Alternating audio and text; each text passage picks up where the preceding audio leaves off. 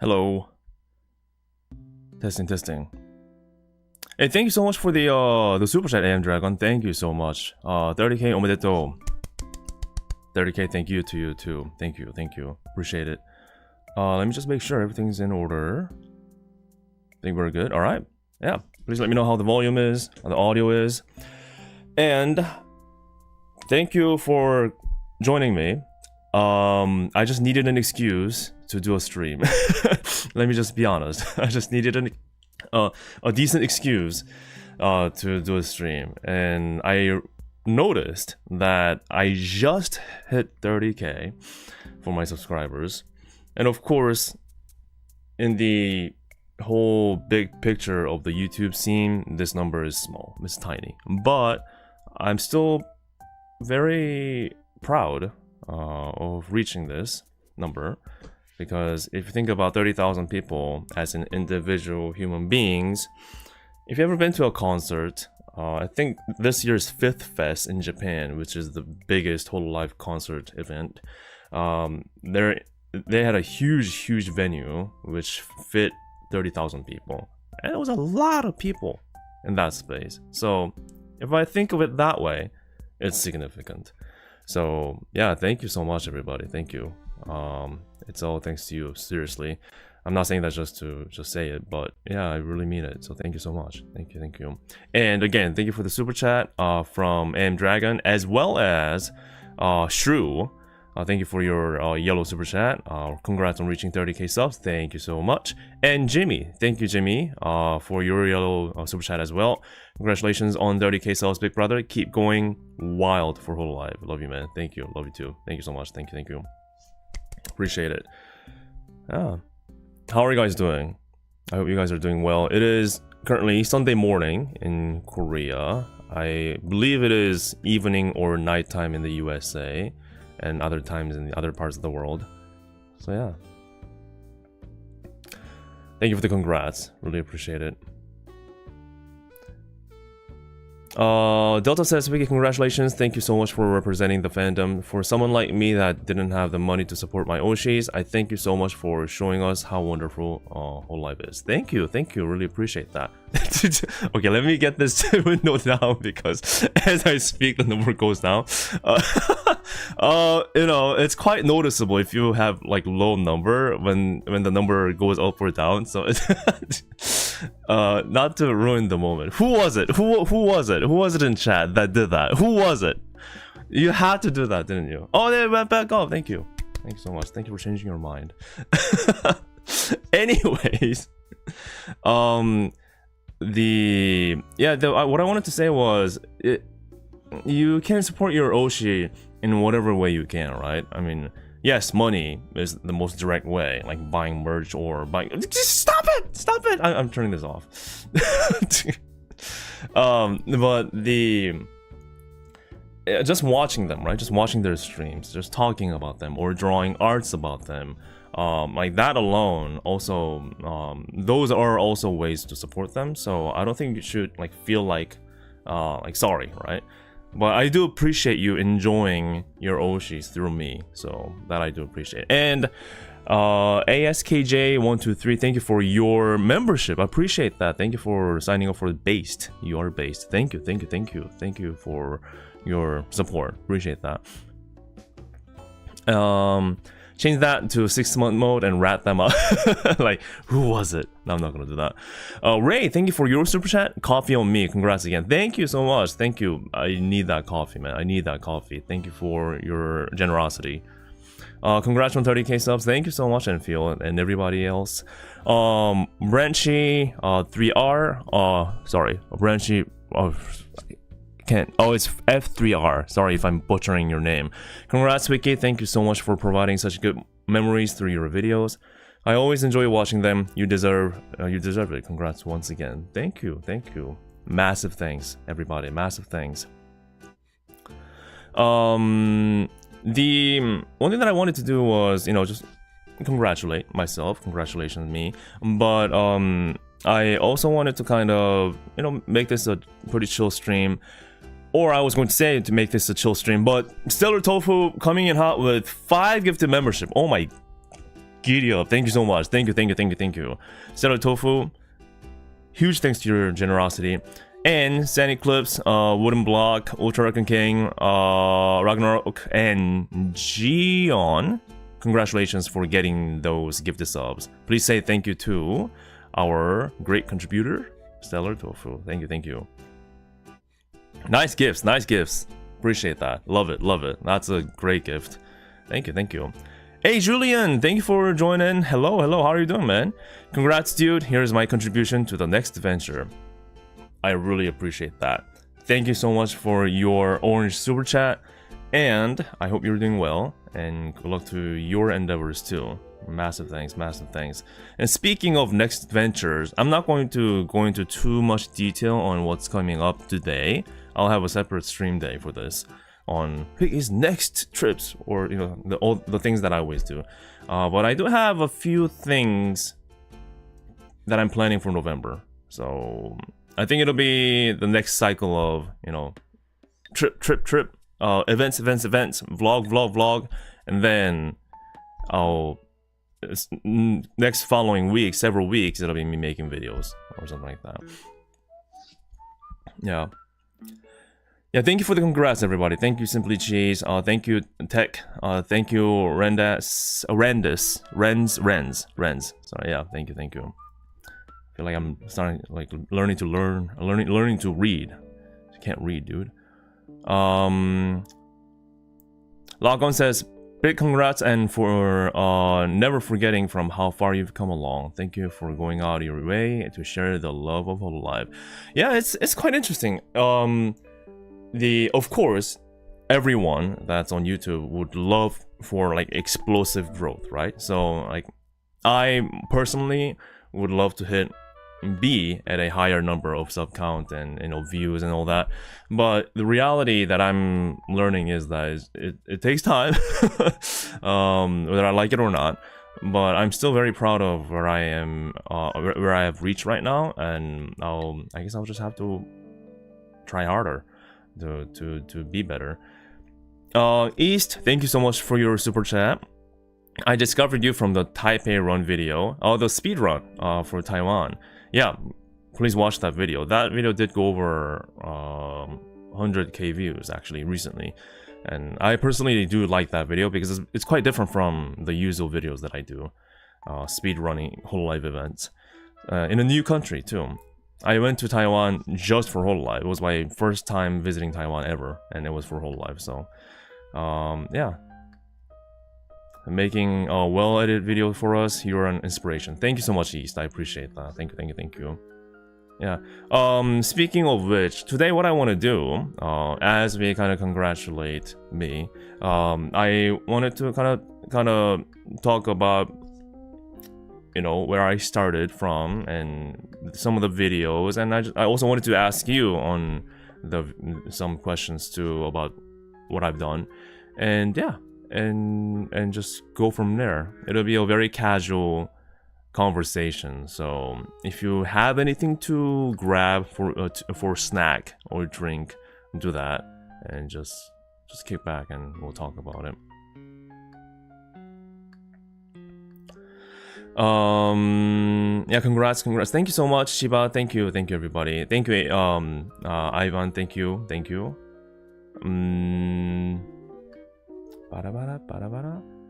Ray says, when are you going to start a community Discord? About that, I actually already have a Discord. It's just that I never actively promote. The reason being, it's just me running it. So I at least right now I don't want to get overrun. But whenever someone asks specifically in chat, I feel like sure, why not share for today. So I'll do that right now. How about that? Just promise me this. Don't wreak havoc. Just please be responsible and calm. Respectful in Discord. It's not like a crazy active Discord anyways, but I just want to say just post on proper channels. That's what I'm asking. Just post on proper channels. VTuber stuff on VTuber, reading game stuff on game channel. You know what I mean. Just, you know the drill. So yeah. Do you want the Discord link? Or if you really do, I'll share it. If you really do. Hey Jimmy, thank you so much for coming back. Thank you for another super chat. Oh, I made it. I woke up early again. Congratulations, big brother. Thank you so much, man. Thank you. I hope you're doing well. And brave soul for your for the recent cosplays that you've been doing. Man, that takes a lot of courage. That is a lot of courage. And also, thank you for your contribution to the community as well. So really appreciate that. Thank you for the membership, DZR. Thank you. No, you don't have to be subbed. You know, no, is that a good idea? Should I farm money? Should I farm dollars to have people join my Discord? You have to. How does that even work, anyways? No, you have to be subbed. You have to join the membership, the highest one. You have to send me funds. Like wire me funds every day. I'm going to check it. Or you have to prove your worthiness. Additional income. No, I'm kidding. Here you go. That's my Discord. Yeah, it is very chill. Hey Annie, thank you for joining. How are you doing? And good to see you, Annie. And I hope you're doing well too. Yeah. Just you know, send me wire me funds through my secret Swiss bank account. You know what it is, right? You know what you guys don't know what that is, right? Yeah. So I can purchase some totally legal merch. Yeah. Farm them. Yeah. Farm them. Have that business mindset. Yeah.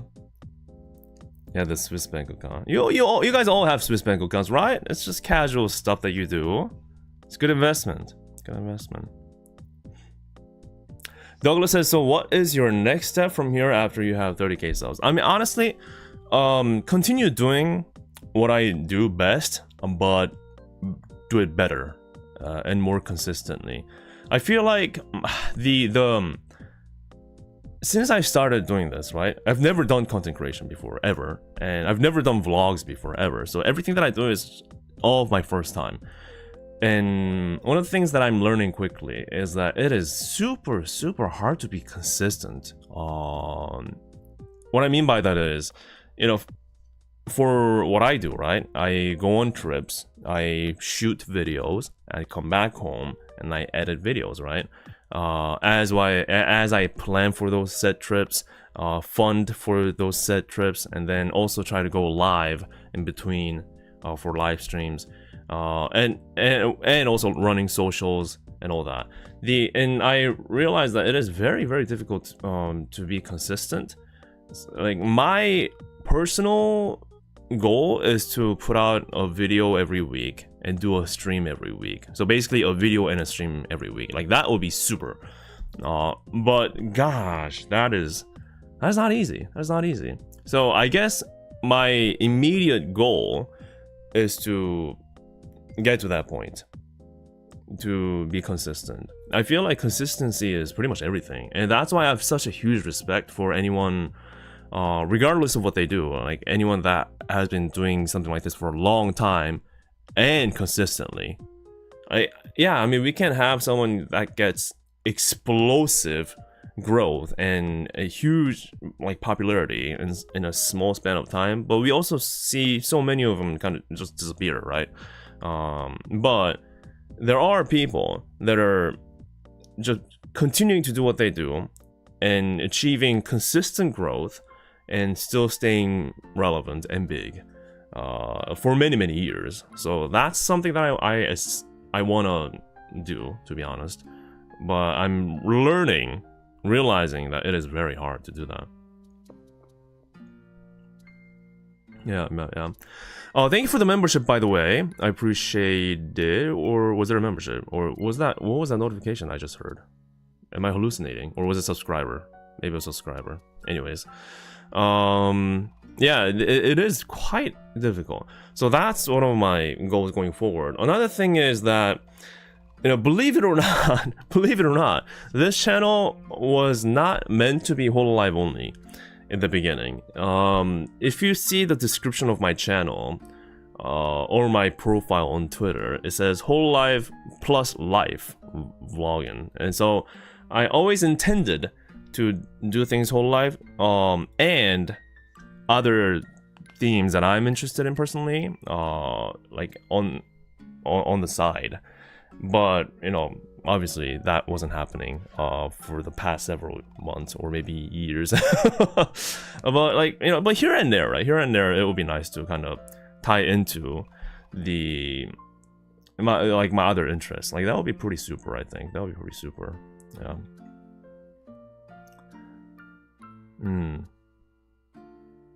Wiki Fitbit stream when? Fitbit? What is that? Is that a trend? Is that a new trend now? One thing, you know, speaking of trend, right? Believe me, I have everything planned in my head. No, I don't. On what I want to stream today. Trend. Like, what's the trend these days? What's like? Is it the food? So I am definitely a trendy person, as you all know. I'm not. And I thought, well, I mean, we're celebrating, but I don't have cake. So what I do? So I'm like, okay, something that's kind of like celebratory food and also maybe trend. So I got. Have you guys seen this before? The limited edition Oreo Coca-Cola version. I'm gonna eat this today. Yeah. Does it seem interesting? Yes, I'm one of those trendy food reviewers now. Let's go. No, I'm just kidding. I just wanted something to eat, but still be interesting, you know. Yeah, I have no idea how this is going to be honest. It just says Coca-Cola. It does exist. Whether you like it or not, it does exist. It does. It's in Korean too. It's not Korea specific, I believe. It is worldwide. Or maybe not 100% worldwide, but congrats on 30k. Jack, thank you so much, Jack. Thank you. Wiki Oreo mukbang, I guess so. As long as it's not bath salts, you're good, Wiki.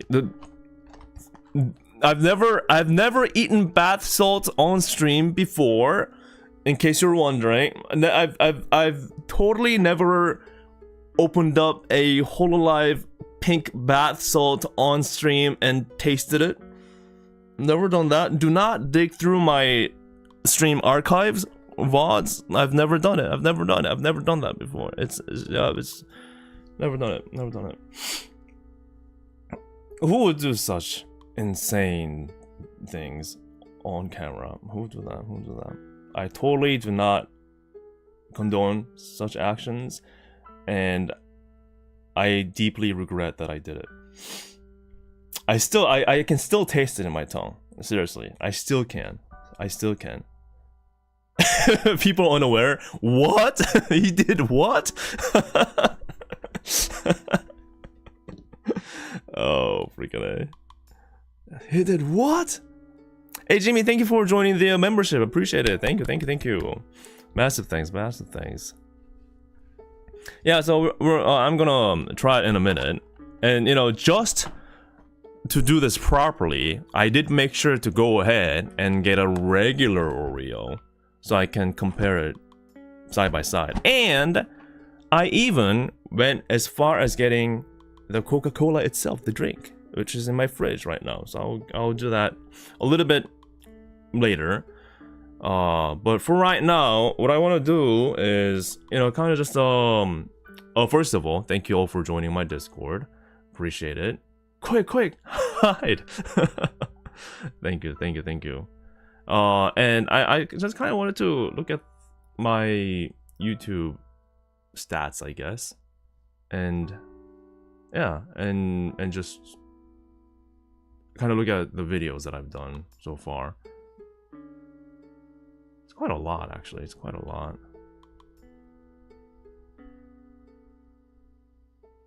Let's see. What's my YouTube channel? And I can just jump right in. I I always have been curious, right? Always curious on like what your favorite video is, because I personally have my own favorites, obviously, but like, what's your favorite, and why do you like it? Why do you like it? Like, that's what I'm most curious about. Same. So far I have made about 90 videos. I think that includes streams as well, if I am not mistaken. But yeah, I've made quite a few. Hey, there's Jimmy. Hello. Yeah. Vicky, you seem like the kind of man that would use a trackball. It's not a trackball, actually. It is a vertical mouse. Yeah. I don't think trackball really suits me because it does take up quite a space, and I think my thumb muscle will ache. So I've opted for a vertical mouse, and I do like it, and it did save my wrist. This one's really good, by the way. The Logitech Lift. Yeah. There are two Logitech vertical mice, but I've tried both of them. This one is my personal favorite. Yes. Anyway, going back. My favorite is drinking with hololive fans in Japan. Yeah, that one I think that's where like really properly started for me. Like this moment, this one. I do love the thumbnail too. It's such a good vibe. If you haven't watched this, if you feel down, right? If you feel lonely and down, watch this video, and I guarantee you, it'll kind of hype you up again. Yeah. The first hololive, I assume you mean the vlog, right? The very first one, where I went for the Korea hololive event. This was my very first one for the vlog. Yeah, this is interesting. It's again, like, if you've never heard of like how I started, I was not a vlogger, and I was just I started streaming on Twitch during the pandemic because I was stuck at home, and like there's just nothing I could do. So I was like, well, let's make this time worthwhile. And I was in rhythm games specifically, so I just got on Twitch and started playing rhythm games, like DJ Max specifically, and I was just doing that. But of course, that is it's just a small thing. It's just a small, very tiny thing. And one day, I was in Korea, and I heard that this event, hololive event, was coming to the country for the first time ever. And one happened to be it was happening in a few different locations, and one of them happened to be a little bit close to where I live. And I just had a GoPro lying around that was collecting dust. And at the time, I wasn't like huge into hololive, but I knew what hololive was because I was watching clips, and I saw Kiara's clip promoting this event that's happening in Korea. It was a hololive myth collaboration with the local like store / cafe, and Kiara was one of the members that was actively promoting it. And I saw that clip. I'm like, okay, I'll go, right? I'll go. So I went, and I discovered quickly, as well as all the other fans that attended that day, we discovered that wow, this is a lot bigger than we expected, because we all thought we were kind of alone in the country. Like, it was a niche thing that I just enjoyed by myself. But it was the first time where fans, and I think even hololive, realized there is an actual following, the actual fandom that's brewing in this country, proven by all these freaking hundreds of people that are just lining up for something that people have never heard before. So I think this is where it changed for me. And also, I also heard that like hololive was also surprised to see this, because I don't think anyone in hololive also expected like this kind of turnout. And it was happening in like 4 cities across the country, and yeah, it was hugely successful, which is why this same company, AnyPlus, that collaborated with hololive for the first time here, they're still doing it. They're continuing to do this till this day. Yeah. So, but that wasn't all though. So I took some videos of the place. I went home and I struggled because it was my first time making a big video like this. So it took me like many weeks I think. And then I finally got the video out, and I was like, okay, that's done. And this was when I still had like 200 subscribers on my channel, I believe. No, not even 2. I think 100 something subscribers, if I'm not mistaken. So I just uploaded and I just went to bed. Or I was going to bed. I suddenly was starting to get like notifications and like comments on this video, like saying like, oh, our boss watched it. Our Tencho is watching it right now. And I was like, what? Who? It turns out Kiara was just sharing this video, or just the audio only, but she was like playing it on her members stream, like explaining about this video and watching it with the fellow KFPs, the Kiara fans. And I was like, oh wow, jeez. And eventually the video kind of blew up. So I'm like, damn, this is cool. And for some reason, I guess I did like it, and I just continued on doing it. And as you can see, like how I explained, I still did try to and still do try to do like other off-topic, like other than hololive stuff here and there. You know, proven by the view numbers is very lacking. But you know, I still continue on. I continue on, and then I end up going to Japan for 4th Fest last year, and you know, also going to LA for the first time ever for hololive, and then freaking seeing Yago, which, you know, this video did blow up. 1.3 million views for this one. It's a minute long video, but I think the thumbnail is definitely legendary with the La Pog. The La Plus Pog, for sure. And thank you, Gabriel, for your 5th month of memberships, the commitment. Thank you so much, man. Congratulations on 30k subs to a game. More. Let's go. Thank you. Yeah, so this is, people are still watching this. Actually.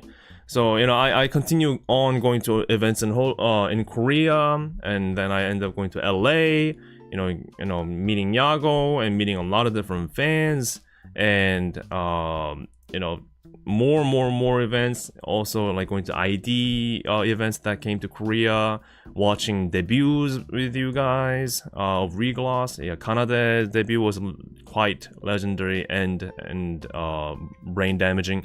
I still remember that. So I tried many different things. Oh, I even went to League's little pop-up store. I never played League's, but this was actually interesting enough for me to make a video. And I went to Tokyo Station collab store. This one also many people watched, 237,000 views. So that's still, people are still watching that. And apparently they're coming back, the store, to Tokyo Station. Did you guys hear that? Still more info to come out that we have to look out for, but they are coming back apparently. DJ Max store. Again, my point being, I still try to do things here and there that's outside of hololive in between. DJ Max is a rhythm game, like I said, that I started out playing for my stream. And yeah, it was a good store. And oh yeah, the Gura Aquarium. This one's almost 300k now. So yeah, Gura Aquarium one in Sendai this year was a big one. And thank you, Liu Zax. Thank you so much for your yellow super chat. Congratulations, 30k. I really like your videos, interesting and funny. Thank you so much, and congratulations again. LA and Taiwan vlog is my favorite. Oh, awesome. Good choices. Yeah, it was those are, I think, both of my LA trips. Like, I wonder which specific LA trip, the video that you like. But yeah, I always enjoyed myself going to LA. It is quite hectic, pretty crazy, chaotic, but I do like that too. Kageyama, thank you for your membership. Appreciate that. Thank you. 3만 축하드려요. 아, 감사합니다. 다들 덕분에 여러모로 굉장히 좋은 날이 왔네요. 열심히 하겠습니다. Thank you so much. I just said thank you in Korean. Yes, and also this is the Taiwan speedrun video that I was talking about. This was me trying to speedrun 5 hololive events under 30 hours at a country that I've never been to. Watch it if you want to see if I succeeded or not. This is a pretty cool video in my opinion. It has a lot of good moments, if I say so myself. The DJ one was also very cool. Also one of the fan favorites. The crazy underground hololive nightclub, DJ club. That was nice too. And then I finally was able to make it to a expo, Super Expo, this year for the first time ever. And I tried pretty much all the food, met so many different kind of fans, and it was over at one point because, you know, Mr. Donut, I won't spoil you on what happened, watch it. And different snacks and hololive university event in Korea. University, it's not real university, but yeah. And actually doing official promotion for hololive merch for this day, which was crazy. And another LA trip, the Dodgers was legendary in my personal opinion. This one got 247k views as well, and still growing. People are actively watching this one. Yeah, it's a very fun video. And then the New York Breaking Dimensions trip recently, again, thank you for everyone that made it happen.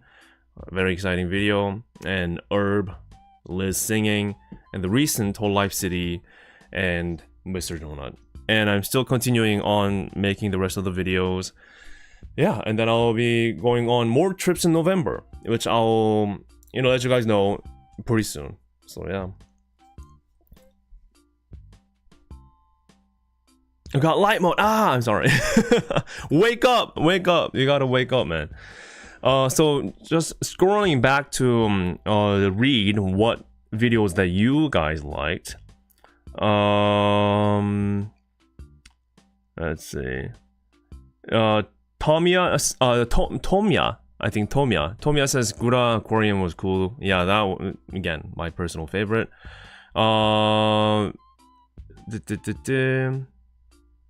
My favorite was meeting Yago, you meeting Yago, and that is where I subscribed and discovered your videos, says Douglas. Thank you. Yeah, I think many people came in through that video. Definitely an interesting one. All of them are so good. Thank you. Thank you, Ray. Thank you. And Smiley says for the first one, yes. That was, I think quite a bit of people learned about me through that one too.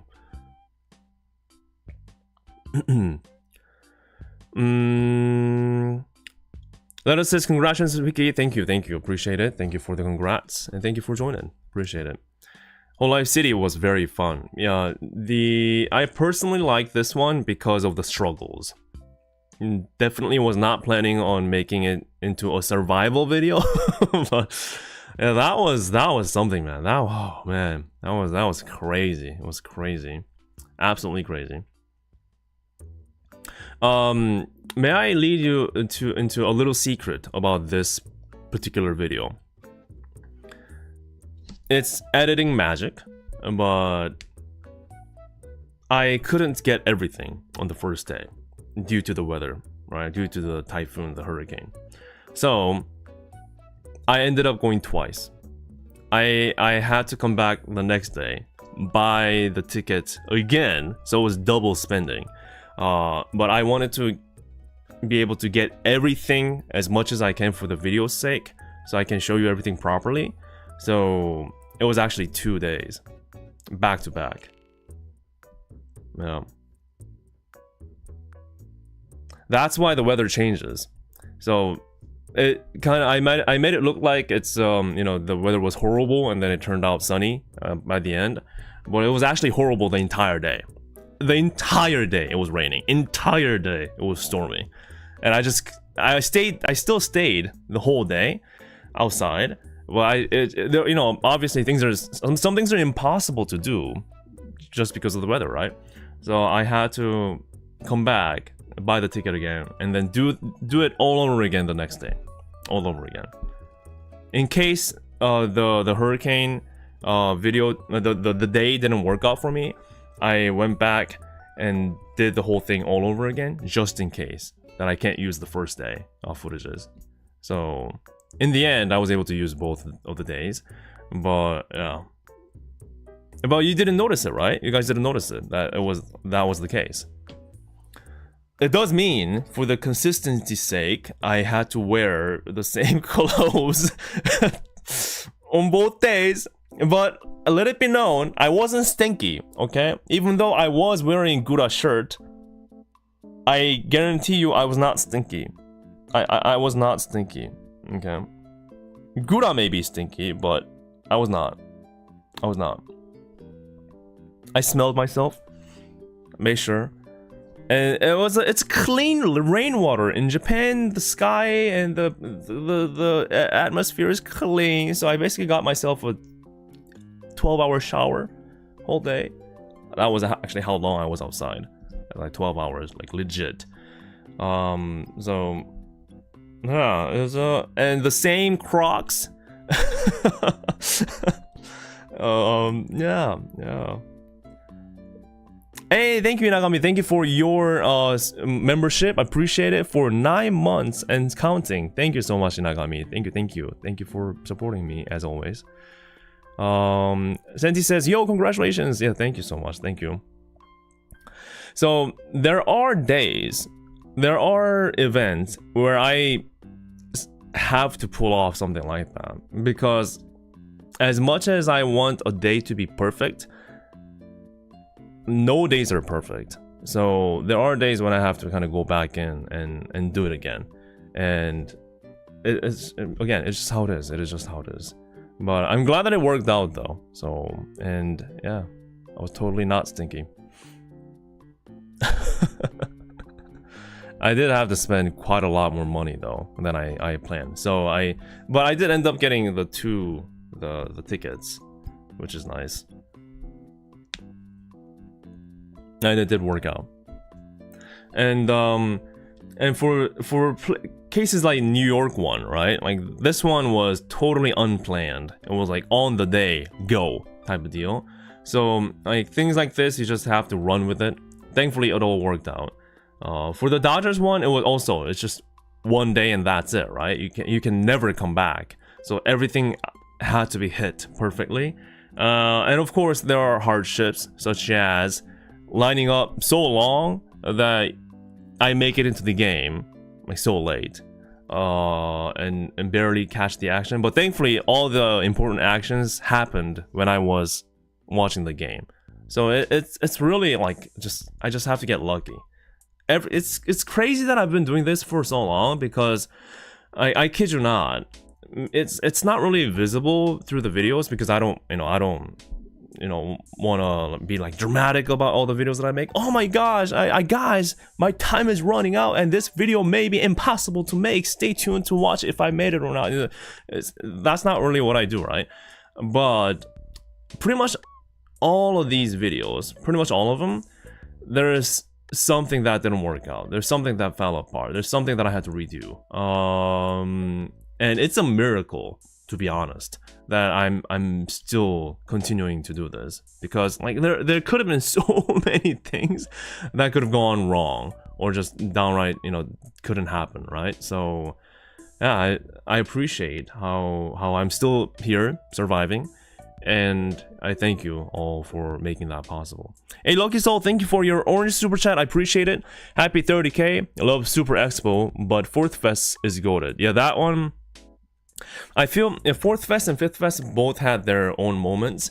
I think 4th Fest was special because it was my first time going to a fest, and it was my first time interacting with like people, all the fans in Japan, and it had a lot of it had such like peak moments for that one too. Yeah. It was my first time where I properly experienced. No, it was my first time ever going to a hololive concert. It was the 4th Fest concert, which I still think was the best concert that I've ever experienced. The 4th Fest one. It was the proper size, and I was at the right seat. The floor's middle seat, amazing, and the set list and all the members coming out and all the cheers and just the vibe, it was just immaculate. If you ask me what my best concert so far is, it's the 4th Fest, without a doubt. I loved it. It was day one too. It was day one. Oh gosh, it's unbelievable. So yeah, and it was also my first time experiencing the post-con syndrome. Do you guys know what a post-con syndrome is? I expressed it in my video. This one, the drinking with whole life fans in Japan. This one. Not the Hangover, but it's crazy, right? It's non-stop craziness and action that's happening left and right, front and back, top and bottom. So you're exposed to like these exciting moments, interacting with fans, watching the events, and just soaking in that fabulous concert moment. And of course, that's not all. After the concert, you go to these bars and go crazy with the fellow hololive fans and cheering kanpai and just shouting and exchanging gifts, and you eat good food and you're just having great moments, and then suddenly drop, dead silence. It's 11:30 p.m. You're going back to your hotel. You're standing at the subway platform in the dark, waiting for the train in silence, alone. That's when it hits. Bam! Like a bus. Like, it's like, it's almost like teary-eyed moment. Like, oh man, do I really have to get back to reality now? Do I have to get back home? Yeah, that's when I experienced that for the first time. It's quite something. It's quite something. And I hope you guys have an opportunity. For those of you that can't make it to these kind of events or concerts, I really hope you guys can have a chance in the near future. And when you do, you totally understand what I mean. 100%. Yeah, let me back into King's Theater, please. That was great too. Breaking Dimensions was also awesome. I feel like the first Ian concert was great, obviously, but I think Breaking Dimensions was even better, to be honest. Well, yeah, it's just those kind of moments when you realize, I guess it just doesn't last forever. As much as you want it to last forever, it doesn't, right? So it's just something that you have to deal with.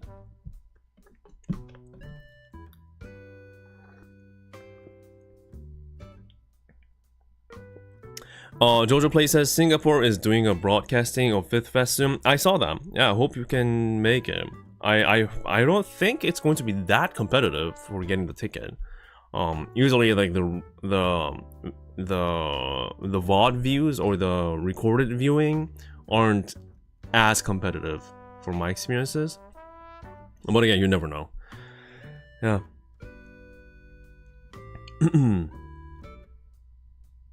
So there's quite a bit of stuff. And also live streams too.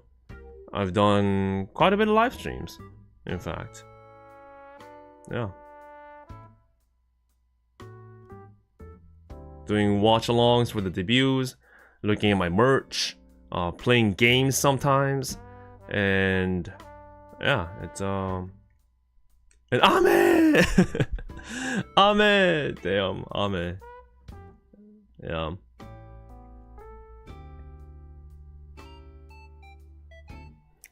Yeah, that F it, I'm going to New York.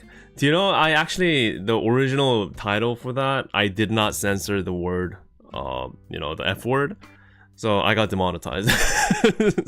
So I was like, oh, don't want that. So I censored it and things were back to normal.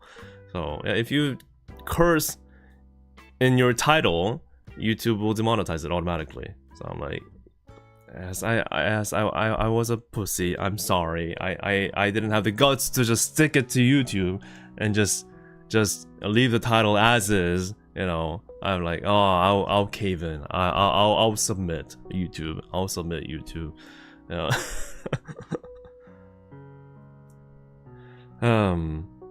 Tomiya says, is going to NYC worth it? I always hear people bad mouthing the city. It depends on what you're going for. Like for tourist stuff, you can always cherry pick good moments, right? Because that's what you do for tourism.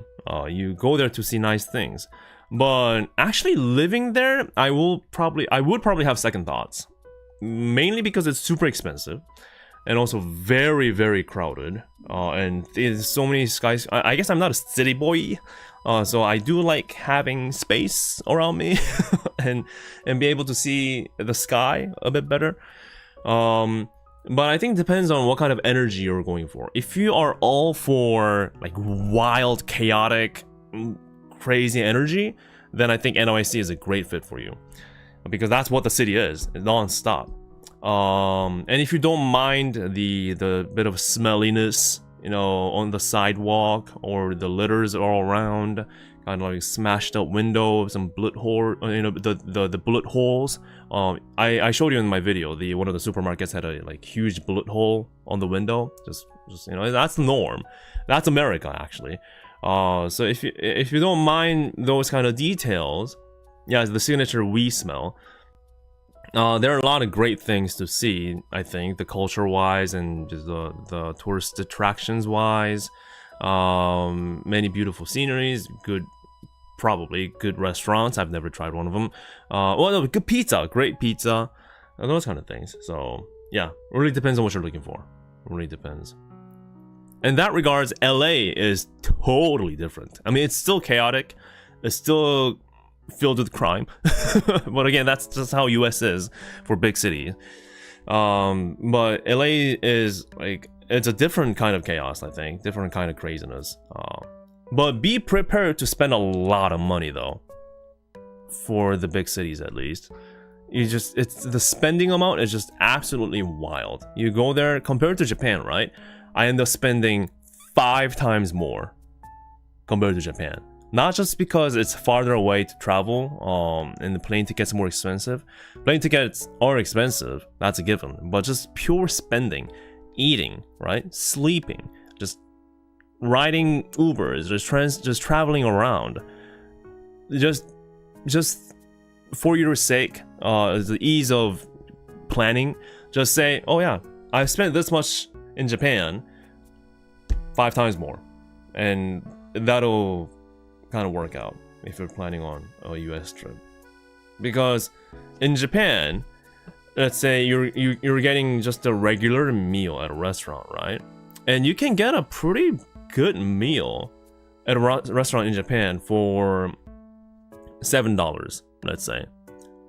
Maybe $10, then you're kind of going for, oh, it's a little bit pricey. But LA, let's say you're getting a decent meal, okay? You walk in, bam, $30 per person. Per person, if you're trying to get a decent meal. Start at $30. Oh, but wait, you have to tip. Well, you have to tip. So it's at least 18% starting. And then normally they expect 24% of what you already paid. Okay, but if you happen to be in a more boutique, what should I say, a little bit more premium or more expensive location, then, oh, it'll add up without limit. Yeah, you can eat fine. Is scruffy? Yes, technically you can eat fine, but I'm trying to say, comparatively speaking to Japan, it's not just 20. It's never just... Compared to what you can eat in Japan, the same quality of food, in LA, it doesn't work one-to-one. I get where you're coming from, but it is not the same quality in the taste. It just ain't. It just ain't. It just ain't. It just ain't. It just ain't. We all know that. It's rough, man. It's rough. It is rough. And Uber, transportation. US is horrible for public transportation. So, and mind you, I'm speaking about United States lifestyle as a person who lived in the US for 15 years, okay? So, it's not like, oh, I visited LA for 3 days, I know it all. Of course, you know, LA-wise, I lack experience, but US living-wise and culture-wise, I think I can kind of talk about some things that I've learned over 15 years of living. So, public transportation is just say non-existent. Yes, you can get on buses, but do you want to get on buses? You have to be careful on where you get on buses, what part of town you get on buses, or what part of town you get off the said bus. And the metro, well, NYC, the metro I found out was very convenient, so that was nice. But don't expect like the quality of Japan or Korea in terms of public transportation. It is rough. So that's that too. So again, going back to the spending, it is you have to get on. You likely have to get an Uber. In those big cities, Ubers are getting really, really expensive. So if you're trying to make it to, I think like a 30, this one I need your, like the locals kind of feedback on the exact pricing these days. But let's say you're making a 20-minute trip or 20-minute trip across the city in an Uber. Like how much is it usually? And how much more does it get during peak times, right? It's definitely more than subways in Japan, that's for sure. Ember, thank you so much for the congrats. I appreciate it. Thank you for the congrats for 30k, and thank you for joining the stream. Thank you. And again, thank you for super chat on Navy Blue. Nice to meet you. I subscribed to your channel because I like your videos. I will continue to support your activities. I'm Japanese, so sorry if I used weird English. Arigatou gozaimasu. Thank you. 視聴くれてありがとうございます。Thank you. Navy Blue. Thank you for the super chat. And Flora in the Chicken Jib, thank you for your continued support and the membership. 멤버십 계속 해주셔서 정말 감사합니다, 치킨집님. 앞으로도 열심히 하겠습니다. 감사합니다. Yeah. Broadcast says $1 to $1.50 a minute at normal rates. A minute. Whew, okay. All right. Yeah, or Lyft, right? Or Lyft. It cost me about $40 to get to Dodger Stadium from 30 minutes away or so. Yeah. So it's I mean, of course, in Japan, if you get on a taxi, it's even more expensive. So maybe that's not a fair comparison. But in terms of having a choice, right? At least in Japan, you have a choice to get on a subway. But a lot of times in the US, you just don't have a choice but to get on an Uber. So the strategy here is to get as many friends as possible, right? And split the fare. I think that's the strategy that you should always go for. And sometimes, depending on how much travel that you have to do, like how I did, just straight up renting a car could be the same amount of getting all those Uber rides, or maybe even cheaper at the end of the day. So do consider, if you're confident in driving, do consider that too. And of course, make sure to get the international driver's license and all that. But yeah, renting a car could legit be an option if you're staying a bit longer. Yeah, and especially if you have friends that you're traveling with for the whole period. Like exactly like Josco Pen says. Federal's channel says getting friends. Now that's a challenge. that could be a challenge for sure. I mean, but jokes aside, it really is a challenge trying to get a traveling buddy.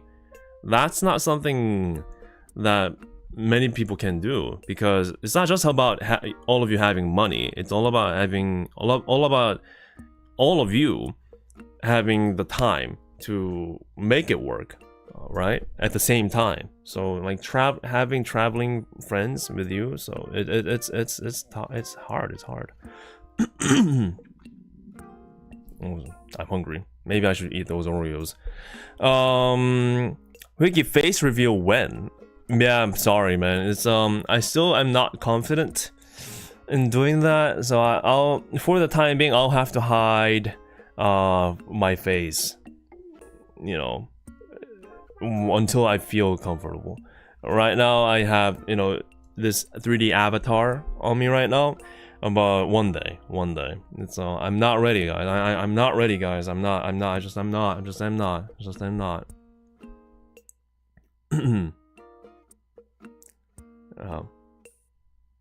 I spent a lot of money on this avatar, in case you didn't know. It only comes in one face. Only comes with one background, So yeah, it is what it is. It's the power of AI. Yes, it is. Did you not know it's AI? It's one of those like very awkward AI moments. It's like you know how AI avatars, AI generated avatars or human beings, no soul in their eyes, and it's kind of hard to judge where they're looking. So it's like their eyesight's like kind of like this, and they kind of like you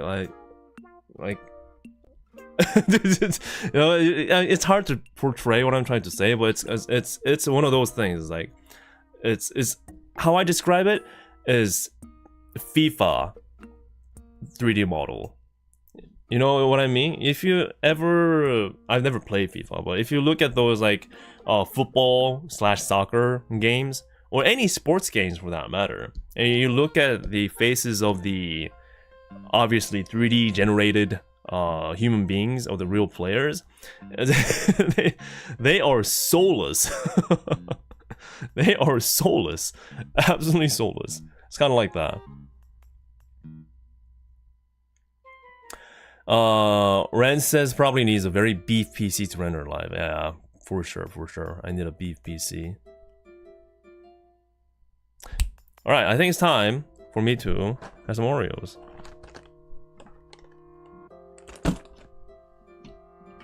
I think someone asked like what kind of camera I have in chat. I kind of missed it. It is DJI Osmo Action 4.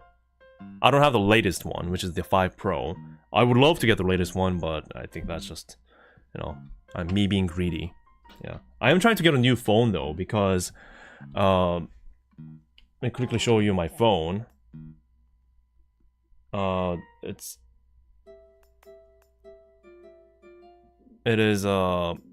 It is kind of, it's hard to tell. There we go. It's rough. It's kind of smashed, pitted in my phone case, and finger smudgy. It's not that I'm particularly greasy, it's just that the coating on the screen has worn off completely. So one light touch will leave the best fingerprint mark ever. CSI would love this phone. And it is a 5-year-old phone.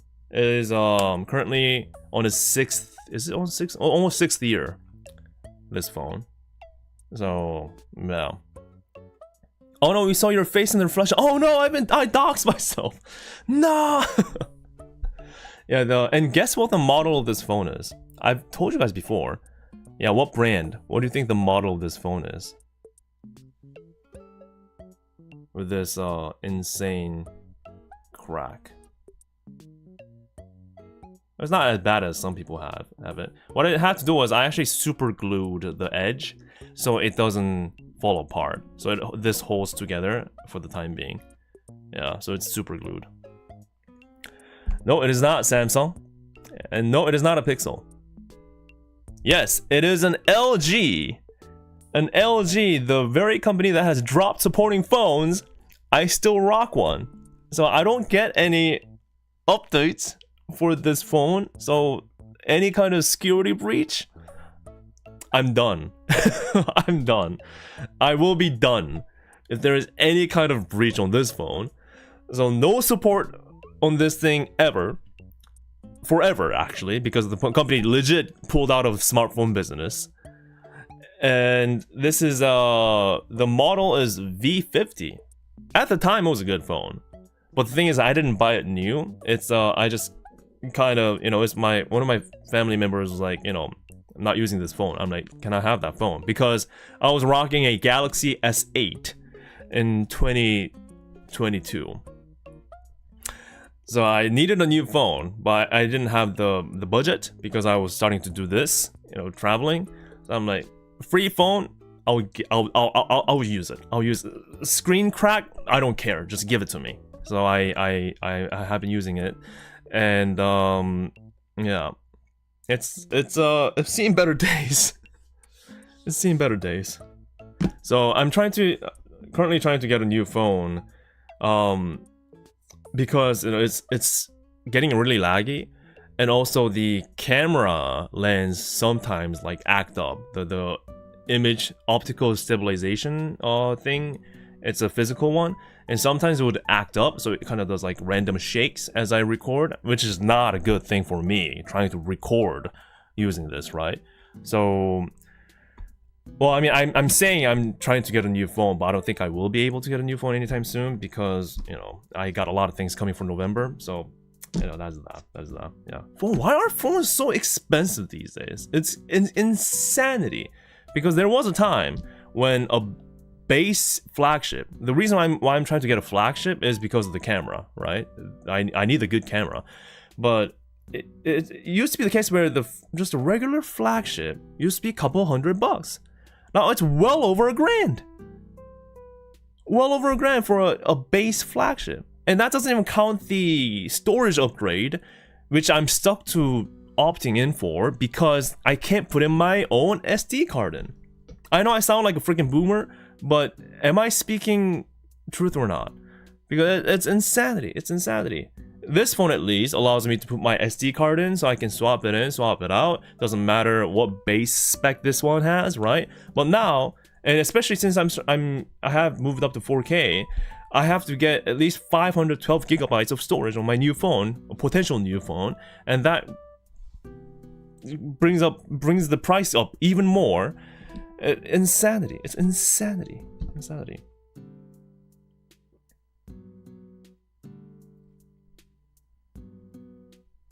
It's all thanks to Apple. It's all thanks to Apple. Thanks, Apple.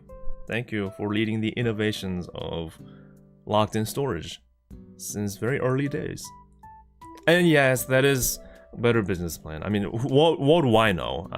Apple's the biggest corporation in the world, and I'm here doing YouTube, so I don't know anything. Just go back. Thank you so much for the phone fund. Thank you for the phone fund. Thank you. Thank you for the super chat. Appreciate the phone fund. I'll make sure it goes towards my phone fund. I appreciate it. Thank you. Genuinely appreciate your thoughts. I didn't expect that. I didn't expect that. That came out of the blue.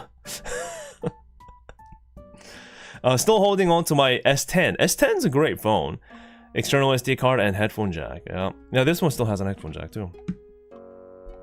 Yeah, I always get second-hand phones. Always.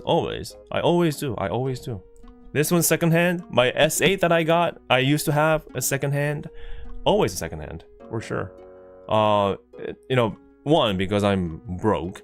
But two, I just, it's hard to convince myself spending like that much money on a new phone. And I personally am a type of a human of like, whenever I can, I want to pay it outright rather than opting for those carrier the loans, the carrier loans for paying off your phone 4 months or something like that, because at the end of the day you end up spending a couple $100 more as you opt in for a more expensive plan, which you don't really need, which they force you to have anyways, right?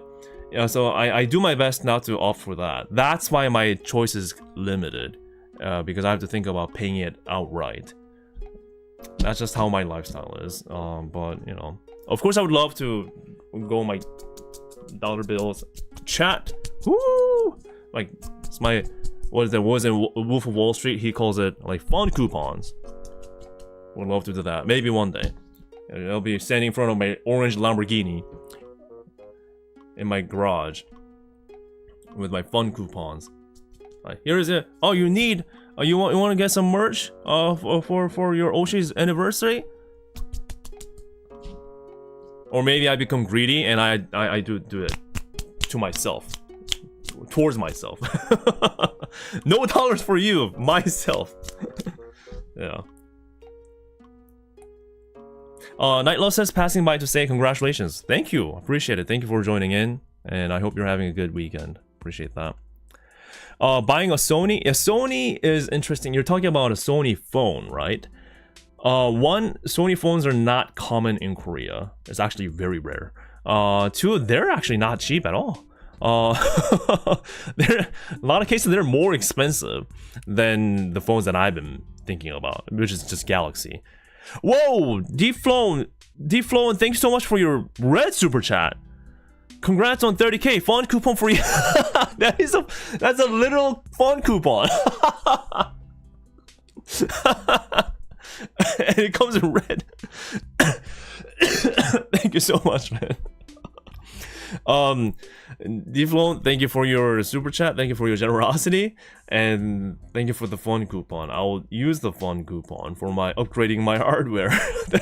I hope you're having a good day and good weekend. And yeah, God, thank you so much, man. Thank you so much, man. That is absolutely hilarious. Motley Fun says congrats on 30k. Thank you for doing. Thank you for the congrats. Yeah, again, Deflon, thank you. Appreciate that.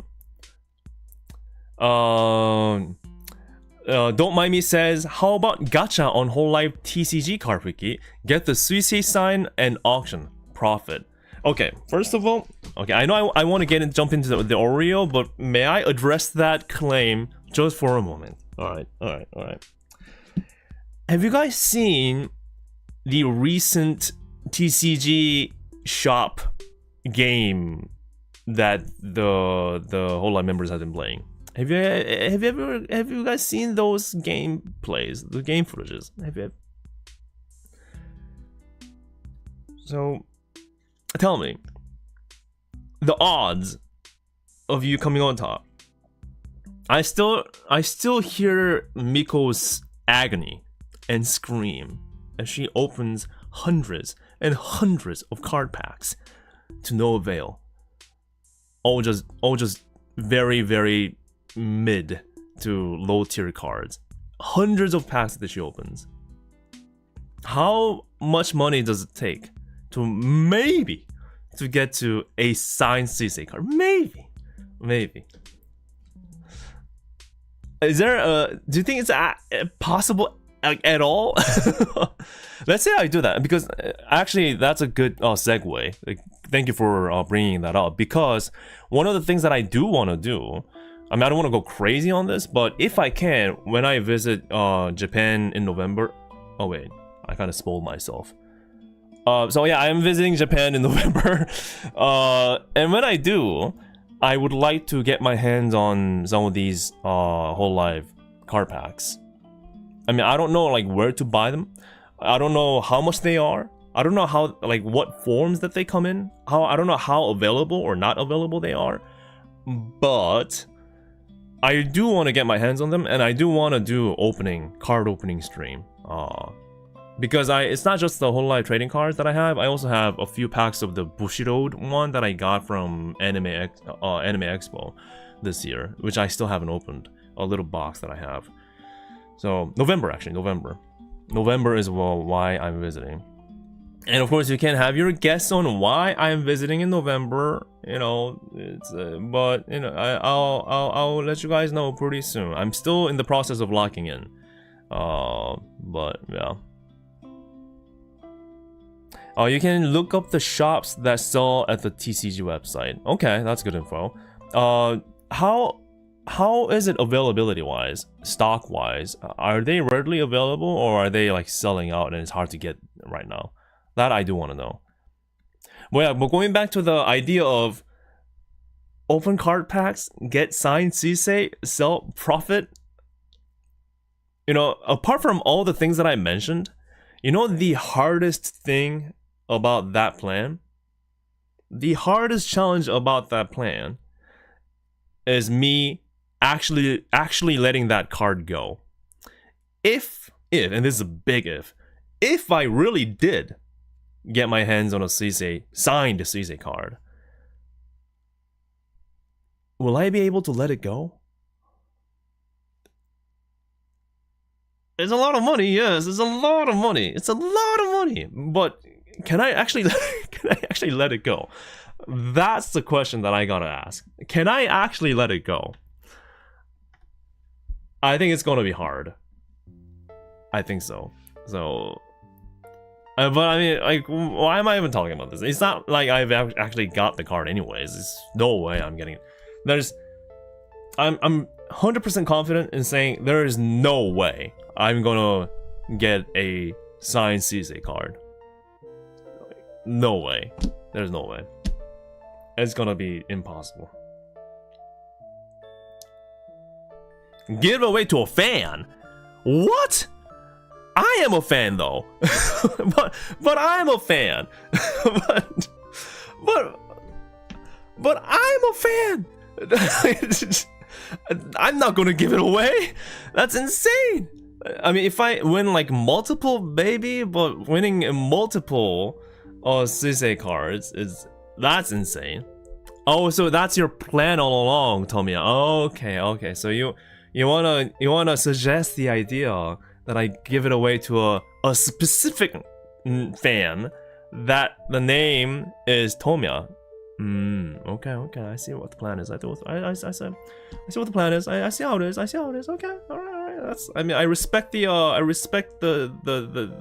try. But no, denied. Yeah. Avnix says, hello Wiki, congratulations on 30k subs, more live vlogs to come. Yes, thank you. More to come, for sure. But I still wanna get the cards. So let's see how it goes.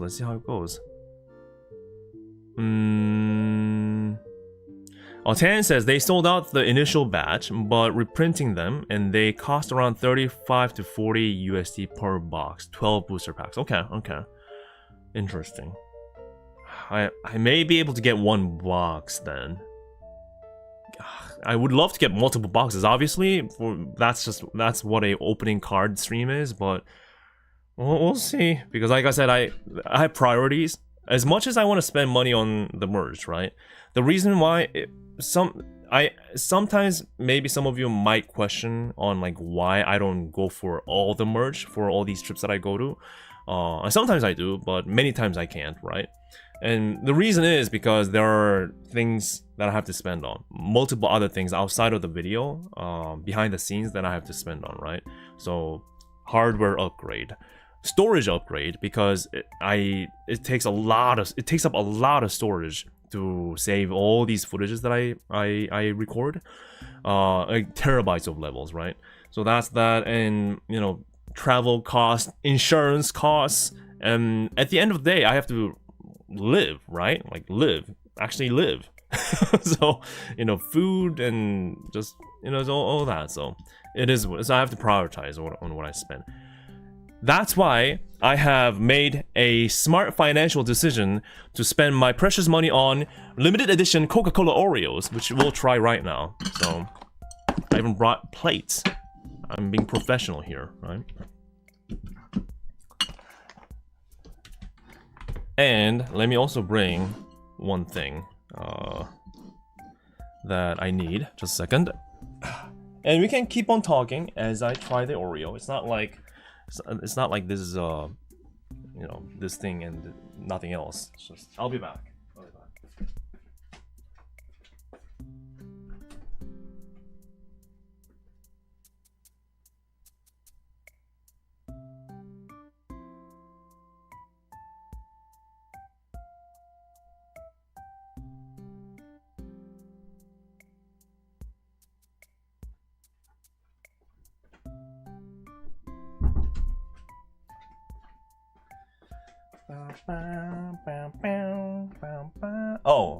Oh, okay. I just saw your chat, and you guys are expecting me to bring milk. I totally got milk to meet your expectations. Yes. Let me. Oh, but I forgot something. I forgot something. Let me grab something else. Okay. Let me. I totally brought milk, but yeah. I let me come back.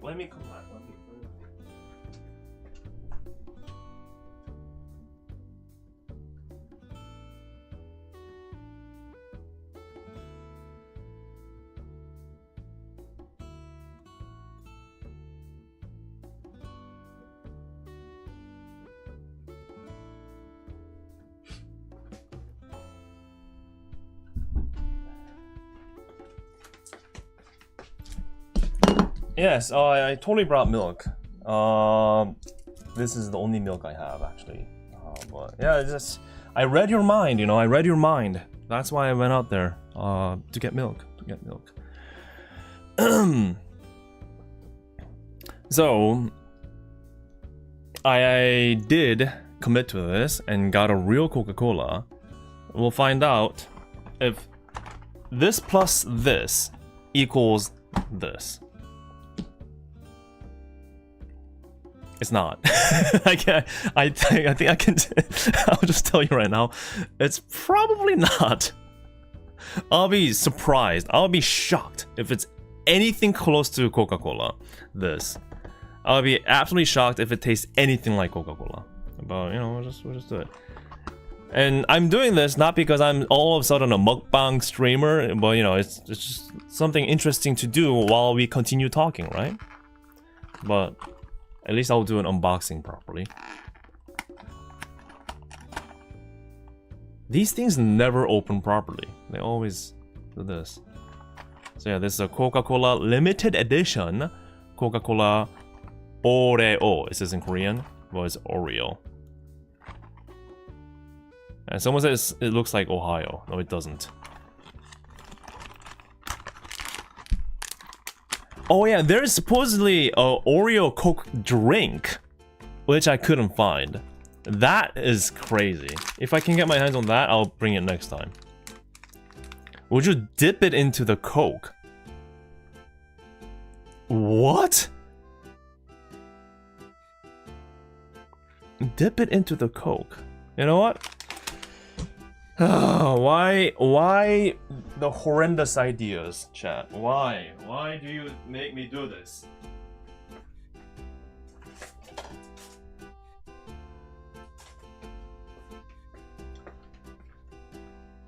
I have the perfect cup for the occasion.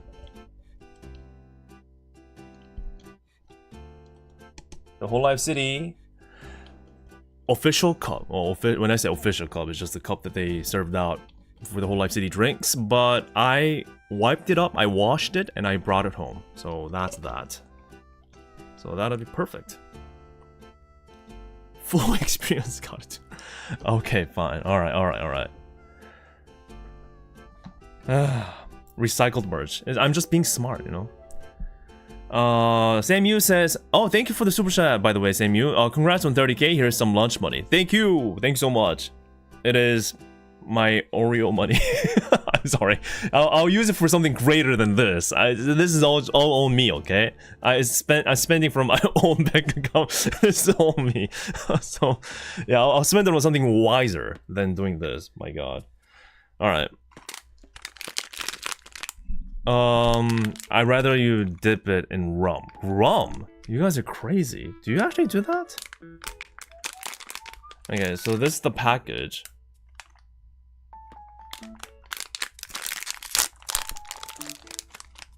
Wait, what? Why is the packaging... Why 4 cookies? Are they supposed to have more?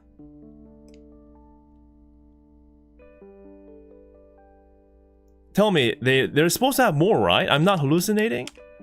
There's definitely more than 4 usually, no? I gotta check it out right now. Let me check it out right now. This is why I bought the Oreo, the normal one, so I can directly compare. No, don't tell me. Don't tell me this. Don't tell me this. 1, 2. Oh, dang.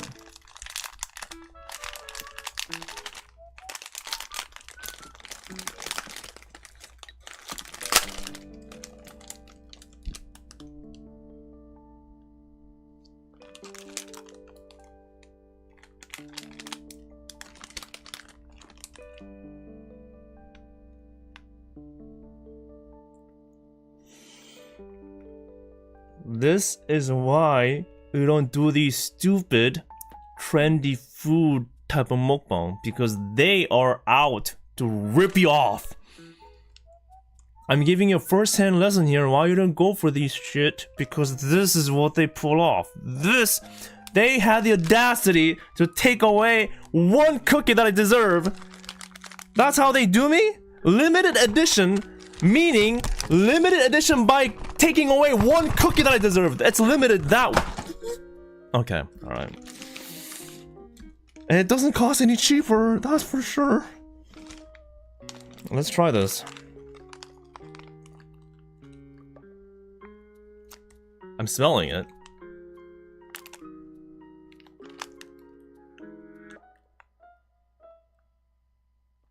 Okay, you know what this smells like? Picture this. Have you ever guys had one of those supposedly Coca-Cola tasting jellies? Or jelly beans? Have you guys ever tried that? You probably have seen those like Coke bottle shaped jellies or maybe jelly beans that's supposed to should taste like cola, but kind of doesn't. It smells exactly like that. That's how it smells like. If you know what that smell is, if you know what that taste is, it smells exactly like that, with a hint of Oreo scent added to it. No, that's how I can describe it. I can smell it. I can smell that specifically on top of the Oreo smell. You're right. Gummies is good. Well, let's. Why am I doing this?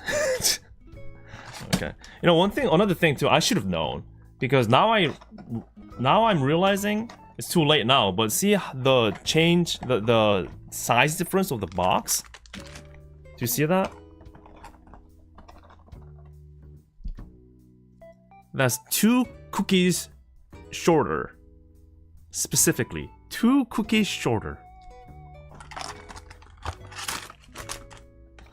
I'll even prove it to you too.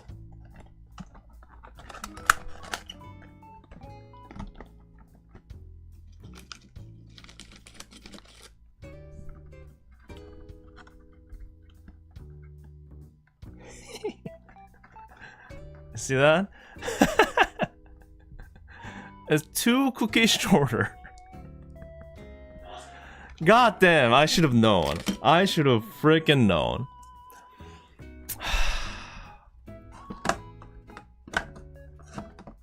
Alright, let's just taste it. Well, let's just show you the actual shape of this. So it does have a different shape. So they've done something in that department.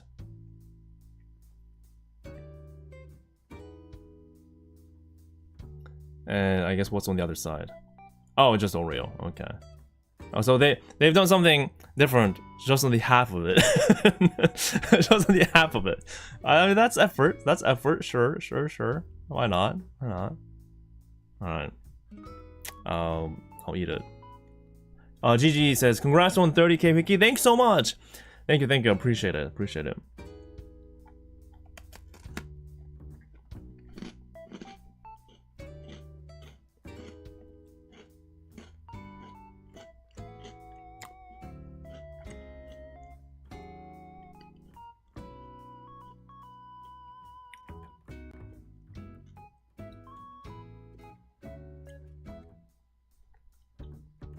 Do you see the bits in there? Like the red, yellow bits? Am I just seeing things? Or is it actually in there? Or are the red bits just blood from my gums? Because I'm so stressed right now. Because I got scammed.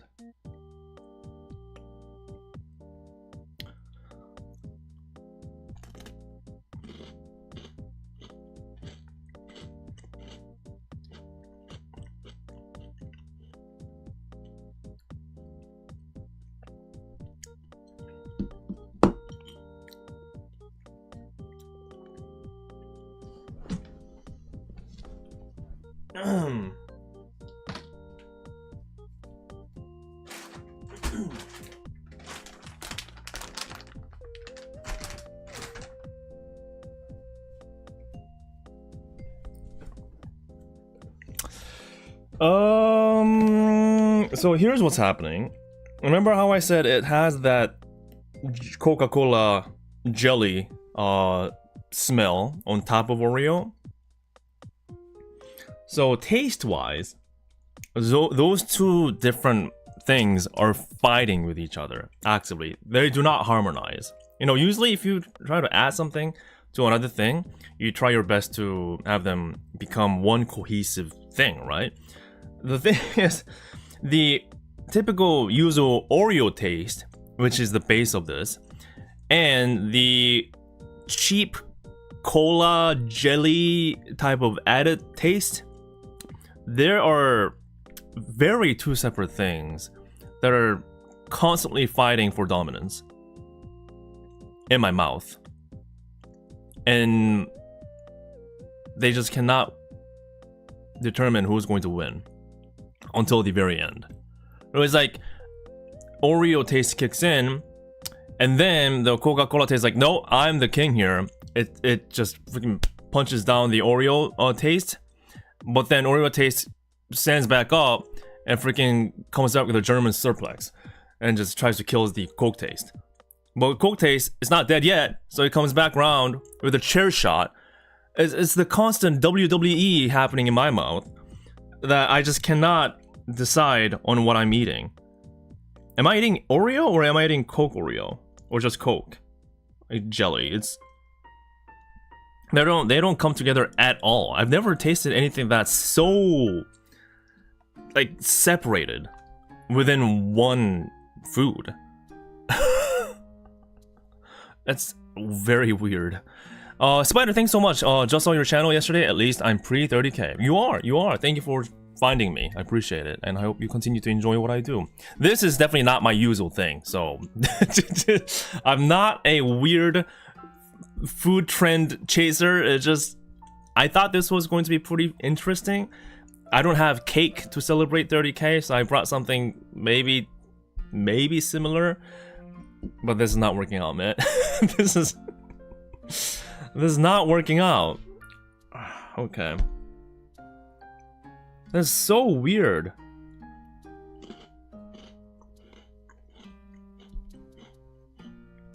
Crazy first impression. I'm sorry.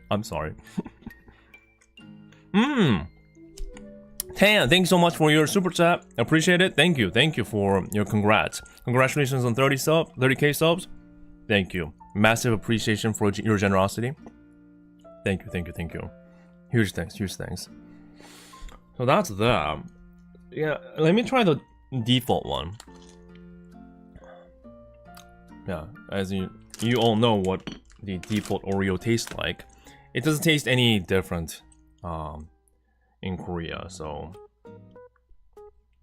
is it smaller though? I don't know. Yeah, so that's typical Oreo.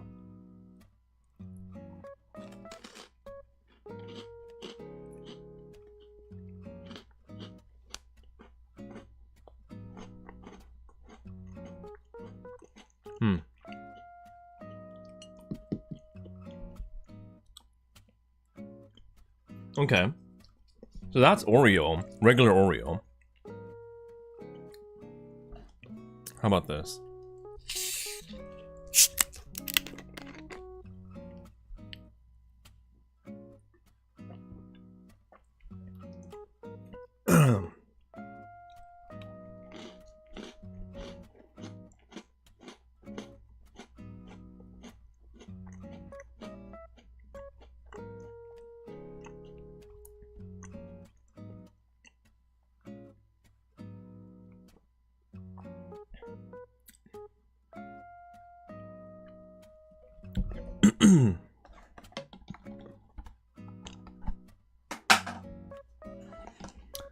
So, welcome to my 30k celebration stream. To mark the occasion, I don't have proper cake, but I did happen to buy a regular Oreo.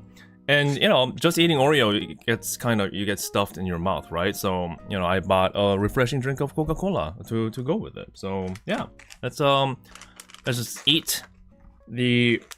How about we stack some Oreos, like birthday cake or celebration cake?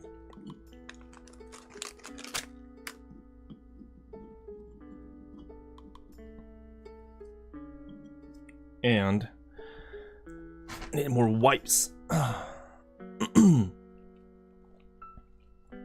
Gabriel says, do you have a candle? I'm glad you brought that up because I have one even better.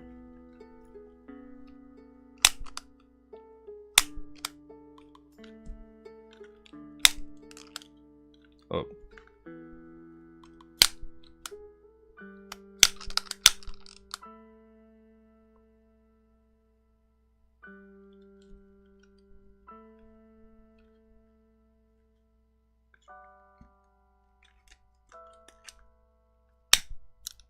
There we go. That was what was supposed to happen. Alright, so I don't have a candle, but, you know, just pretend this is my candle. So, yeah, thank you so much. Again, jokes aside though, thank you all so much for joining my stream and, you know, congratulating me. Again, 30k may not be a big number in the whole YouTuber scene. I am still very proud of it, and it's all thanks to you that I've gotten here, and I can continue on beyond this point. So thank you so much.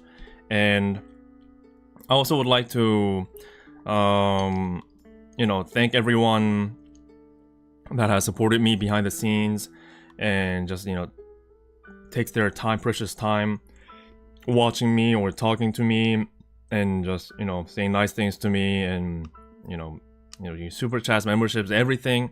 It's just, I can't thank enough. So yeah, thank you so much.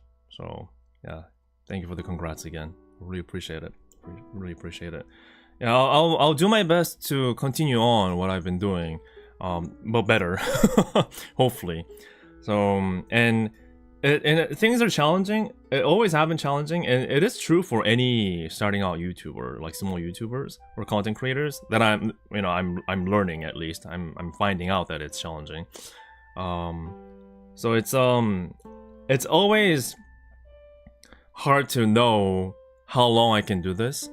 That's why I treat all of my videos as my last video. That's why I try to put in a bit more effort, just a bit more touch into it, because it actually might be my last one any given moment, you know, because of how life is, right? So, and it's hard to sustain it. It's hard to be consistent. But I hope as long as I can, I hope I can continue on. And the fact that I've reached like this far, I couldn't have done it without like all of your support. And that's not me trying to be cheesy. It's just fact. It's just fact. Like the New York trip was a prime example. But it's not just that, like having those kind of direct support. It's just all of you taking your time to just watch me do things like this.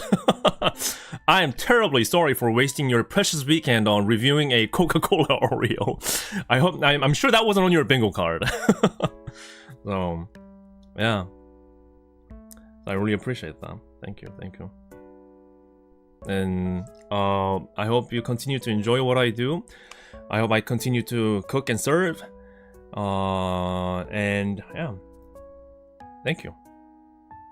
Here's congratulations to me and all of you. I hope everything works out in your life as well. All the struggles and challenges and goals that you have. I hope the best for that. So let's blow this candle together. You ready? 3, 2, 1.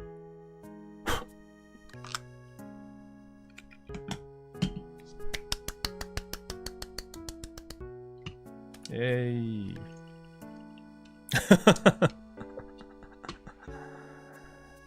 Peyton says, well earned a sub here. Yeah, thanks so much, man. Thank you. Appreciate it. Yeah, all the subs, all the follows, all the likes, the comments, the chats, the monies, the supports, everything. They all count towards something. So, yeah. Clue says, no, Clue, oh, thank you for membership. I appreciate it, Clue. Thank you for signing up for the based membership. You are based. Massive thanks. And thank you for all the continued support.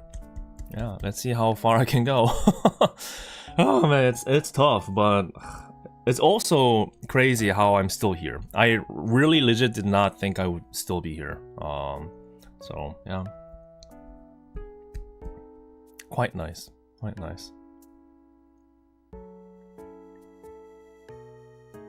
How far can we go? I know I ask that every day. I ask that myself every day. How far can I go? Because like to me, 30K, even 30K, and from my perspective, it took so long to get here. It took so long to get here. My toxic trait before I started this out. Oh, before that, thank you so much, Just Go Pan, for another super chat. $30 for 30K. Congrats again, Wiki. As long as you keep pushing for more, I'll be here to support you. Thank you. Salute. Thank you. I appreciate it, man. Thank you for your continued support, and yeah, thank you for the kind words, man. So what I was saying was, my toxic trait before I started doing content creation was like 100K subs.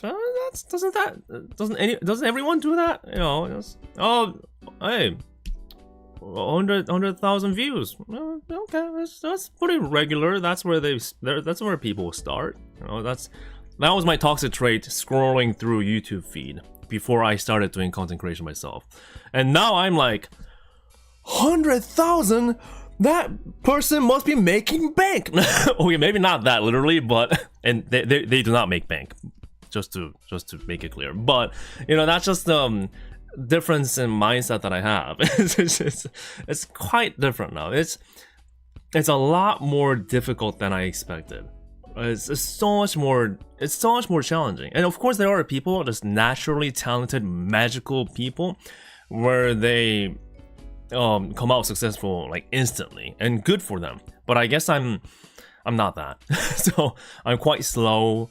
I'm a slow learner too, and I'm not good at adapting to like shifting scenes and trends. So it really, yeah, like you said, it really did hit that knowledge. Oh my god, it's so hard. It is so hard. It is so hard to be consistent. It's not just about having a big number of subscribers, right? I mean, you have probably seen many channels that has a really huge number of subscribers, like even to the millions. But if you look at the average viewership of videos that they put out, it's like maybe 10K, 20K, a huge gap between the subscribe numbers and the average viewership. Like that happens all the time, right? And like to me, my biggest challenge and my biggest goal at the same time will be to become a person that consistently grows, but also have a consistently growing viewership to match the subscriber number.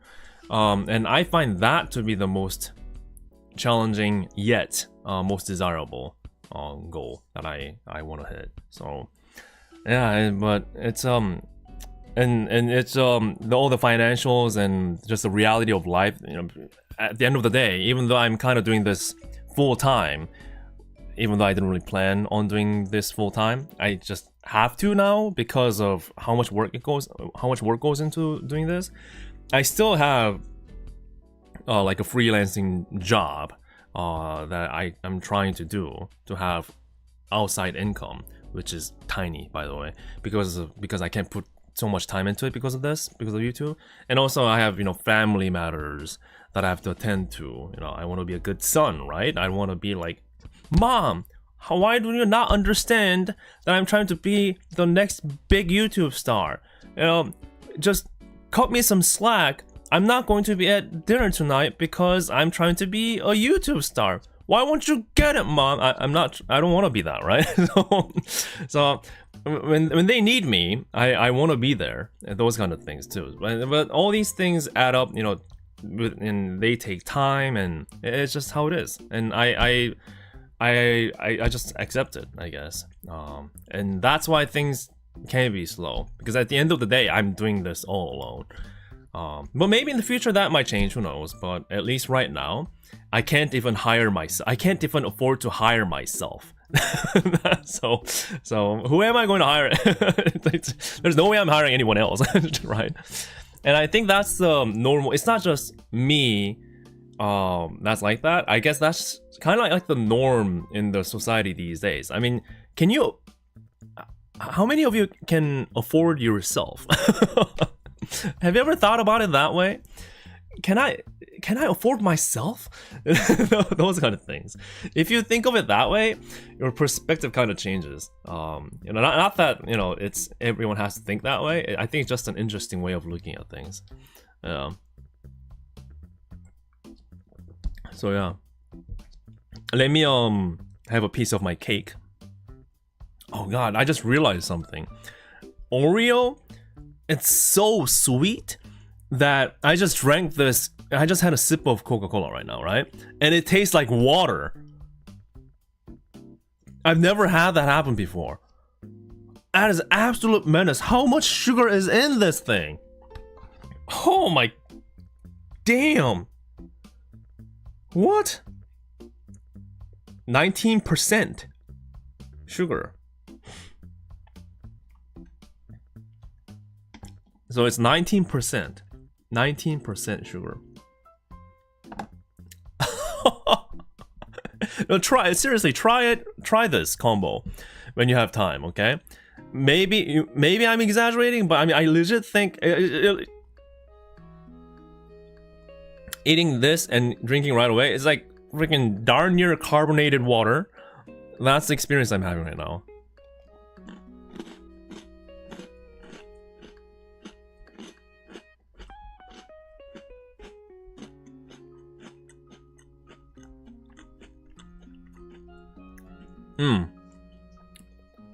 We did bring this cup for a reason, right?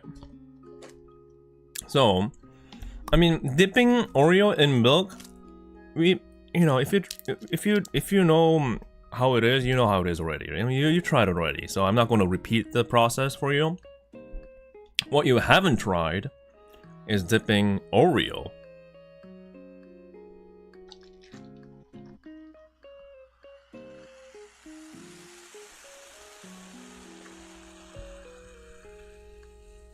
And Coca-Cola. Maximum sugar. May I read how much sugar this has? Okay, so I'm a zero Pepsi and zero Coke drinker, so I have not been paying attention to how much sugar these things have. 54% sweetness. 54%! I'm not kidding. I mean, it says in Korean here, but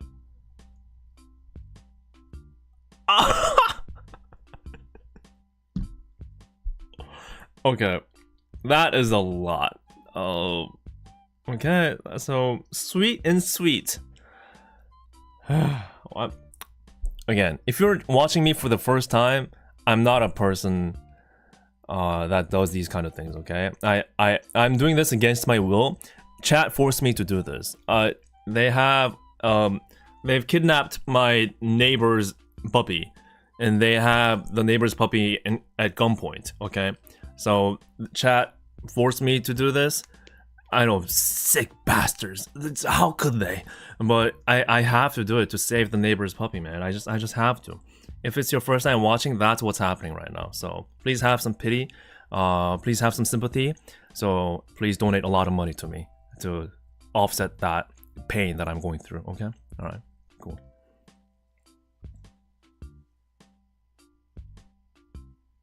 Oh. Oh no. This stupid act goes so well with the Animal Crossing background music right now. It's like it's acid. Do you see this? It's boiling. Guys, it's boiling.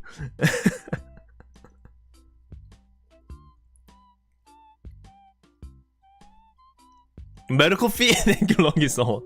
I think I need that. Oh. Alright. Oh, it's splitting apart. Oh god, it's...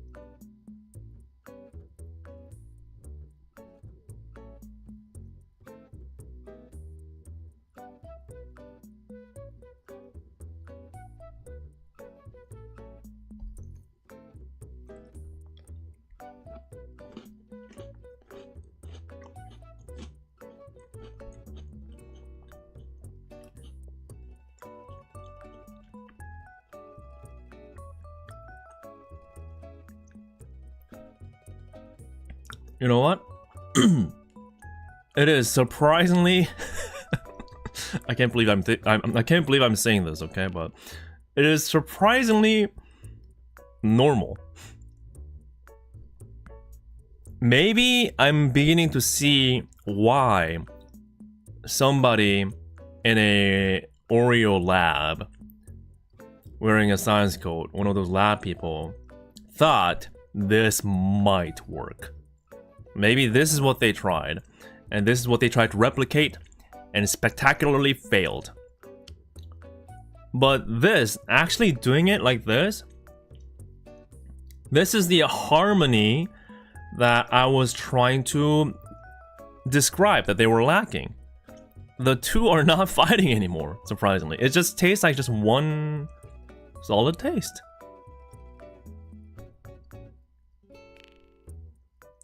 Now, excuse me for the visuals, because this actually does look like acid, okay? The Oreo bits melting. I do apologize, but I'm not gonna waste food.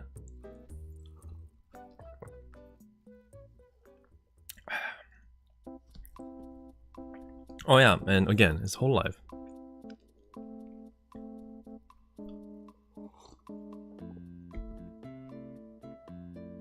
It is surprisingly okay. I didn't expect that, honestly. It is surprisingly okay.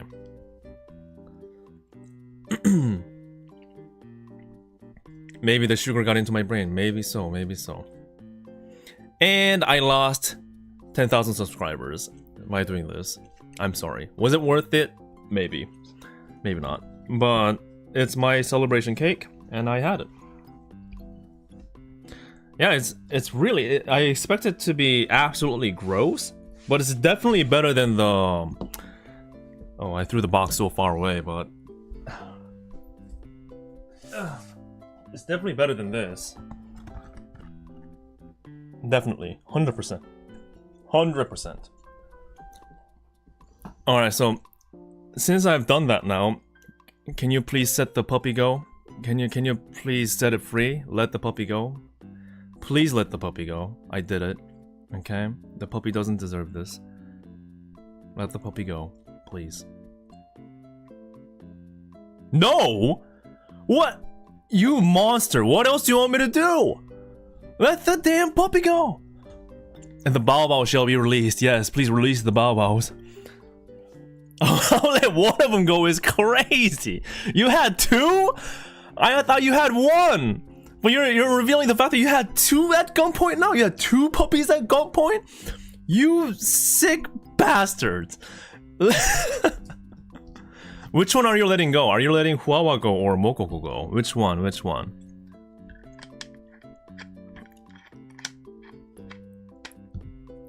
I'm finishing it. Dip the cola Oreo in the cola? Oh my god. Are you serious? You guys don't want to see me do this. No, it's not good entertainment. This is not fun. No, you don't want this. You don't want this. You know, it's dumb. This is dumb, right? You don't want me to dip the Coke Oreo into Coke. It's just bad entertainment. Wait, Korore! You had 3 puppies? So you had Mokoku, Huawa, and Korore? Those are monsters.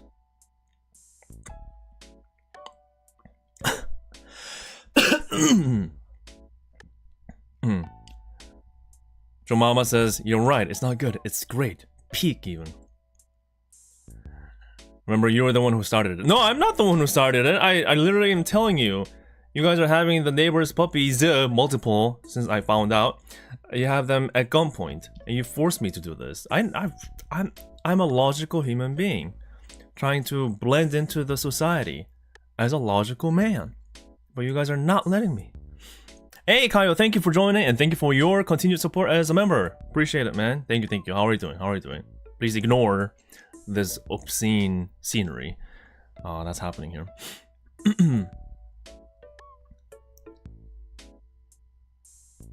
I will say, the it's like again, it's surprisingly okay.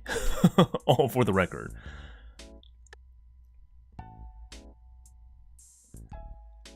If you want all 3, crush all Oreos and sip all the crumbs into that, I'll be arrested for. I'll be arrested for doing that. Seriously, I will not do that. I will not do that. All right. Well, since I bought it,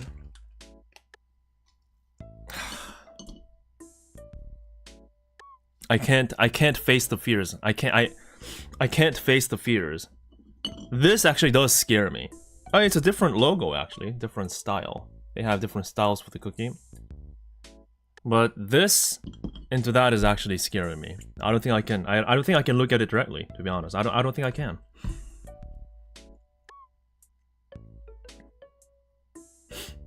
So, I will not look at it directly, with the help of.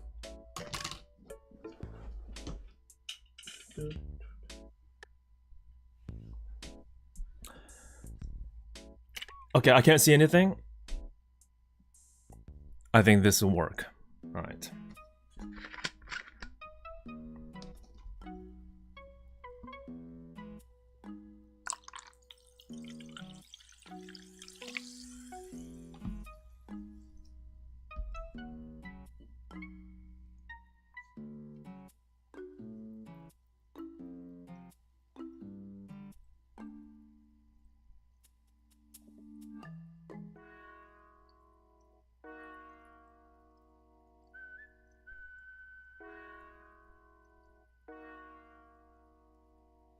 Kyle says, I've tried the Oreo flavor Coca-Cola and kinda like it.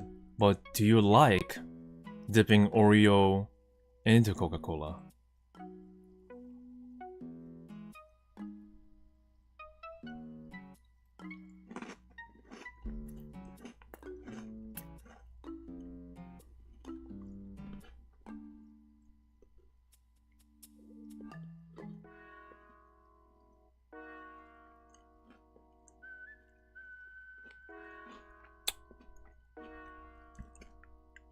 I'm sorry, Mom. Your son has become a monster.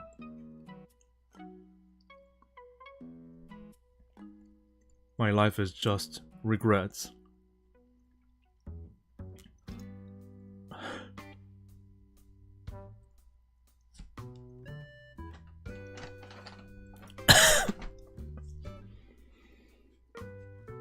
Oof.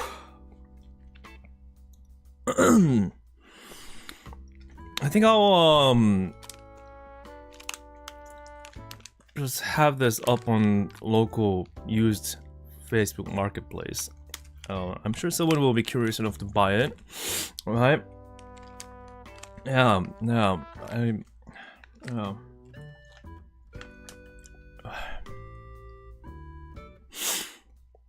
oh my god, runny nose. Oh, that is a little bit. The sunglasses not make it better. I'm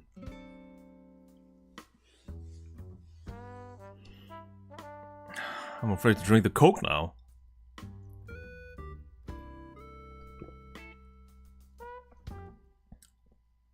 Hey, you'll free the puppies? There we go. Can I stop doing this now? May I? I want out. I want out of this. I want out of this life, man. I can't live like this no more. No. By the way, this is if you do not know what this is HoloLive sunglasses. This is specifically Nene's Beetle collab sunglasses. So it's quite rare. Yes. A scene from her MV, her song. Which that's the next vlog that I'm working on right now. It'll be coming out pretty soon. Yep.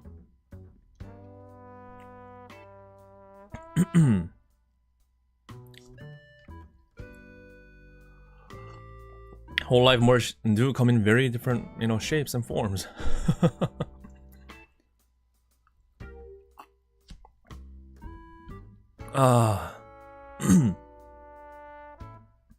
Yeah, it does look like it's raining. 그런데 비 오는 것 같네요, 그죠? Okay. I think that's enough for sugar. at least for today, right? I think I don't need any more sugar at all. It is quite... Whew, it's, I mean, I'm gonna keep on drinking the Coke itself, but man, it is not... Okay, at least final verdict. Oh, I do have to give you a final verdict for a proper closure of this review, not review. The limited edition Oreo Coca-Cola collab. Don't buy it. Save yourself. Run away. And forget about it. Just don't. Just don't.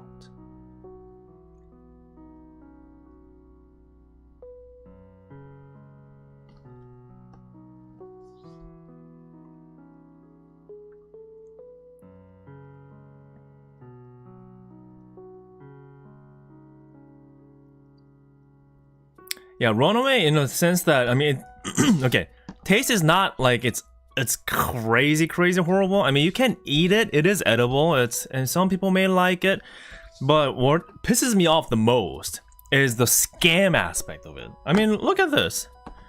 It's not like that much cheaper, but it's missing 2 cookies from the regular box. That's what I'm most pissed off of. That's what I'm most pissed off of. I don't take that. I don't take that. I kind of did already because I already bought it, but you know, that's what I'm most pissed off about. So it's better to just get a regular Oreo and a bottle of Coke. Get a 0 Coke though, because of the sugar. Yep. Miro says congrats. 3만 축하해요. 아유, 감사합니다. 감사합니다. 앞으로도 계속 열심히 하겠습니다.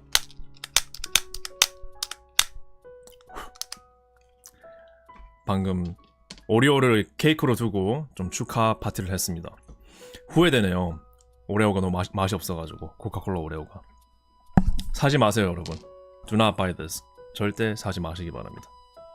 돈 낭비입니다. 돈 낭비. Alright.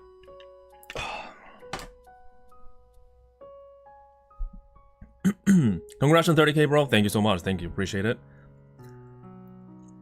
Mercatsu says, I tried it. Smells like Coke, but don't really taste like Coke. I think you put it nicely. For sure. It's basically... It's not what we pictured, is it? It really isn't. Alright, I would like to swiftly move on to the next topic, and I'm sure you would like to talk about this. It's just that, you know, I wanted to do some catch-up on the upcoming hololive event / other revolving events online, because, you know, the thing about me making videos is that I go on a travel for an extended period of time, I shoot a lot of videos, and then what happens is I come back home, and for the next several weeks I'm stuck at home editing my videos non-stop, right? So that takes me away from learning and keeping track of what's happening, hololive wise and outside of hololive. So I just wanted to hear from you guys on some of the things that are coming up that I should look out for, or some of the things that we can talk about. You know, nothing political, nothing, you know what I mean, right? Nothing like that, but just entertainment, casual stuff wise. If there's anything that we can look into, I think I'll be happy to do that.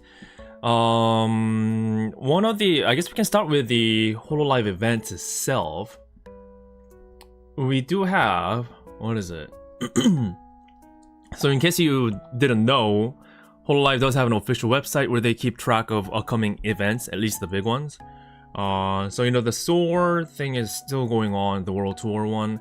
Miko's concert, the solo concert in Japan, is happening pretty soon. Is it next week? It's happening next week, isn't it? So that's pretty big. We have Suisei, and we also have Marin. That's also happening. Marin's concert is a little bit further away, December. So that's that.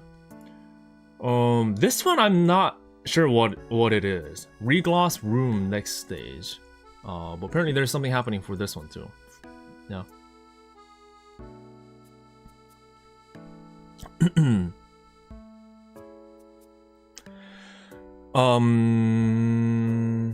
Let's see.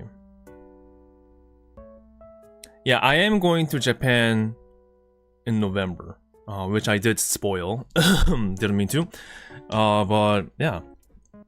Oh, 공개 라디오. Okay, apparently this is a public radio program that they're gonna do on this day. That's pretty cool. That's pretty cool. But I assume it's Japan, like, you know, in Japan, probably. That's very nice. See you on Marin solo live, bro. That you know how I am. If you're familiar with how I do things, because my bank account is always empty, I have to wait till like the absolute last moment to be able to lock in any events, right? Because I have to save up money. So Marin, I currently have no plan for it. Yeah. Well, it's just never know, I guess. They just announced some guests for Marin's first day. Wasn't it Lami, Korone, and was it Noel? I think those three, right? I think so. I think so. Yeah, Noel. The thing about the radio one, this one, is that I still can't speak Japanese, so I don't know what they're saying. I probably won't have any idea what they're saying. But still, it's fascinating, very interesting.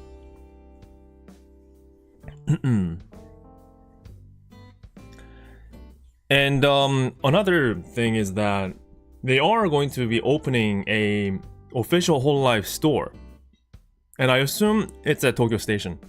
But thing that we don't know yet is if it's going to be temporary, like how it was last year. Watch my video on that. I've went to it. Or if it's going to be permanent, because there are permanent shops at Tokyo Station.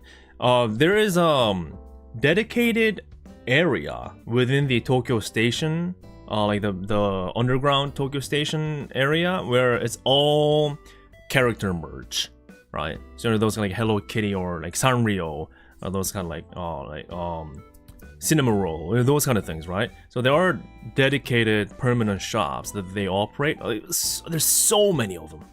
And last year, hololive had a temporary one.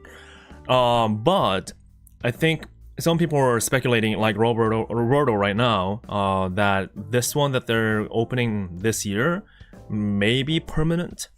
That would be great. And to be honest, they got so many things to sell anyways. It's not like they have shortages of what they can sell. So yeah, I think that would be amazing.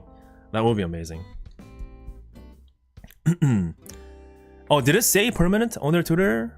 Really? Did they say anything? They haven't posted anything yet, did they, on their Twitter page?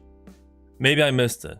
If it is, that's great. That means anytime you visit Japan, you'll have a place to go to buy official merch from official source. That's always a good thing to have. That would be nice. That would be nice. And going back to the solo lives, right? The Marin one, the Sisei one, the Miko one, and even the Soar concert. These are all very, very exciting. But the getting tickets for them, near impossible. That's the thing. I heard that these are absolutely super competitive. And, you know, of course in Japan, they do the lottery thing first. I think like twice, right, actually. And then all the remaining tickets, it's free for all. It's just general sales. Apparently, from some of the sources that I've been hearing, in case for the Sisei's concert ticket, so there are different sections, like S section, which is the closest one to the stage, A section a little bit further back, and then B. I heard that the A one is going for like $300 something. Yeah. And then the S one, apparently some of them going for almost $1,000. And mind you, the regular MSRP price, the regular price is like, was it like $90 or $80-$90 for the S ticket? So the resale gap is absolutely incredible.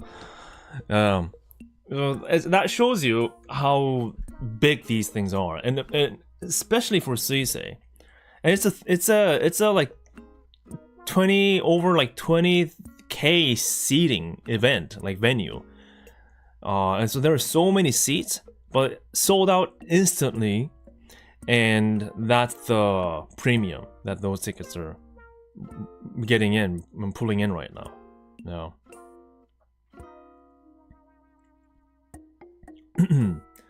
But I mean, thankfully, Suisei is doing 3 concerts total. So it'll be Tokyo, Saitama, Super Arena. Then it'll be another location in Tokyo and 1 location in Osaka, if I'm not mistaken. Is it 2 Tokyo, 1 Osaka, or is it 1 Tokyo, 1 Osaka, 1 somewhere else? It's details getting blurry, but the point is 3 concerts within the end of the year. So she will be busy, very busy. And for Marin's one is interesting because she's actually just full on doing 2 separate themes of concerts back to back. So it's not like you go on either day and experience the same thing. She's actually having 2 different themes for day 1 and day 2. So it's like it's a 2-day festival kind of thing for her, which is crazy. That's also a lot of work. So that means it's going to be even harder and challenging for all the fans trying to go to a concert, because usually if it's the same exact set list, it'll be like, oh yeah, I'll go with day 1 or day 2 for most people, unless you're a hardcore fan. But in this case, you want to go for both days because these are completely 2 different events. So that's also going to add a lot to the competition. Yeah. Yep. So that's that too. And this one's happening in December. So I wonder if anyone in chat's going for these things. If you are, good for you. Good for you. So that's that. And in terms of the world tour, how many of you have been to one of the world tour concerts already? I'm very curious. Because we already had one in NYC. We have one coming for Indonesia. Singapore one also coming. And then we have Atlanta and Kuala Lumpur in Malaysia. Right? Oh, you guys are going to the Singapore one? Awesome.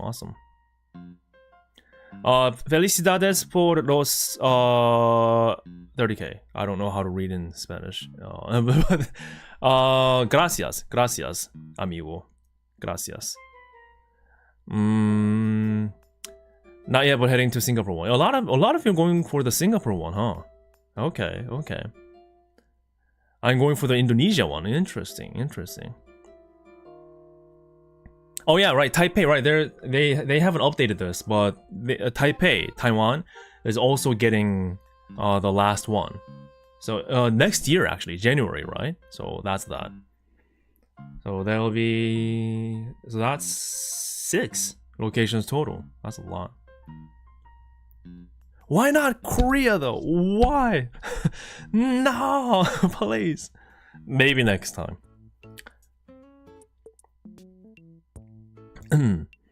Can't stay long, but drive by. Congrats on 30K. Thank you for the drive by. I appreciate it. Have you heard about the Gen Zero collab with V Square in Seoul? Yeah, I do know that that's happening. I don't know if I can get to it though, because of my upcoming stuff. But I'll try.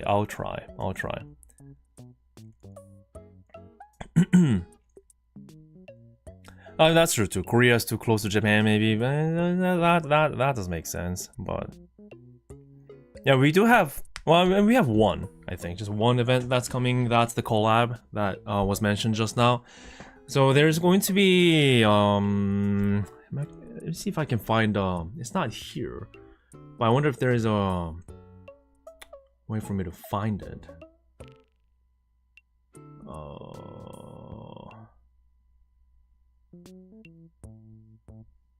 What do I have to search?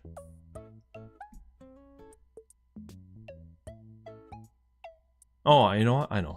Soda.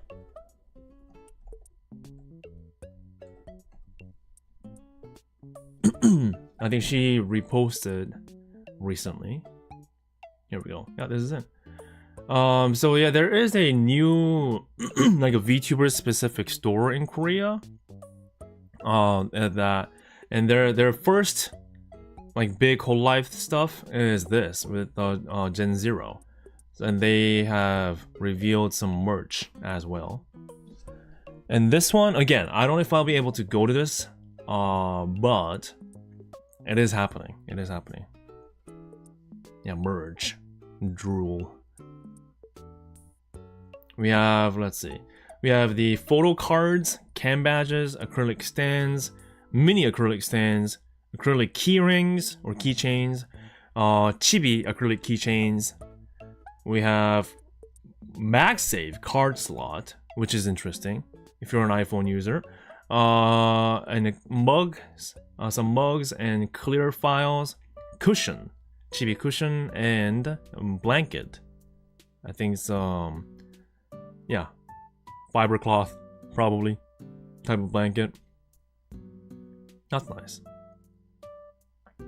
Let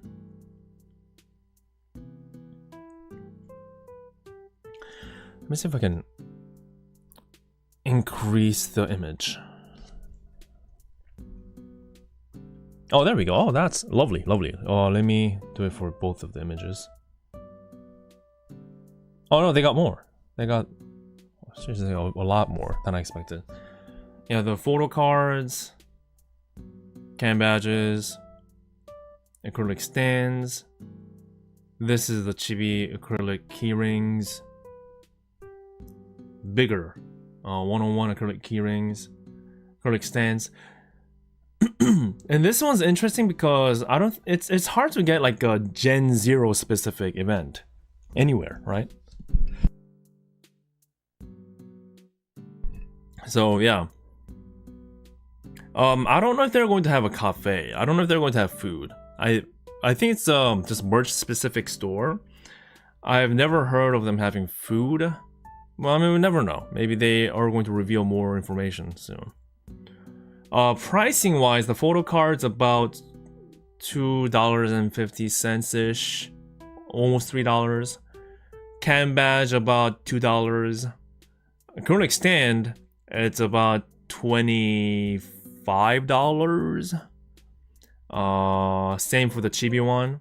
So you can kind of argue if that's good pricing or not. It depends on what you expect. Trick says, "Happy birthday! Love your videos." Hey guys, yeah, it's my birthday. Yeah, we were definitely celebrating my beloved birthday with Oreos and things. Yes. Yeah, happy birthday to me. All right, thank you. No, we're actually celebrating 30k subs, but still, thank you. Early birthday never hurts. So thank you for congratulating me.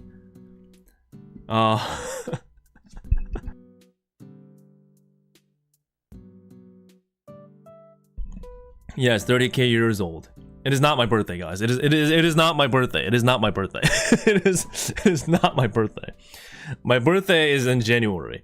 So it's a little bit farther away. But yeah. January 15th is my birthday, actually. So that's that. This one. This is the MagSafe card slot. So I assume it's just for your credit cards and things. Happy early birthday! Yay! Thank you.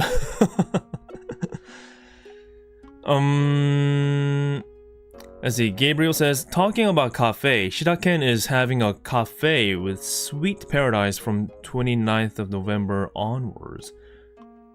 Sweet Paradise? What kind of cafe is that? I don't think I've heard of that one. Is that happening in Japan, I assume? Probably. Yeah. So this is the mug cup. It looks pretty typical. This one, oh, the cup's actually cheaper than I expected. It's $10. Wow. Okay. Clear file, about $4. Cushion, that's about 40, maybe almost $40. Blanket, that's like $30. Enfield says, what is the secret tech to get the HoloFest tickets for 2025? No idea. I do not have access to such technology because it does not exist. Unless they do what they did this year for 5th Fest. You can pay to win. You know, they come out with a package deal where you can get a hotel as well as a concert ticket and an expo ticket with like special merch. You can pay for all of that for premium outright, and you will get a concert ticket and an expo ticket right away. But it is pay to win, so you can try that. If not, well, you better pray, brother. You better pray right now, starting right now, all the way till next year. You better pray.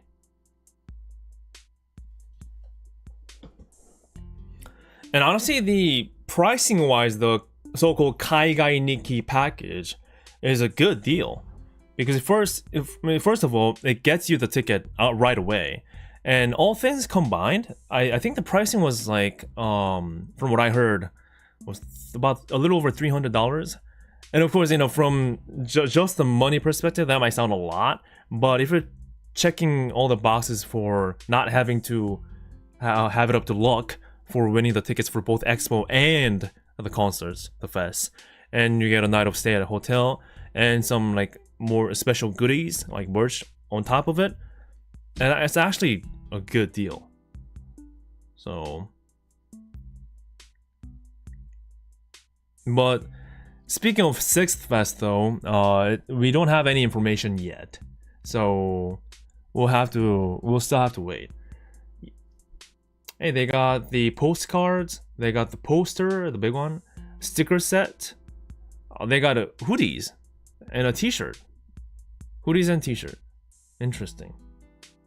This one I say it's a little bit more an acquired taste, maybe. This one's a bit cooler. And more stickers. Awesome.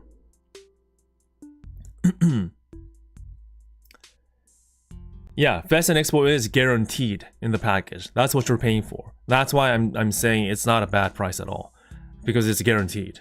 Each Expo and Fest. So yeah. And obviously we don't know if they're going to have that again this coming Fest, because there's no info yet.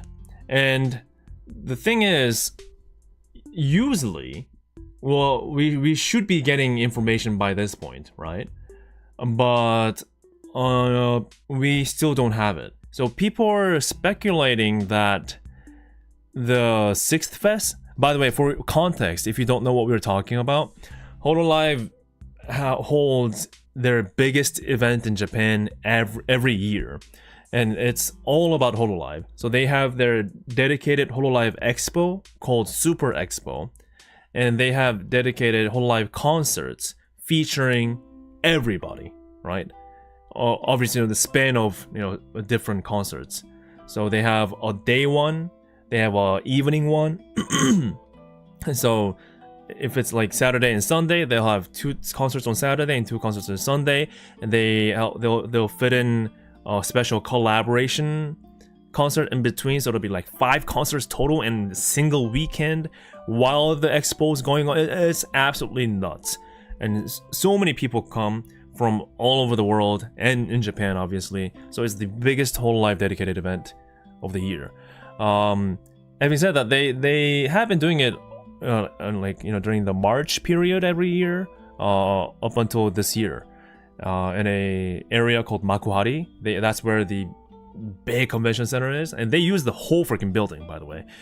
But some people have found out that Makuhari Convention Center already has other events booked during that usual March period where hololive would fill in. So people are speculating that maybe it's either hololive is changing the date or hololive is moving into another location. So that's what people are speculating right now. And maybe that's why we're not getting any info yet, because last year we got information about Fifth Fest, which was this year, on October 17th. Clearly that has passed already, so that's why people are speculating that maybe it's a date change, maybe it's a location change, or maybe it's even both. So that's where we are right now. It does suck for people that already has bought plane tickets and booked for hotels, because there are many international hololive fans that would just say, oh yeah, I'll just book everything for March. Yeah, I'll just be in Japan for a casual month. It doesn't matter what part of March the event happens, I'll just book the whole thing. Now, if they change the whole month, then it'll be a little bit of a headache for them. But I'm sure it's not a problem for them to change, because they can already afford to book out a whole month, right? I don't think it's going to be an issue for them. So, but yeah, there are many details that's still up in the air, is what I'm trying to say, right? Yeah. So that's where we are standing, and yeah, I'll have to also look out for that too. And if I can, I would definitely will try to go for that pay to win one this time, because it's a total miracle on my part to be able to attend both 4th and 5th Fest. I left everything to luck. It's not like I asked others to get tickets for me. It's not like I got a Japanese local phone number to be able to sign up for Japan only lottery. Everything that I did for 4th and 5th Fest was international lottery only, and that was it. And I was damn lucky to be able to attend both of them. 4th Fest I only got the concert and not the expo, but 5th Fest this year I was able to win both Fest and Fest is concert, by the way, that's what they call it, Fest and expo ticket lottery, which was assigned just for international people. They have a lottery pool just for the internationals and for the local Japanese fans. And, you know, the international one is very competitive, obviously. They're all competitive, but they're all competitive regardless of what you sign up for, but still. So, I really don't want to leave these kind of things up to luck again. So I will try my best to go for the paid package if they do come out with one again for 6th Fest. That would be nice. Now, of course, I have to wait for the pricing. If it turns out to be obscene amount of money, then well, I'll have to leave it up to luck again. But at least for now, that is my plan. That's also why I have to save up money for 6th Fest period, because that's when everything happens. You buy a lot of merch, you spend a lot of money, and you stay for several days.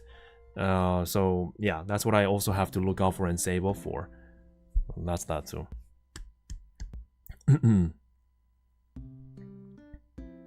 Yeah, it's definitely, again, I got super lucky to be able to win all of them. So yeah. And while I do that, there are crazy fans that has gotten. Remember how I told you there are 5 concerts within that one weekend? That's how it was this year. There were crazy fans that has gotten tickets for all 5 of them while going to the expo. I mean, even if I got all those tickets, I don't think I have the energy to go to all of them. Actually, the time, it was physically impossible. One of the big feedback, per se, from me that I had for the 5th Fest is that you just don't have time to look at the expo. You just don't, because the fest is happening as the expo is running, at least for the day ones, right?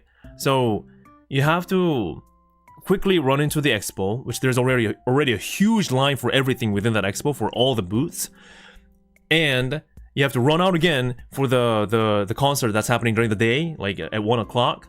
You have to get in line for that, and then walk in there, get it done and then walk out there in line again, because 30,000 people, mind you, it's a 30,000 people venue. So 30,000 people can't just spawn out of that venue. They have to walk in line out, which takes 30 minutes to an hour. And then you have to run back to the expo. And there's a different section. There's a different dedicated merch order section. So you can pre-order expo/fest specific limited merch on your phone. And what you do is you reserve it beforehand, you pay for it, and then you go to this merch distribution area that has been set up. You line up there, and you have to pick up the merch that you ordered at that specific time that you reserved for. So you cannot miss that. So you have to enjoy the expo, you have to go to the fest, the concert, and then you have to get out, you have to go to the merch distribution area, and you have to pick up the merch that you ordered. You come back out again, you go run into the expo, and then by 6 o'clock you have to start lining for the evening fest again. It's absolute craziness. And they're trying to do all of this within Saturday and Sunday. That's how it always had been. And up until 4th Fest, I think it was probably a little bit manageable. But this year, it was a total chaos. And they also had food in Expo, in the Super Expo area, right? So you can also pre-order hololive food that you want to eat, because you want to eat, right? And the first day, things were just all falling apart. They couldn't serve food in time, so people were lining up for hours, and they had to give up, and they had to refund everything. The second day, it worked out, but still, you have to dedicate your time to eat food, wait for food, and eat food. And again, there are lines for all the booths anyways. It's impossible. It's downright impossible. So that's why people, the fans, including myself, were thinking, maybe you guys need more than just 2 days of a weekend. So at least maybe Friday, Saturday, Sunday. It's just crazy. So that's why, combined with how there's a delay in the announcement for next year, people are speculating maybe hololive is thinking about different days, maybe with different number of days, combined with potentially bigger location. And some of the places that people have been mentioning. Oh, thank you, what is it? Why is the name not showing up fully? Ventablock, thank you so much. Thank you for your super chat, appreciate it. Just popping in, 30k sub, let's go. Congrats, Wiki. Thank you for the vlogs, since I don't go to events much. They're amazing, always enjoy how you present it. Keep up the great work, have a good day. Thank you so much, man. Thank you, really appreciate that. Thank you for your generosity, and thank you for dropping by and saying hi. Hope you have a good weekend, okay? Thank you. Really appreciate that. We're just talking about what we can expect for 6th Fest. And the Tokyo... So, I don't know how many of you know about a place called Big Sight. Okay? So this one is... If you ever heard of Comiket, it's the biggest like third-party artists kind of like marketplace event in Japan, and probably the biggest in the world, right? And they always hold it in this place called Big Sight, which is a humongous convention center. And apparently there is a new arena that was built in 2020. That can be used as a concert arena. So people are speculating maybe, right? Maybe they'll move to here. I mean, if they move to anywhere, I think this is pretty much the only place that they can even think about moving, right? So that's another speculation. That people were having. So this whole place is called Ariake.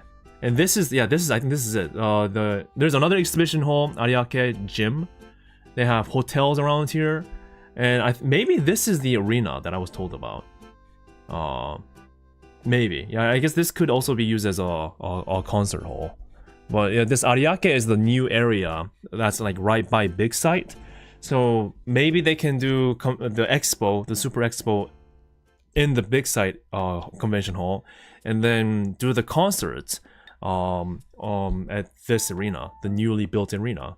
That's what some people are speculating. Well, again, we never know what's going to happen. Never know, but yeah.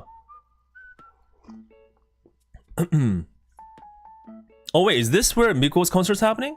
Oh, okay. Well, maybe that's it's them trying it out through Miko's concert, and maybe they'll announce Sixth Fest news after Miko's concert. Maybe that'd be interesting. That'd be interesting. I did not know about that. I wasn't like because I'm not going to Miko's concert. I would love to, but yeah. But yeah, that's very cool. Yeah, we are talking about the Sixth Fest potential location / time.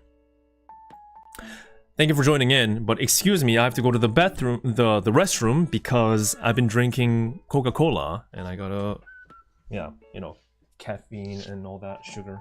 I'll be right back, okay? While I'm gone, please take care of the burb, okay? Ba-ba-ba-bum.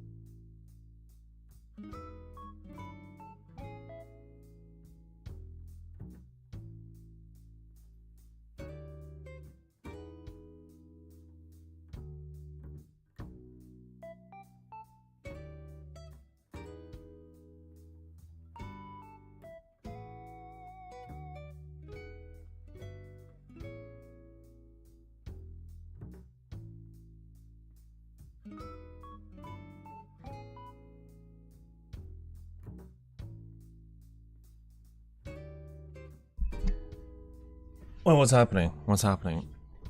What?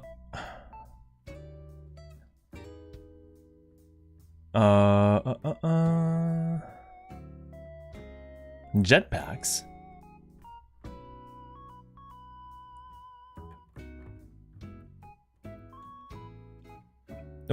Did my chair try to spoil some things? Did you? Did you try to spoil some news about me? Were you trying to expose me or all my darkest secrets? No, my chair wouldn't do that. It's loyal to me. I trust my chair. Trust it. I bought it. My own money. I mean, not bought it. We became friends, you know, through mutual understanding. No money involved. So it's all honest relationship with this boy. Scatter. Oh, Mixed Match, thank you so much for your super chat. Appreciate that. And Joseph, thank you for your super chat as well. Appreciate it. Thank you, thank you, thank you. And yes, jetpacks for all chatinis. Raura, please. You have to let it happen. Or else I'm going to keep on eating that pineapple pizza. And I'm going to falsely spread the news that that is your favorite recipe. As I have been doing since New York. Raura loves pineapple pizza, everybody. Did you guys know? Yeah. You heard it from me. She does. She always says pineapple and pizza, best thing. She approves it. She approves it as an Italian. The big cat's choice of pizza, pineapple pizza. 100%. I know, it's crazy, right? But I mean, based. Apparently the big cat is based.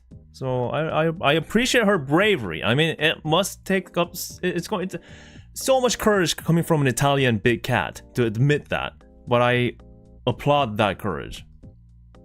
You go, big cat. You go. Keep on preaching that you love pineapple pizza. Keep on preaching. Yes. And also... allow jetpacks, please. Hitomi says, I'm late. No, you're not late. You're not late. Not at all. Not at all.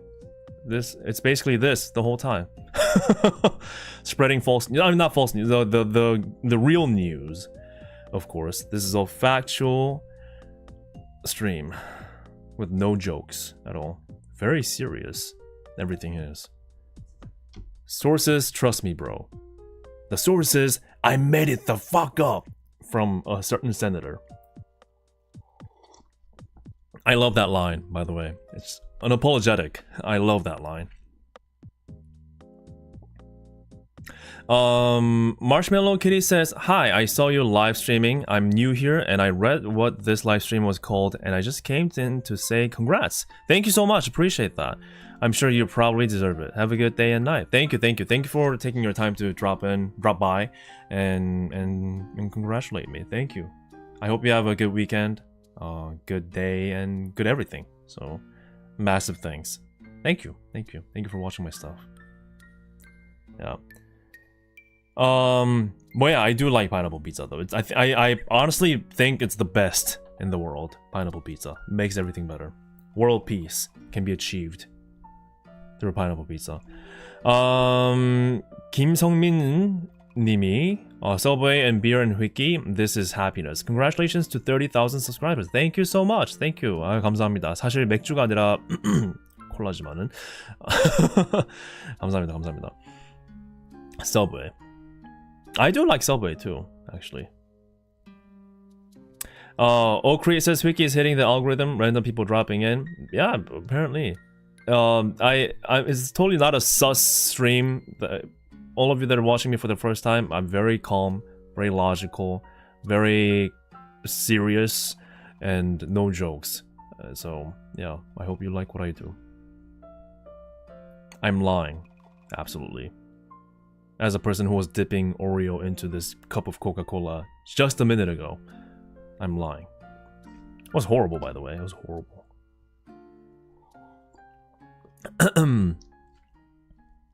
Mundane Ludo says, I honestly had no interest in hololive, but I really enjoyed discovering your channel and all the cool stuff you do. Keep it up. Thank you. That's one of the things that I love hearing, because I feel like it's one of the ways of, you know, getting people into hololive, or at least getting them to know about hololive, right?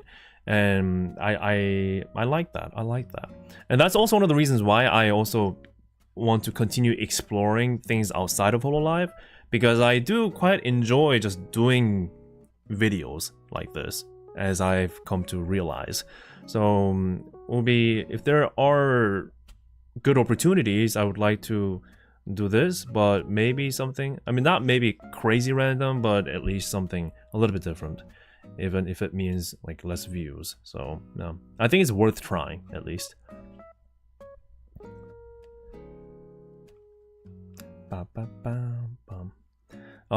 Fero's channel says, your channel has been a guide for me on hololive events in Asia ever since I moved. It was a good help in finding quality pastime. Oh, that's... Thank you for telling me that. That's also another thing that I like to hear, because, you know, people are saying, I came to this event because of your video, or I went there and enjoyed it because of your video. It's those things I love to hear too, so keep them coming. And I'm glad that you're enjoying them too. I'm very glad to hear that. Yeah. So yeah, going back to the talk about the potential locations and date of 6th Fest. Again, if you're new, the Fest, anything called Fest for hololive is hololive's annual big event involving their own expo and concerts. They have it in Japan. And we're just talking about what they're going to do for next year. It's their 6th one. And so the location-wise, I don't think there's anywhere else other than the big site and the Ariake arena, which is the biggest locations in Tokyo.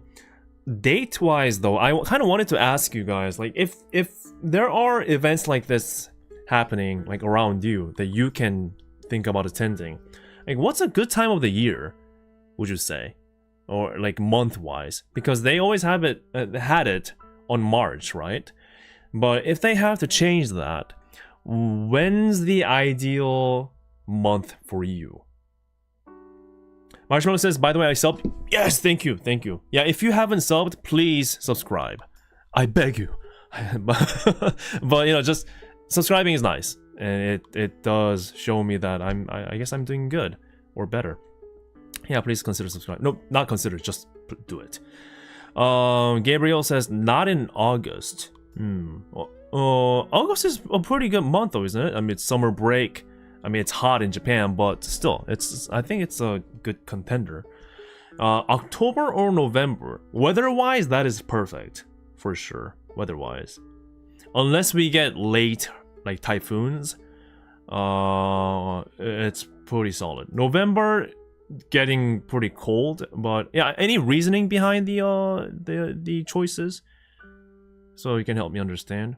Spring or fall. Summer will be hellish. In Japan, I do agree.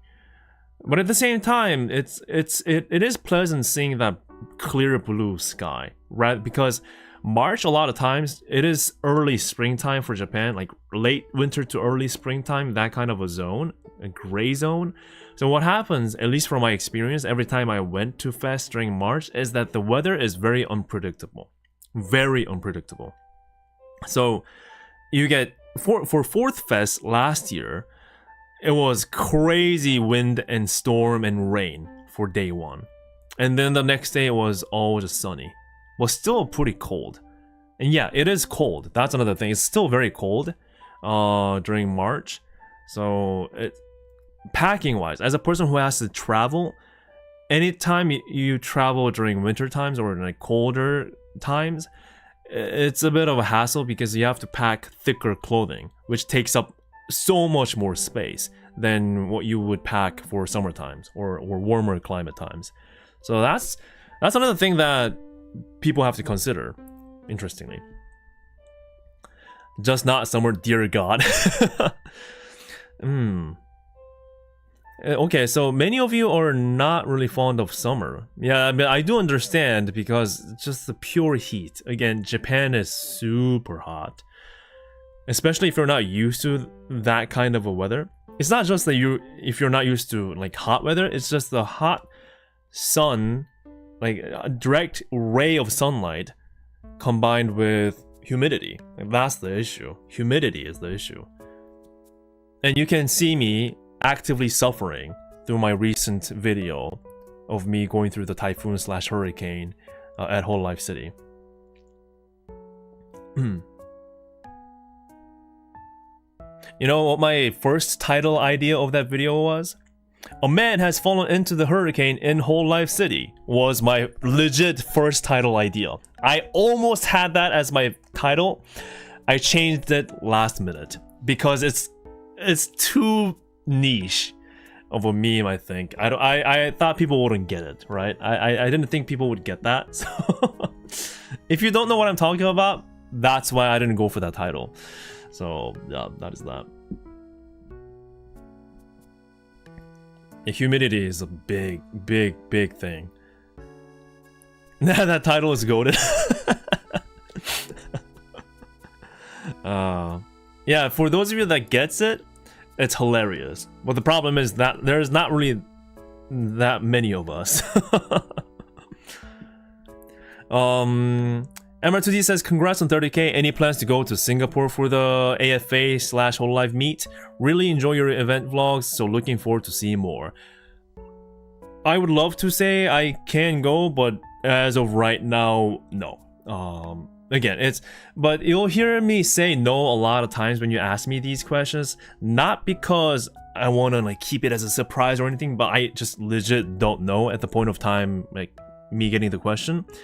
Mainly because I'm always on a budget, like very tight budget. So it would be nice for me to plan things ahead, which involves making reservations for hotels and plane tickets and whatnot.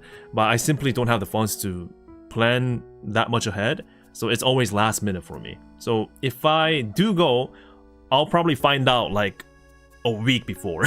You know, I know it's totally inefficient. I know, I understand. I really don't want to do that, but it is how it is for me. So, but for now, no, I'm not able to. Yeah. Yeah. But I do have a few things coming up in November still. There will be trips in November, for sure. It'll be a separate stream. Once I lock in everything, and I'm sure that I'm going with locked in tickets and all that, I'll go live again on a separate stream and definitely let you guys know on what I'm cooking or, you know, planning for November. I am traveling. Until then, though, I do have 2 more videos that I am going to put out. So, you know, from my recent Japan trip. So that's that too. Yep.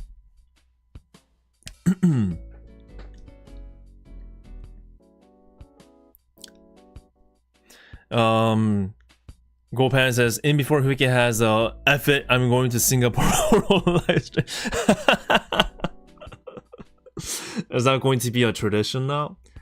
Oh man, is it New York all over again? God. Yeah. But I really wish I become, you know, successful enough where I don't have to like be like this, because it is stressful. Because I would love to say, yeah, I'm going, yeah, I'll see you guys there, casually. That would be very nice, but it's just not how it is right now. It's just not how it is. So and I'm happy that you guys, most of you, you know, understand that. So thank you, appreciate it. Thank you. Yeah, I know, like even like Joseph is saying, like even if I decide to go like right now, it'll be too late. But thankfully, many cases, there are like many fans that will at least try to help me out if I do go. So there, thankfully, I think that's one of the like really good things that I'm glad to report, is that nowadays many people are trying to like look after me in that regards. So at least I'll have some fighting chance if I do miss out on a certain event for a ticket or things like that. So if I can go to Singapore, that'll be great. But I did want to ask this though. So Singapore one specifically, with AFA and all that, I did hear many people mentioning that the Singapore one is like one of the biggest in the region. Is there a specific reason to why that is? Because I've never been to Singapore and I'm just not knowledgeable in that specific event. But I did, like, also including chat here today, I have heard many things about Singapore AFA, and that many people are like going to that on rather than other events or other locations. So why is that? Why is that? Singapore is a very popular you mean like place to visit wise? Oh, interesting. In Asia, all right. It's been running since 2008. Okay, so it's been running quite a while then. It's huge and popular in the Asia region. 3-day anime convention. So what I'm hearing is the size. First of all, the scale. Is it like how big is it? That's hard to ask. Like comparatively speaking, I don't know if there is anyone who's been to AFA and Anime Expo, because like that's the only way I can compare it, because I've been to Anime Expo. So like, is it like, nothing is as big as Anime Expo, I think, but I guess it's still big, is what I'm hearing. Guest invites are decent. Oh, I see.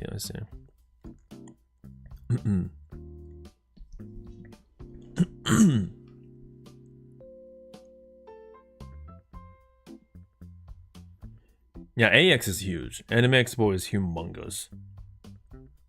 Even Anime NYC wasn't that big. So I think I can confidently say Anime Expo is the biggest Anime Expo.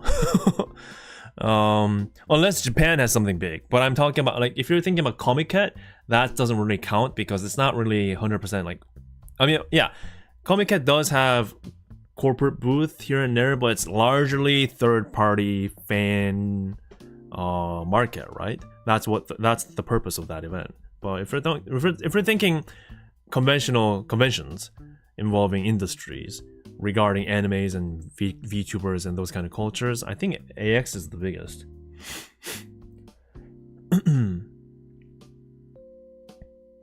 Compared to Asia, I think it is more of a well-planned convention. And Singapore is centralized in Asia, convenient and safe. So we have lots of Asian friends coming over for events. Ah, okay, that's something I didn't think about. So you're saying geographically, it is accessible for many people in the Asian region because it's kind of like in the middle. That makes sense. That makes perfect sense. And the fact that it is clean, and I heard at least it's clean and safe. Also expensive though, right? To travel, or at least stay in Singapore compared to other Asian countries, isn't it? Or is that just not true? Is it like Japan level of expense, or I'm asking because I've just never been to it. It is expensive. I did hear that. That's why I'm asking. Yeah, that's. Well, I mean, speaking of, let's just bring it up, right? Singapore FA.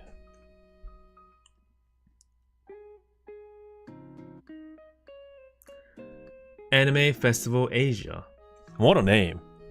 It's hard to just say like, yeah, this is the anime convention for Asia. So it must be that big.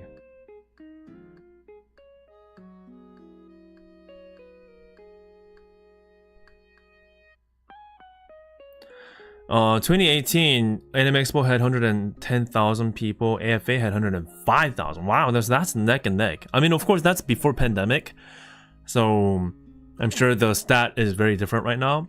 I did hear that since the pandemic, they've been setting new records for Anime Expo, so I'm sure it's a lot more than that now. Hotels are about 65 USD at its cheapest per night, right? Okay. I mean, it is cheaper than US, most US places in big cities, but it is expensive, you know, considering Asia. Relatively in Asia, it is probably the highest cost of living. Interesting. I compare by using McDonald's meal. That's a good metric. That's a very good metric. Is Singapore is it SGD? Is Singapore dollars? Is that what it's called? So SGD, one SGD 10 McDonald's meals is 10k Korean won. Wait, so you're saying 1 Singapore dollar will buy you 10 McDonald's meal, and 1 Singapore dollar equals to 10,000 Korean won, which is equal to about $8 USD. Oh, okay. Got it. Okay. Oh, 10 Singapore dollars. 10 Singapore dollars. Got it. 10 Singapore dollars will get you a McDonald's meal. And what meal are we talking about? Are we talking about like Big Mac, or are we talking about just a little cheeseburger? Is it? We're talking about like mid-grade McDonald's, like average meal. Pretty close to Canadian dollar. Interesting. So that sounds about close as Korea. Well, I mean, Korea, you can get a Big Mac medium meal for a little over 7,000 won, which is equal to $5 something, a little over $5 USD. And of course, you can get more expensive ones, but in McDonald's like terms in Korea, you rarely exceed the $8 mark USD wise. So maybe it's a little bit cheaper than Singapore even in Korea. Double cheeseburger upsize meal. Okay, so we're talking about large set for a cheeseburger is 10 Singapore dollars. Okay, that's pretty expensive. Okay, that's a little bit more expensive than Japan and Korea, even. Huh. Interesting. Crockpot says congrats 30k. Thank you so much. Appreciate it. Thank you for saying or congratulating me. Appreciate it. Okay, bye. I love it. Yeah, you do you. Go whatever you have to do. Go. Oh, so you're saying it depends on location wise. So the thing about Korea is that you rarely have a huge price gap in terms of like widely available chains like McDonald's or Burger King. It's pretty even across the board in the entire country. Same with the convenience stores. I know that's not the case in Japan though. Japan does have a pretty good gap between like big cities in Tokyo versus countryside very far away, and there's a even wage difference, right? Korea very minimized in terms of those kind of gaps, so it's pretty even across the board. Well, that's one of the things that I find interesting in Japan, and I wonder if it is like that in Singapore as well. Yeah, the drive-by congrats, I really appreciate that. Just dropping in to say congrats, I really appreciate that. And Q2, yes.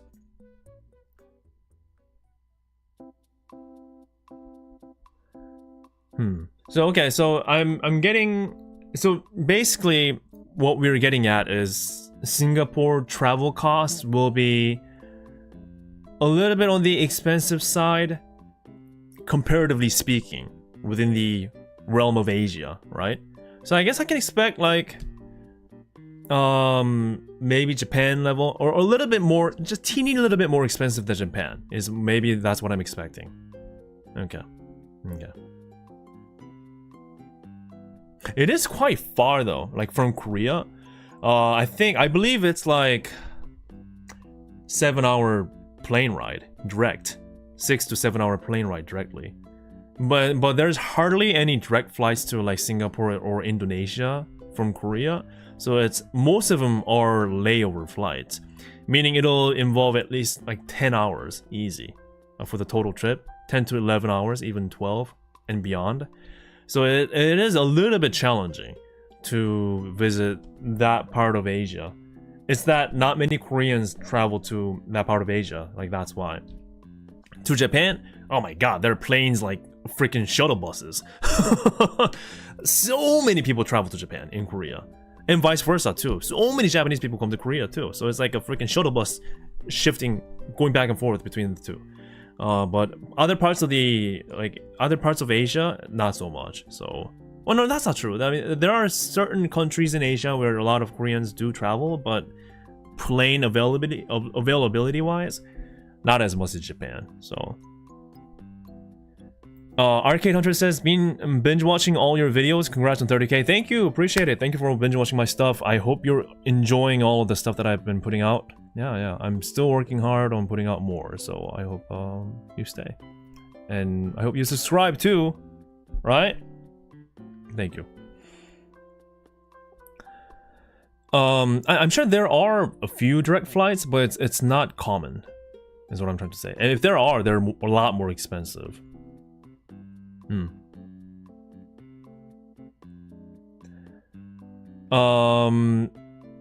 Yeah, so this is AFA. Cool illustration, magical girl vibe maybe. Explore the vibrant universe of Japan pop culture. Oh, it's very pink. Oh, do you see my face tone change? Look at this. Bright. Bam. This is an intense choice of pink that they for some reason decided. Look at this. Very in the face. Look at this. M gone.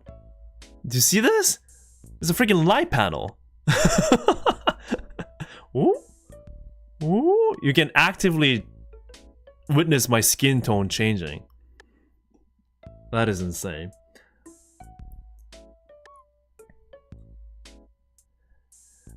Scoot, 467 Singapore dollars direct return flight from Seoul. I don't know how much that is exactly. Oh wait, Elizabeth? Oh no, actually, okay. Everybody, all right. Here's what I always wanted to do this. Stay calm. We are big streamers and chat groups, right? So famous, popular people getting into our chat is totally normal. So we'll just stay calm. It's just a common occurrence. I'm going to say, yo, what up, Liz? Yeah, thanks for coming by. You all say, hey, Liz. Just type, hey, Liz. Hey, how you doing? Just be calm like that, okay? Oh, hey, Liz. Hey, how you doing, man? Good to see you. Yeah, anyway, so we're talking about that. I can't do it. I can't do it. Oh, thank you so much for Liz, for joining. How are you doing? Thank you. We were not committing crimes. We were yeah, we were just looking at upcoming events and how to behave on the future stuff. Yo, mate. Yeah, yo, mate. Hey, yo, mate. Yeah, yo, mate. How you doing, mate? Shoot, I should have studied English linguals, vocabularies, to be prepared for moments like this. Crikey. No, is that Australian? Oh, freaking, I'm getting mixed up. No, that's what's the... Hi Liz, how are you doing? Thank you for joining. I'm not even gonna try. Yeah, thank you for all your hard work, and I really appreciate you dropping by. Thank you. You must be so busy. Yeah. I'm so sorry. That was disrespectful. I'm so sorry. I'm just trying my best, okay? That was my honest work. Yeah. Although I do have to say, like, most of like British knowledge or like English knowledge I have obtained through watching years of Top Gear or from BBC. So that much I know. Congrats on your hard work. Thank you. I really appreciate that. Thank you for saying that. And I thank you for your hard work too. I'm always inspiring. And you know, the recent Breaking Dimensions and the New York moments, thanks to your singing, was just top notch. So everything just came together so nicely. Yeah, it's all thanks to your singing. So yeah, thank you. Your vlogs are fab. Oh. Thank you. Appreciate it. Hey, no disrespect in chat. No, we're just going to say, hey, mate, and thank you.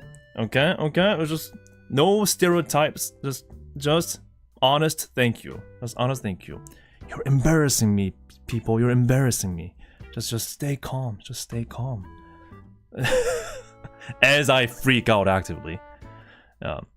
I do wanna learn more like English lingo, and it will be nice if there are events in the future in the great lands of Exardia. Sorry, yeah.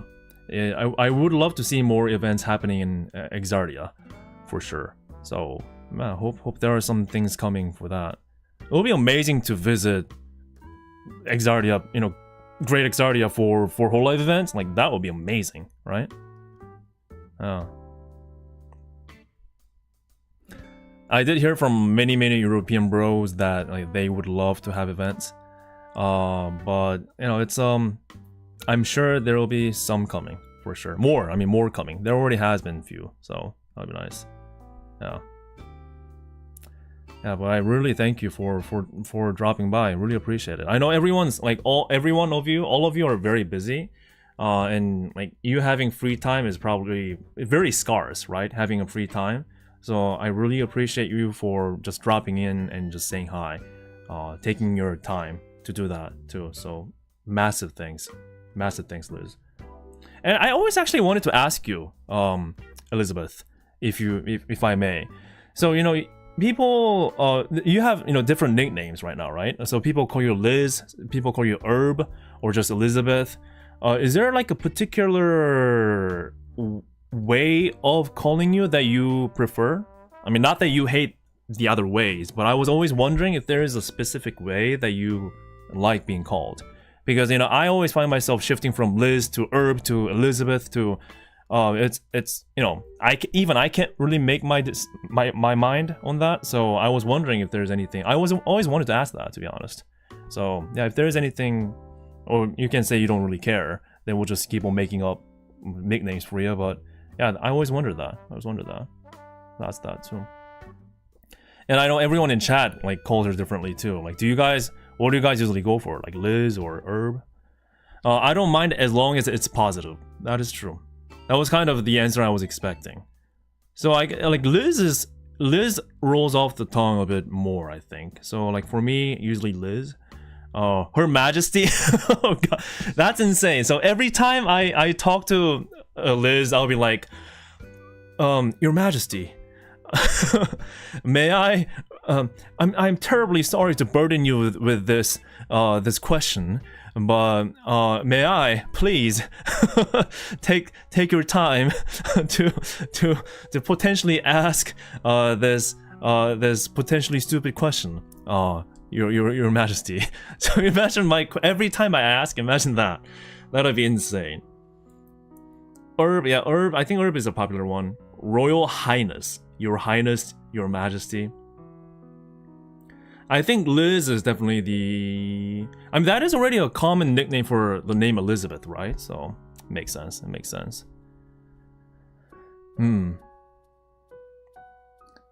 Yeah, the name is always interesting. Like for me personally, like I don't have a nickname. It's just Wiki, and that's it. But yeah, never really thought about that too. But we were talking about you. By the way, you're free to leave whenever you need to. We're not gonna be like, where did Liz go? I asked this question. Just feel comfortable, okay? To leave whenever you want, okay? Yeah, call Liz most of the time. Makes sense. What we're talking about was, we were talking about upcoming events like in Singapore and even Sixth Fest. That's next year. And me personally, I'm really looking forward to all the great moments for many of the members. So we're just speculating on dates and speculating on what events we can go to.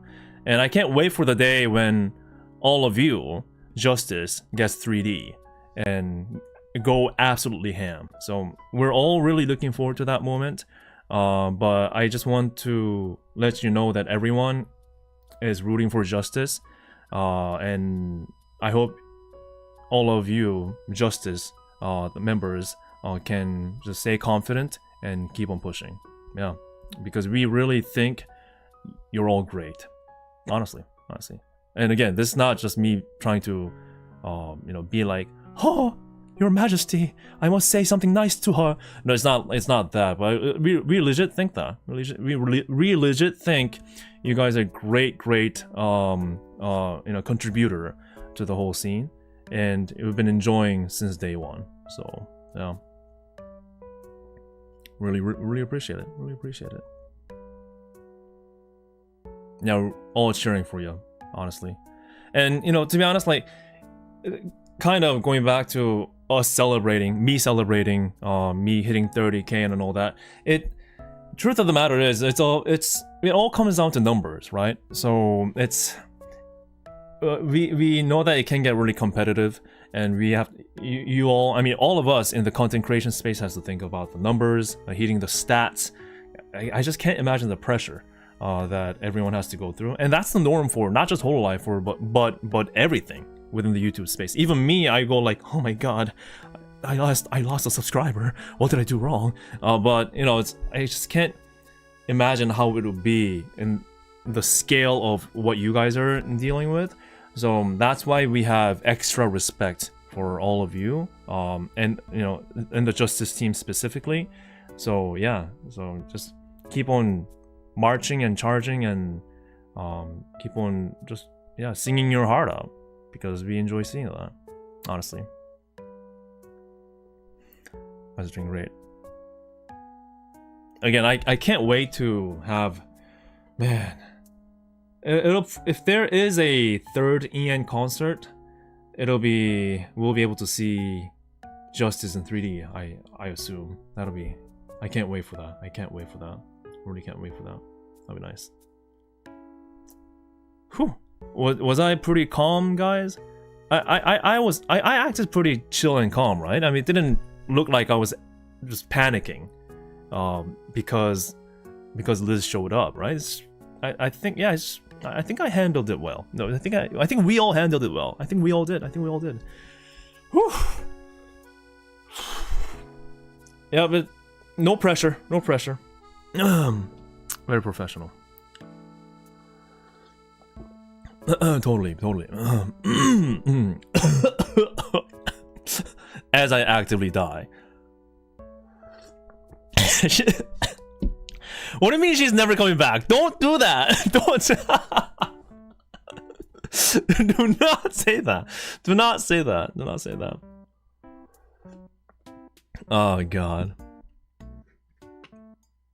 Cool, calm, collected. I was none of them. I was none of those at all.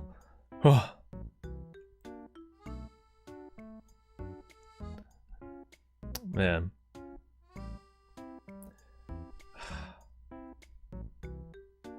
Well, I guess I gotta work hard too. I gotta work really hard. Because even though I am happy that I hit 30K, like, I always look up to all these other members, right? Like Justice and Advent and Promise and Myth and rest of the JP, and not just hololive, but all the, as I started doing content creation, I started looking at other streamers and other content creators and try to learn like how they do things and what they go through. And that's why I deep in, not even deep inside me, it's just me wants to see like how far I can go. And yeah, we'll just have to see. We'll just have to see how far we can go, honestly. Yeah, the next stream will be the November, not even planning. It'll be me announcing what I'll be doing in November. Again, there are a few trips that I've been planning, so that's that'll be that. But the the Singapore one, I'm not. Well, it's as of right now, I don't have plans for. Whoa. Featured content Hatsune Miku. Is that Hatsune Miku from Japan attending Singapore Anime Festival Asia? What? I've never seen a freaking just Hatsune Miku just attending a convention. That's literal Hatsune Miku attending? What? Oh my god, it's Miku, guys. That's insane. How's it gonna work? Is it just going to be her talking? Or is it just her singing?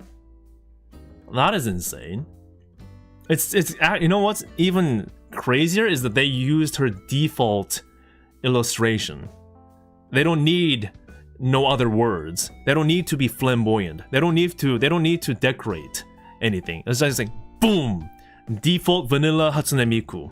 That's all you need to know, and that's enough.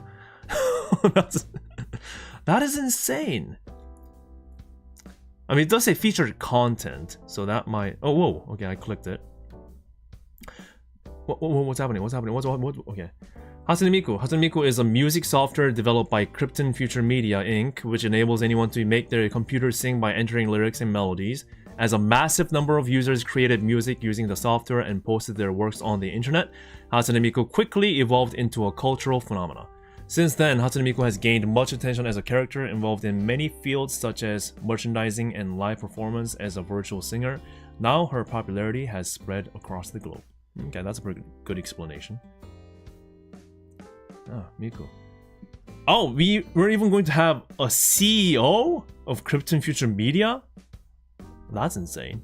Okay. Yeah, that's maybe this is more of an industry showcase rather than like a concert, because we have a literal CEO freaking attending. That's interesting. That's interesting. Okay. Well, it seems like a very cool, interesting type of event. Again, I've never been to AFA, let alone Singapore. So yeah, it'll be very interesting if there is a chance for me to go, for sure. Now, is there any other events that you would like me to check out that I don't know about? So far, I know the Suisei Solo Live concert, Miku Solo Live concert, Marin Solo Live concert, the Singapore, Indonesia, Seoul concerts, and their respective conventions. There's one event happening in Korea, which is a Generation Zero pop-up store. We looked over that too. What else? Anything happening in November and December that I should check out? Oh yeah, and Malaysia one is also happening too, and also in Taiwan too for the Seoul concert. Anyplace Singapore Cafe HoloLive. That one is that the gamers one? I think maybe. Is that happening while this is happening? Maybe you already told me about this and I forgot because I have a goldfish tier of a brain memory. That's literally my background music in my brain right now. One brain cell.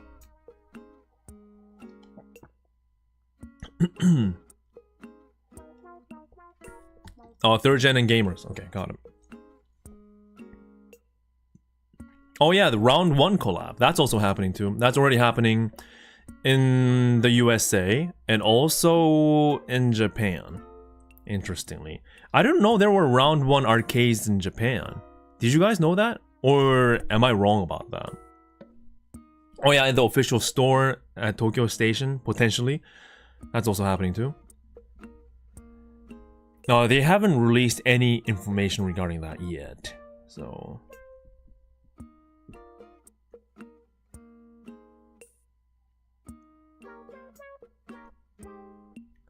볼링과 카라오케.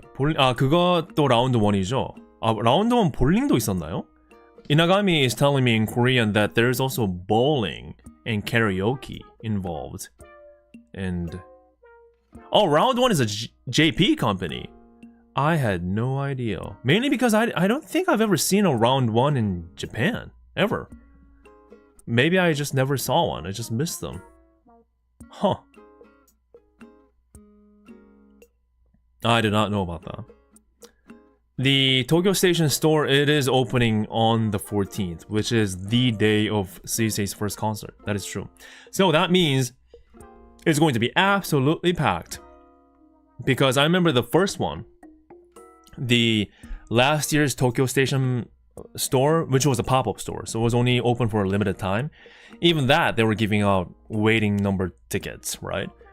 And apparently the opening week, it was absolutely packed. And it was just a small little teeny corner store. Watch that video if you haven't. But thankfully, by the time I went there, I mean, there were still lines. And I got the last, like almost like close to the last slot. So I barely made it in for the last 30 minutes before it closed. So I got lucky there. But I'm expecting Gosh, if it's opening on the same week, same day as CC's concert, that store is going to be freaking overwhelmed. I can already tell. I can already tell.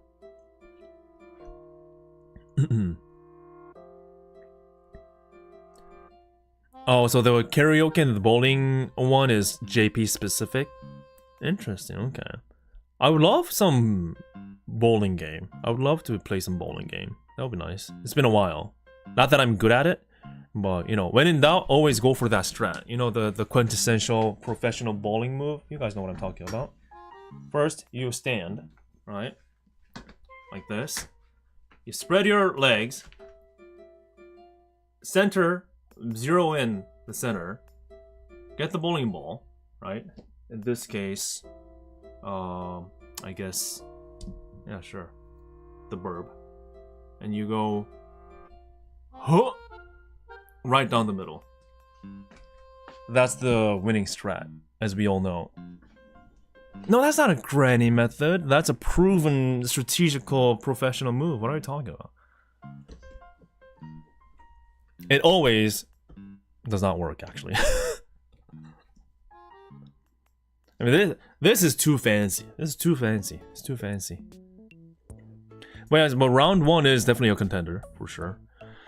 And again, I mentioned that if I can, I would like to get the new hololive trading cards. If they're in stock, then that would be amazing. Yeah, witness me making bank of all the rare pools. Do they, for hololive trading cards, how do they rate it? Is there a way of rating them? Like normal, rare, you know, super rare, those kind of things. Do they go by the conventional rating method, or do they have a different way of doing it? Hiroya says, congrats on 30k subs. Thank you so much. Appreciate it. Thank you, thank you, thank you. Thank you for the congrats. And thank you for dropping in. Appreciate that. Need the NT gutter line to be up? No, I don't need that. I'm a professional. I've never got myself into a gutter. Never. That's a lie. But no, that's for kids. That's for kids. I don't need any help.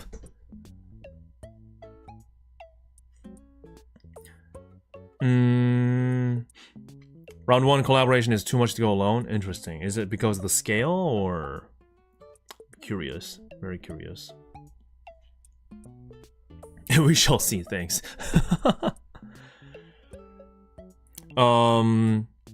You are a CC signed card. So when we say signed the card, it's not actually like physically her signing the card, right? It's just the printed version of that signature, right? That's I assume that's how it is. There's no way she's like signing all of them. Is there? Foil stamped. Oh yeah, foil stamped. Got it, got it. If it was literally signed, the price will be like double, probably. That would be crazy if that was the case, right? Still, that's amazing though, and it is rare, right? It is still rare. And speaking of which, now with all the like merch that you get, at least for the complete set, so for Gigi's birthday merch, for example, when you get a complete set, you also get her card. So now their strategy going forward is, whenever you buy a complete set of a merch, you get the respective hololive card. That's how they're doing this now. And I heard from someone that apparently like Reina's complete merch set included her card, and that card alone ended up being more like worth than the whole merch set. Which is interesting. Yeah, so we'll see how these things turn out. But I think it's a great idea though. I think it's a great idea that they're implementing their own cards. I think it's not signed. I don't think it's signed. It's just a card.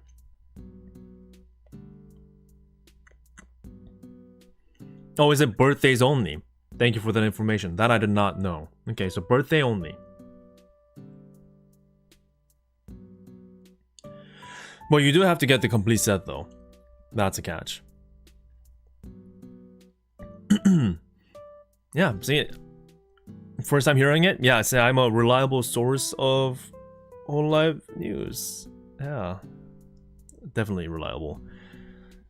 But I've yet to get a hololive trading card, so I will definitely try to get at least a pack. Last time I went to Japan, it was right before they released the cards, so I was too early. But I was seeing like posters of them though, I think. I think I can dig some posters.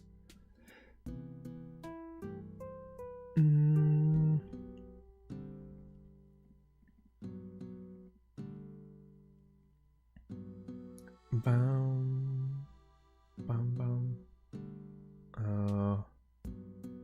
Oh, here it is. I think this is it. Maybe. I think this probably is the promotional poster. Yeah, it is. It is.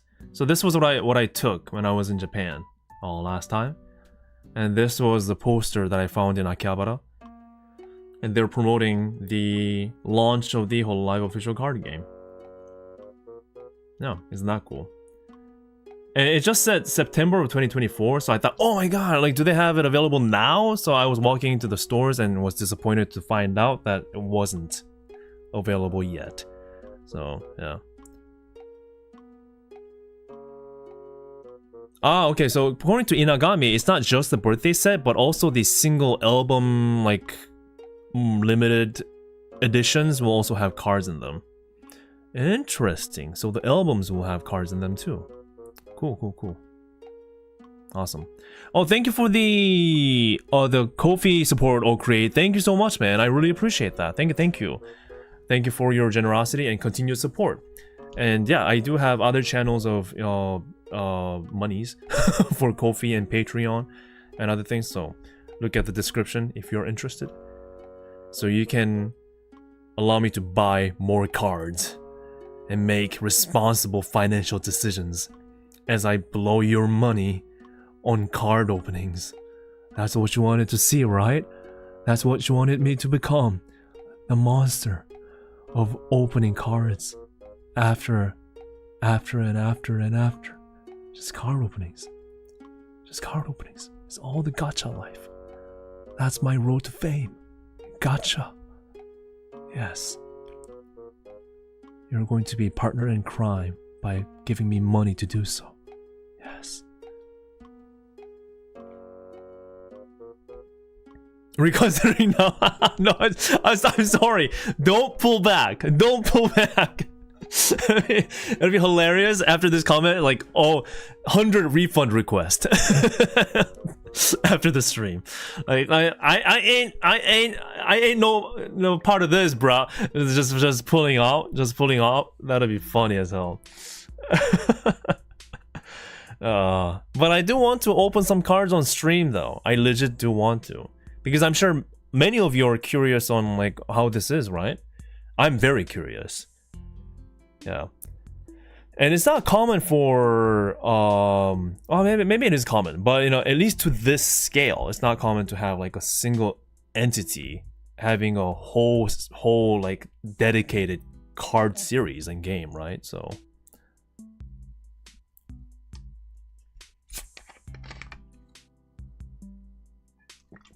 this person must be a hololive employee. It's all part of the plan.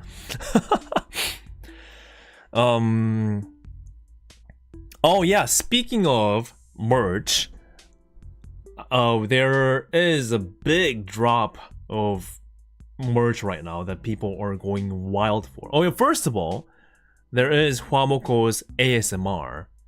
I don't know how many of you are fans of ASMR content. I've never bought ASMR stuff in my life.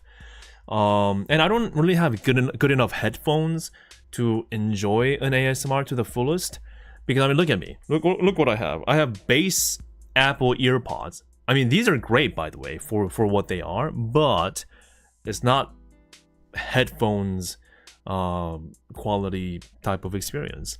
But still, it's Huamoko's dream to have something like this, and they've come out with it. Every day with Huamoko. Every day. You can be with Huamoko every day. You can bao every day. You can work. Imagine you working out at the gym, right? You're just tearing apart those routines. You're just absolutely owning that gym day. You know that meme of your like masculine Chad going like doing this, and the girls around you are like, I wonder what he's listening to. Hard rock maybe, and this is what you listen to. That's the meme. But it's not a meme if you actually do it, and I encourage you to do it. Yes. There's no hard rock. There's no place for hard rock when you have Huamoko ASMR. Got literal two puppies whispering into your ears, man. What else do you need? What else do you need? I actually don't know. I've never listened to it. So no. Non-stop Baba. Greenie says, don't forget the Oreos earlier are considered somewhat ASMR. Oh wait, did I do ASMR without even realizing? Was that? Can that be considered ASMR? I don't know. I don't think so. It's just me just making noises, right? I wasn't going like, hello, right? That's, I'm sorry for that whisper, but I've never done that. So it's not like ASMR.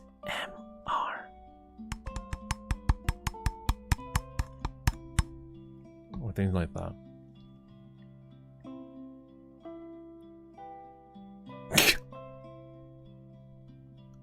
Yeah, but ASMR content, maybe I should give it a go. Oh, they have Japanese and English version? This I didn't know. Preview? Wait. There's a preview. Preview. Relaxing morning with Huamoko.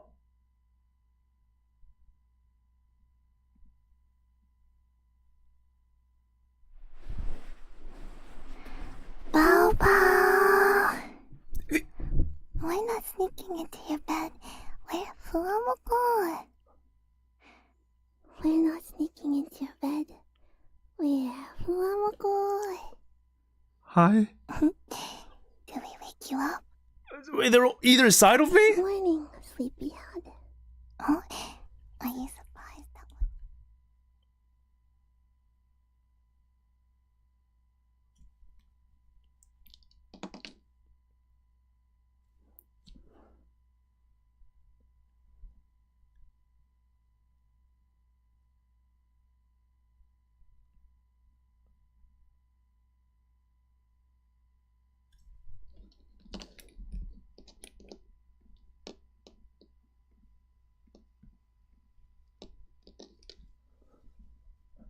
I need it. Give it to me. Give it to me now! I need Huamoko side by side in my bed. Okay, that sounded weird. Not in a weird manner. Give it to me! That is... Wow, I didn't expect that to like really dig into your ears. I thought you guys are just memeing when you say dig into your ears, but that... Oh, that's a sensory stimulation in a very interesting level. I'm not kidding when I say I've never had experience with like ASMRs. Can we try more previews? I mean, just for research purposes. Just for research purposes. No, not that I'm into these things. You know, it's just you guys are curious of this, right? I mean, it's not me. It's just I always have to do these things for the sake of you guys, because you guys are always asking Wiki, how is Huamoko's ASMR? Like, can you share how the preview sounds like? I mean, okay, for science, I'll do it for you guys. Sure. It's not me, but it's not. No, it's just for you guys. Sleepy time with Huawa. Bao Bao! First, it's Huawa's turn to help you relax. Let's see.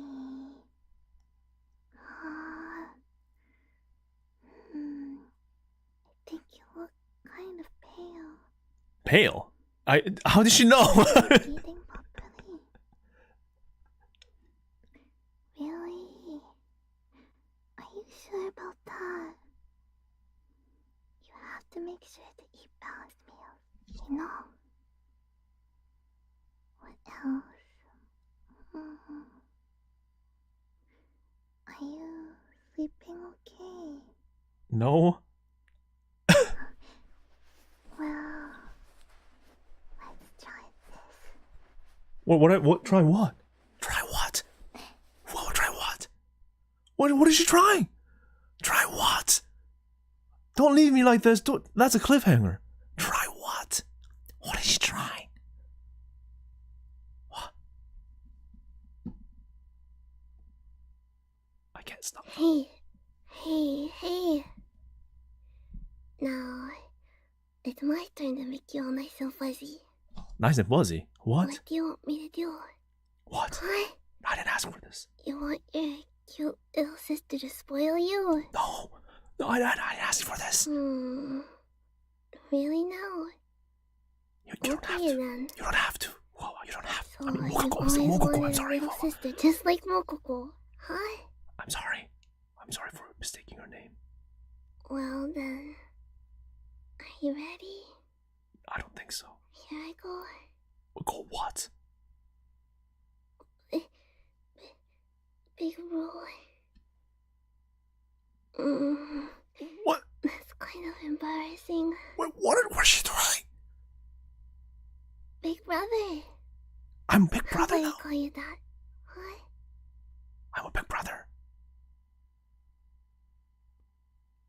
What is she doing and why is she embarrassed and why am I her Big Brother all of a sudden?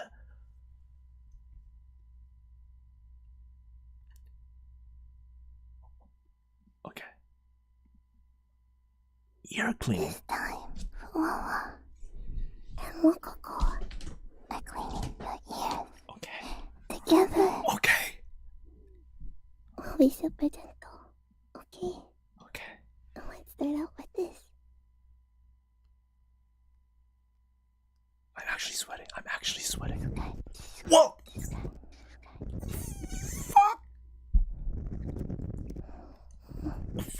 Both ears at the same time is crazy.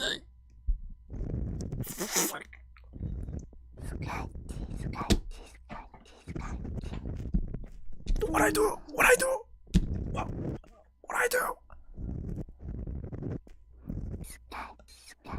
Yes, that's enough. Yeah, I think my ears are clean. That's fine. God, how do they do this?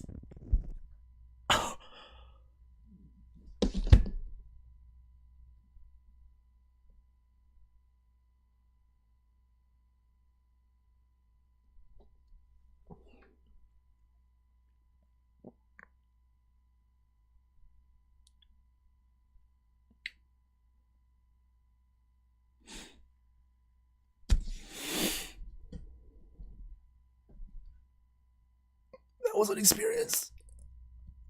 I was not ready for that.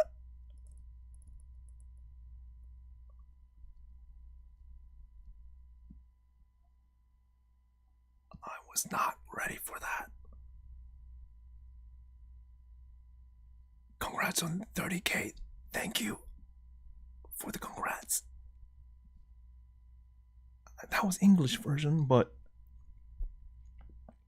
I mean, at this point, we have to listen to the Japanese version, right? Right? For science? So it's all same situation. Oh my! I still feel like my ears. I really feel like they've done it in my ears. That's crazy. That's actually crazy. Okay, this up. Okay, we're too deep into this now. We can't stop now. I'm really sweating. We can't stop. You know. Okay. How about this? Lights off. Okay.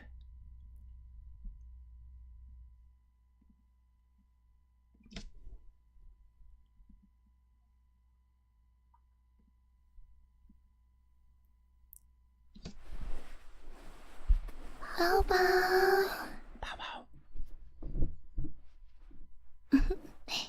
起きた？君ってお寝坊さんだね。どうしてふわもこがここにいるのってびっくりしてるの？昨日ヒロが雨で濡れて困ってるところを助けてくれたでしょ。はいはい。その Oh wait, that was it? Why is it so short? Okay, so it was like, oh, I guess I rescued them from the rain or something and took in the puppies into my house or something? Is that the situation that they're going for? バーバー。まずはふわわが君をリラックスさせてあげますね。はい。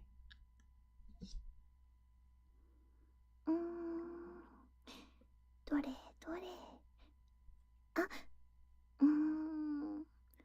顔色が少し良くないんですね。はい。ちゃんとご飯食べてる？はい。本当？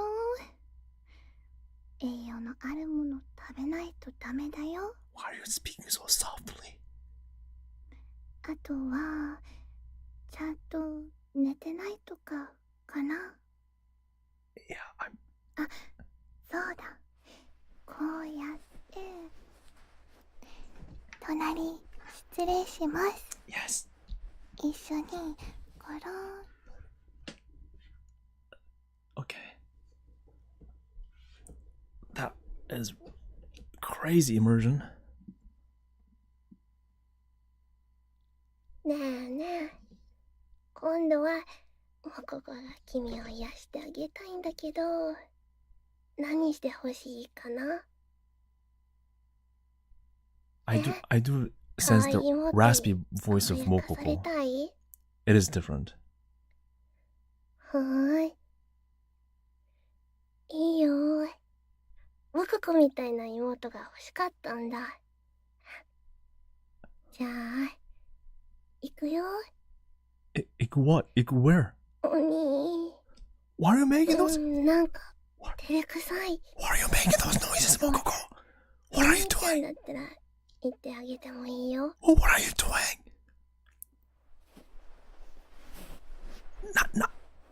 なんだこりゃ。お兄ちゃん、はい。最近お疲れみたいだね。 Yes. I think that is enough. I think that is enough for stimulation today. That let's turn on the peaceful Animal Crossing music again.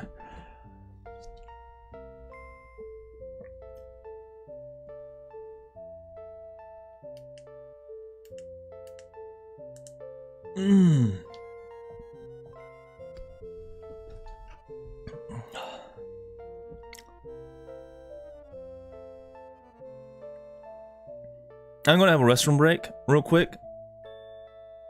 I'll be back.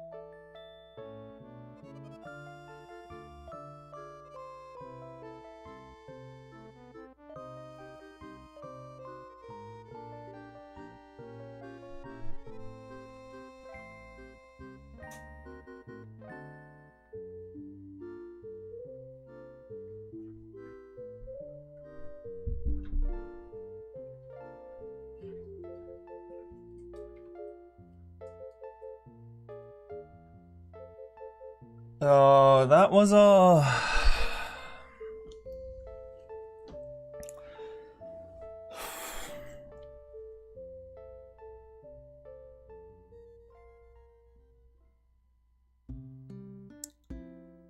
Wait, there's a precaution tab on the store page. Right here. Precaution.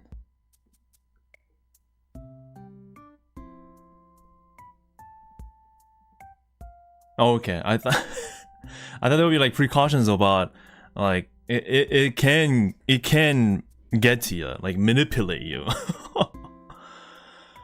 Okay. Wow, that is a lot more like in your ear experience than I expected. I have discovered a new realm of continent. I'm like Columbus. It's an eye-opening experience. Okay, well, that's that. That is that. Wow. Wow.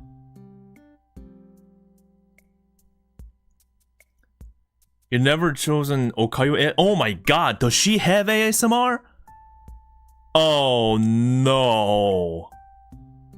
Oh, I don't even wanna. No.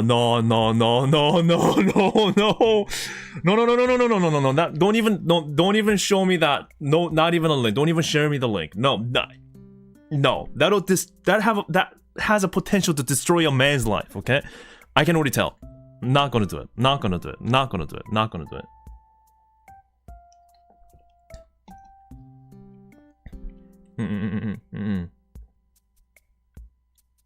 Kobo's ASMR, that one I know. Like, hello everybody! You know, those kind of things. Oh, okay. I mean, good for them, Huamoko. I mean, amazing work. I mean, the fact that this is my reaction probably is a good thing. Is that they've done great jobs with the acting. But what are they doing though? Mokoko says she's doing something and she's making weird noises. But what's she doing? What's the dog doing? That's my question. No Okayo. Alright, so if you're curious, buy it. I'll leave it at that. It is insane. That much I can say. It is insane. Maybe if you're like a person who's used to listening to ASMR, maybe this is not a big deal, but that for me was something, I gotta say. Okay, originally I was trying to go for this. I was trying to show you this. This is the, they're big. No, not this one. The Advent one. Yeah, the Advent stuff. The Friends With You merch, right? Just announced and released. I thought they were sold out though, weren't they? I thought they were. Oh, maybe they restocked. They must have. Okay, I think they restocked. That's cool.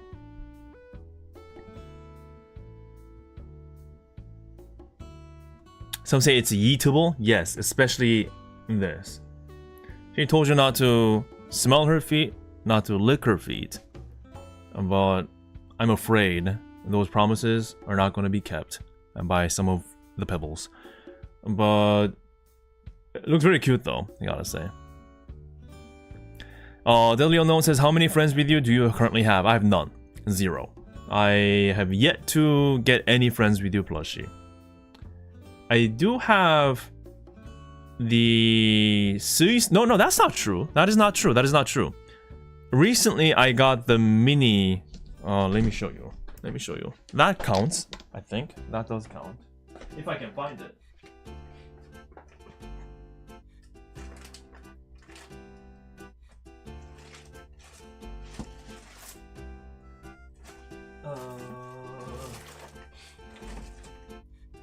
again if I can find it, that is. Yeah.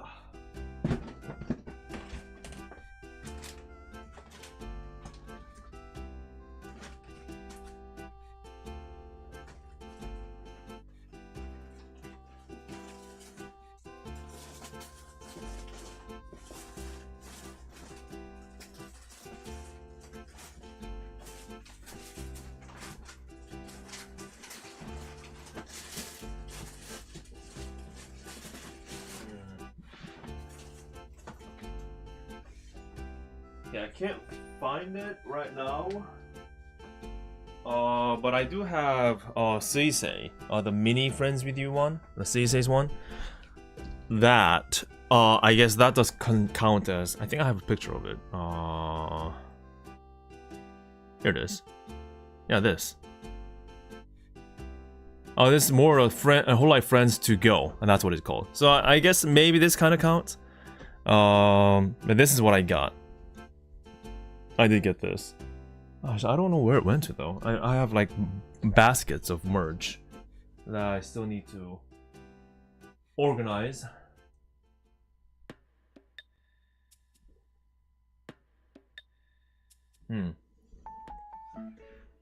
Does kind of count? Yeah, I think so.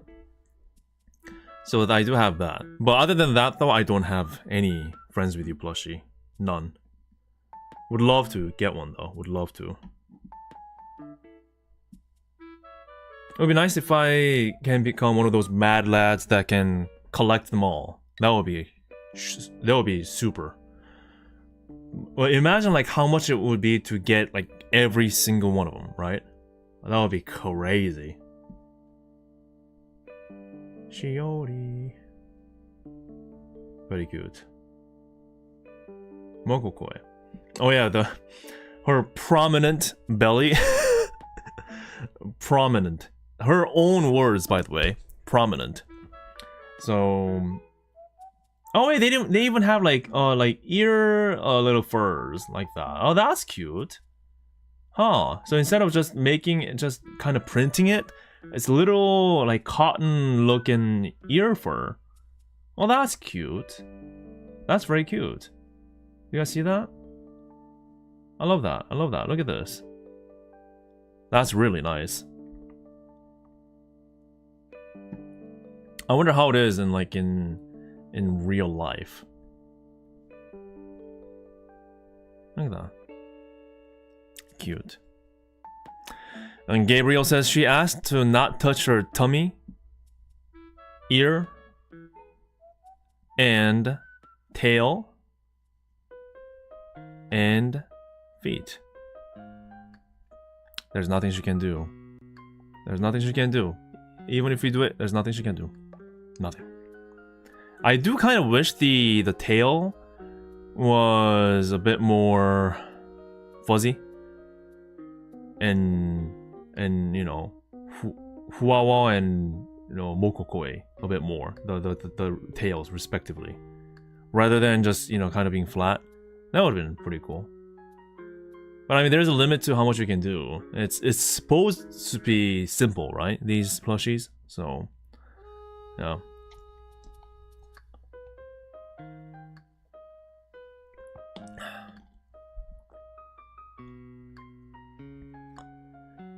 Yeah, Nendroids is a whole other beast. They don't sell Nendroids here, right? But imagine collecting all the hololive Nendroids and all the Friends with You plushies. And I know the Nendroids, they don't have it for like all the members. Still waiting for the Kiara one when. But yeah, at least the Friends with You one, there's so many. So many. Crazy.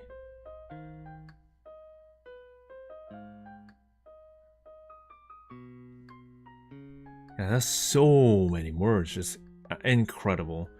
You can literally drive yourself into bankruptcy just trying to get some merch here. There's just so many available and so many coming out at any given moment. It is just wild. It is just wild to me.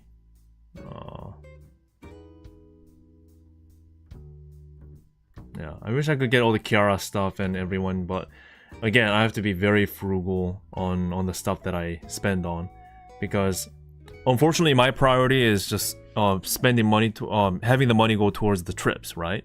Because that's what's important for me right now. So yeah, that is that. But I hope at least some of you in chat were able to get some of these. Almost over. Oh, these are like the things that are coming to an end. So we have Crony's 3rd anniversary, and we have Eofi's birthday. We have the magical girl, the thing that they did. We have the 2nd generation 6th anniversary. We have Gavis Batel pillow cover that I didn't know existed. And all the, yeah, I see.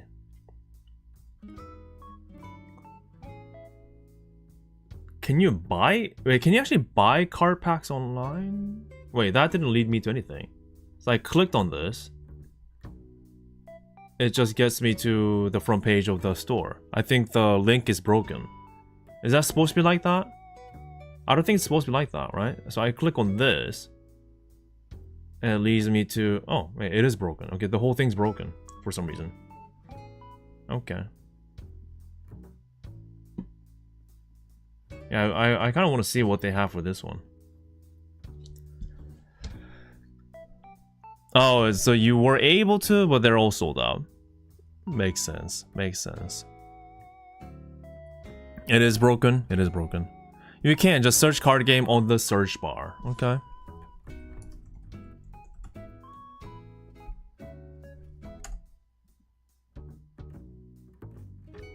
There we go. Start deck. This product has restrictions on the products that can be ordered together. If you wish to purchase this item, please adjust the contents of your cart. Okay. Hey, you can buy the start deck, apparently. Is this different from what I was trying to look for? I guess start deck is just a set amount of cards, right? It's not it's not really gacha. Is that why it's still available? Maybe. You see, I know nothing about trading cards. That's why I'm asking these questions. Okay. So if you're looking for gacha, that's not what you want.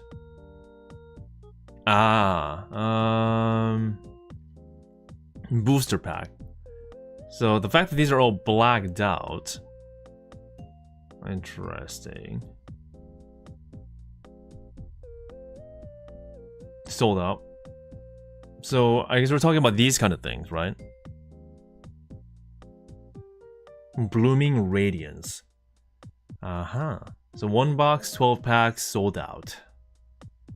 So I guess people just have to wait till they restock or try to go for offline stores. Actually travel to Japan. Interesting. And this one is... oh, this is also a starter. Okay, this is also a starter set. Also sold out, by the way. Okay. Well, I hope I get a chance to find one in Akihabara when I visit back. And that will be lovely. But yeah, it is what it is. Alright. Yeah, that'll be very interesting. Very exciting, for sure. But yeah, other than that though, again, there's no shortage of stuff you can buy. So you can just get into this website at any given moment, get plushies, get anniversary, birthday merch, get ASMR if you want to get into it, and just get whatever you want. And you'll quickly find out that you're bankrupt after that. So that is that.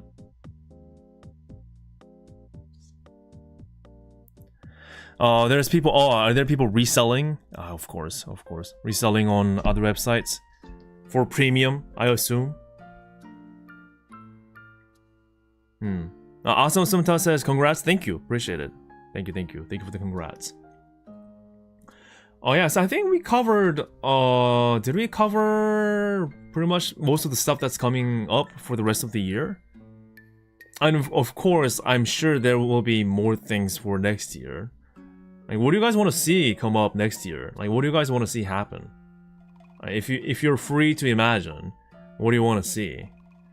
Because like for 6th Fest, for example, for me, 6th Fest wise, I know summer's unbearable, but like maybe for like a good weather, you know, time period, like spring maybe.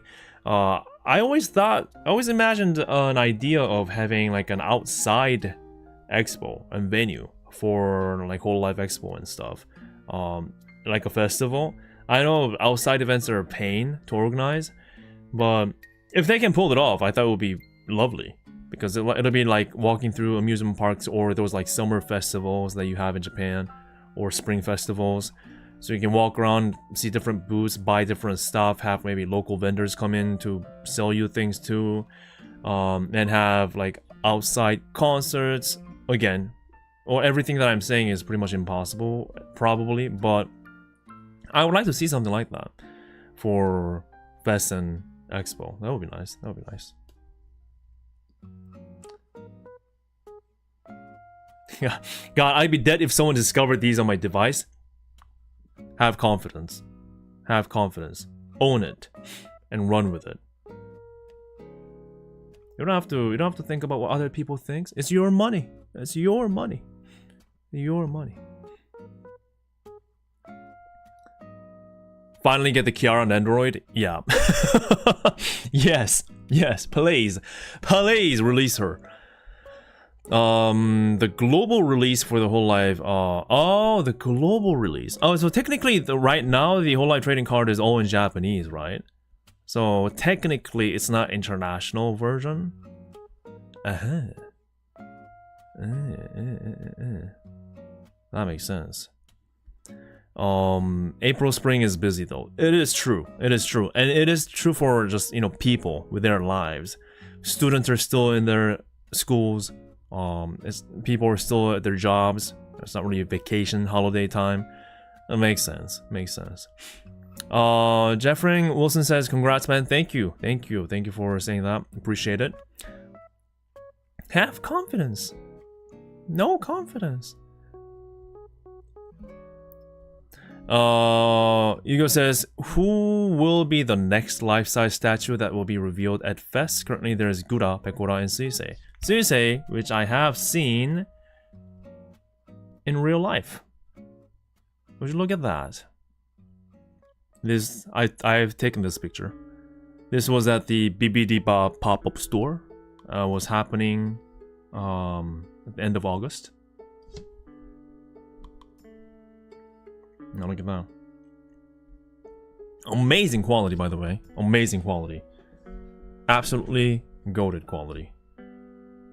Very... It must be very expensive, too. Azuki pop-up parade next year? That would be nice, too.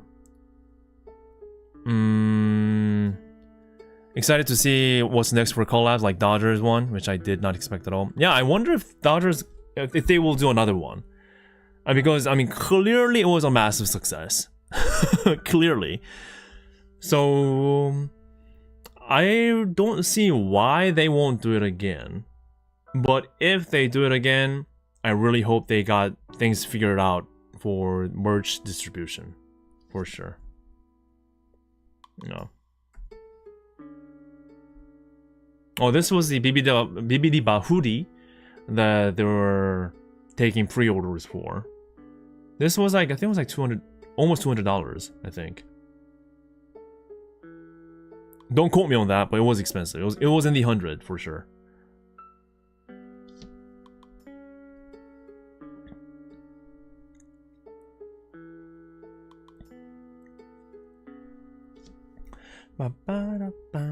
The coasters, which I did get, these were random coasters that they give you if you spend a certain amount of money. Like, look at this. Woo-wee. I don't know if oh, yeah, there we go. And did you know, at the base of this one-on-one full-size statue of Suisei, there is an actual handwritten signature of Suisei herself. Did you guys know about this? I was here and I didn't know about this, and one of the fans that was just visiting just pointed out to me, like, you got to take a picture of that too. I'm like, whoa, I didn't know about this. Thank you. So I took a picture of it. That's not printed. That's handwritten. Isn't that awesome? So next time you come across one of these, look at the base, look at the platform, and you gotta look for this.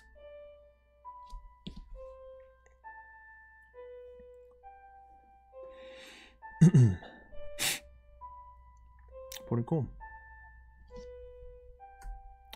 Look at that feet. No, not the feet. Look at the signature. Priorities. And this is everything that I got. Yeah. I haven't made a video about this yet because I want to, if I can, I want to tie this into my future videos somehow. Which I won't spoil too much, but yeah. Yeah, no feet. No feet. Bonk. Incoming.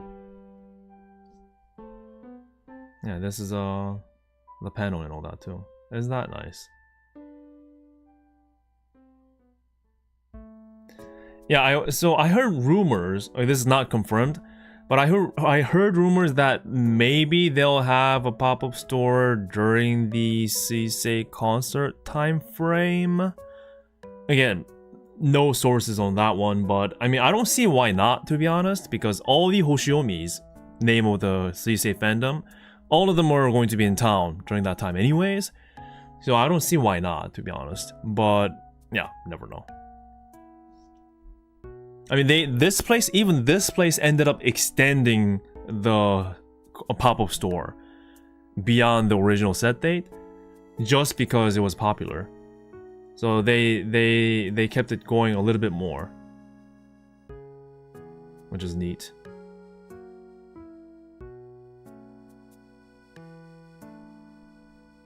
Wait a minute, what? Oh, this is my pudding. Oh, okay. I was just working in the hotel, and yeah, I was like, what's this picture? I thought Cisa was on top of the pudding for some reason. I like going for puddings whenever I visit Japan. Puddings are not that common in Korea because it's not a popular dessert choice. We do have many other things, but I'd say in terms of dessert and pastry, Japan is definitely one up Korea, or maybe actually several times more widespread, high quality, and even more affordable. So yeah, pastry wise, Japan is the place to go for sure. Pudding with the chopstick, I forgot to ask for a spoon, so it's just didn't have a choice. I'm not a freak that intentionally goes for these things, okay? I just didn't. I can't do this, right? I can't drink it, so I had to use what I had. I had chopsticks, okay? So I had chopsticks.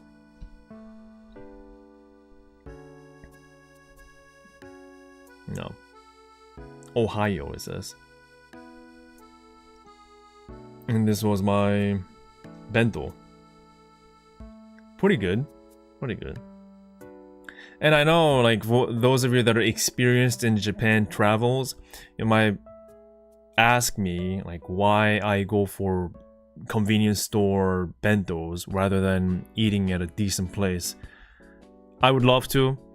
It's just that I usually work as I eat, or I want to just get it out of the way real quick and just continue working on my videos, even when I'm traveling. So this is the best thing for me. And I would love to just, you know, have a casual trip and enjoy local eateries and all that. Unfortunately, I never have time for tours whenever I visit these places. So it's Japan, event, hotel, home. That's the routine. That's my routine. Even Taiwan too. It was all just hololive events. Hardly any local restaurants. And if I did go to a local restaurant, it was related to hololive event. Didn't really get to experience like local touristy spots. It was just me, Taiwan, hololive event, hotel, sleep, wake up, hololive event, hololive event, hololive event, airport, home. 30 hours. Done. That was it. But yeah, I mean, to be honest though, I do enjoy convenience store bentos. I do like that. I do enjoy them.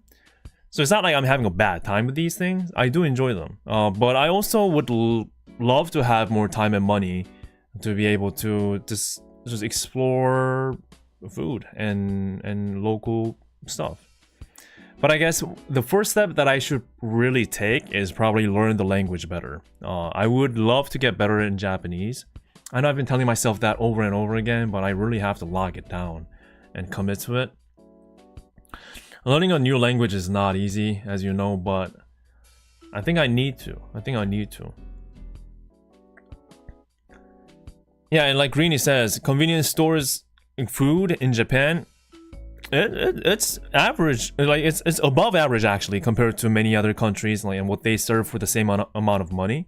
So yeah, I totally understand it. I totally enjoy it too. They got really fun stuff too. They always change it around too, slightly. So it's usually not the same thing over and over again.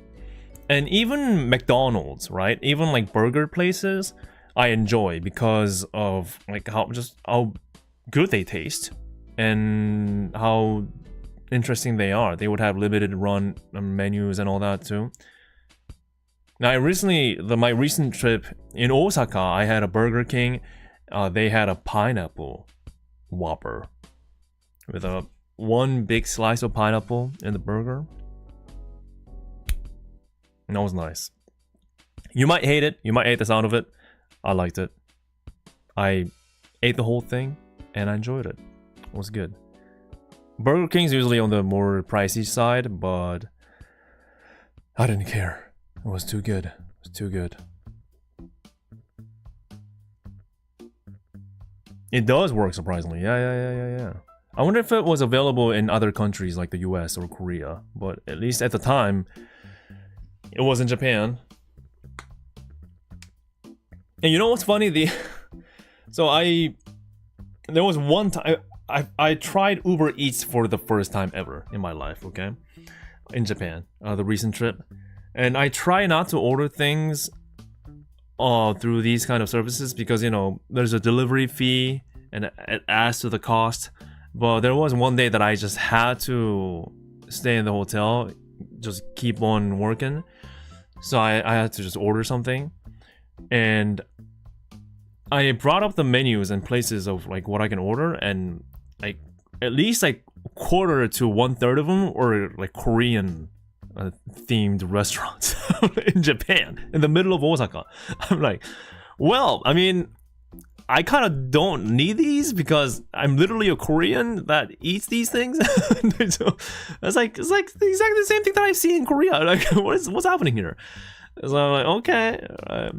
And they're more pricey, obviously, because, you know, Korean food in another country, there's a premium for that. But yeah, I thought that was pretty amusing, pretty funny. So I'm like, nope, I've had that. Nope, I had that. No, I literally had that like several days ago. No, and then I found that's how I ordered the Burger King. How I came across Burger King. Yeah. Inagami says, what's the most expensive thing you ate in Japan? It probably is one of the hololive foods, I think. I don't think I had anything like obscenely expensive food-wise. Never had Wagyu. Wagyu is a premium beef. A barbecue. Never had it.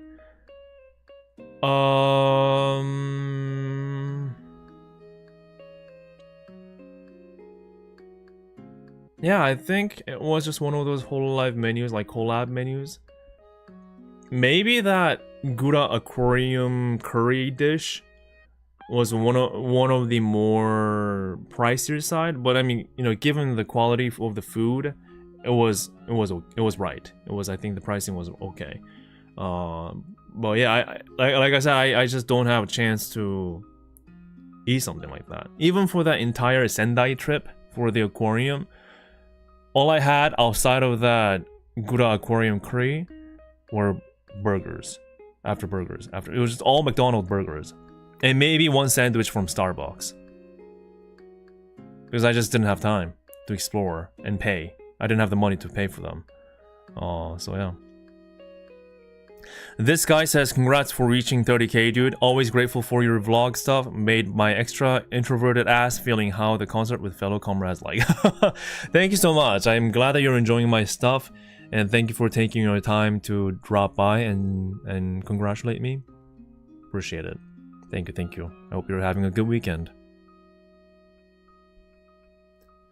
I don't know, maybe the Wagyu, it depends on where you go, but at least the prices that I've seen were not cheap at all. They're really expensive. And I guess they're supposed to be expensive, right? So it makes sense. But yeah, again, going back to the topic of convenience store food, I do enjoy them. I do enjoy them. Oh god. This, have you guys, I uploaded this on my Twitter. Have you guys seen this? So in Osaka, it was so hot that I had this in my backpack for a little while, just walking around, not even just sitting, having it out in the sun alone. I just had it in my backpack carrying around. And I got to the airport, waiting for my flight to home, right, returning to home. I'm like, okay, it's time for me to try this macadamia chocolate that I've been looking forward to. Open it up, disaster. Pool of chocolate. All fused into one. Macadamia nuts rolling around on their own. This is how it's supposed to look like. And this is how it ended up being. As soon as I opened this. And I was like, thank goodness they had a seal. If it wasn't for this seal, it would have been chaos in my backpack. Thankfully, everything was closed off, but I was disappointed. But I was not going to give up, so I got a spoon and I scooped them up and ate them. Because I said I'm going to eat them, and I ate them.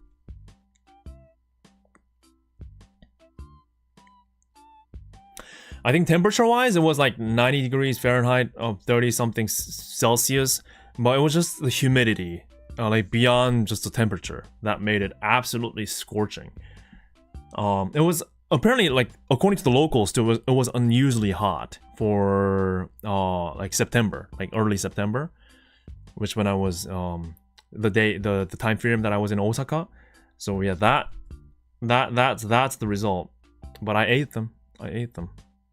Yeah, it was incredible. Actually incredible how it turned out to be like this. No. It was good though. Not that it doesn't. The taste doesn't change, right? So it was good. It was good. So a little view of Osaka. Nice weather. Look at this. Look at this. It looks nice, but it is painful. Oh, here we go. I took pictures of the Burger King. Yes. So Burger King takeout. Why do I have two bags? I think it was burger in one and maybe fries in the other, maybe? I think so. What does that say? I can't even read what I ordered. Well, yeah. And I ordered it, and this guy on a bicycle came along and dropped it off and went. It was just peaceful. Yeah. Okay, maybe the pictures don't do justice.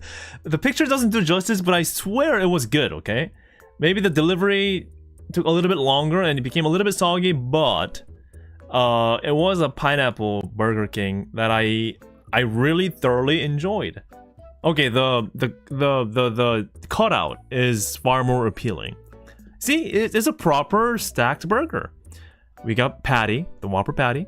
We got the bacon. We got the special sauce. We got a slice of pineapple. Layers of lettuce. And with mayonnaise, and buns. That is better, right? Yeah, this is... I swear, this is how it is. This is how it is. It was pretty big, too.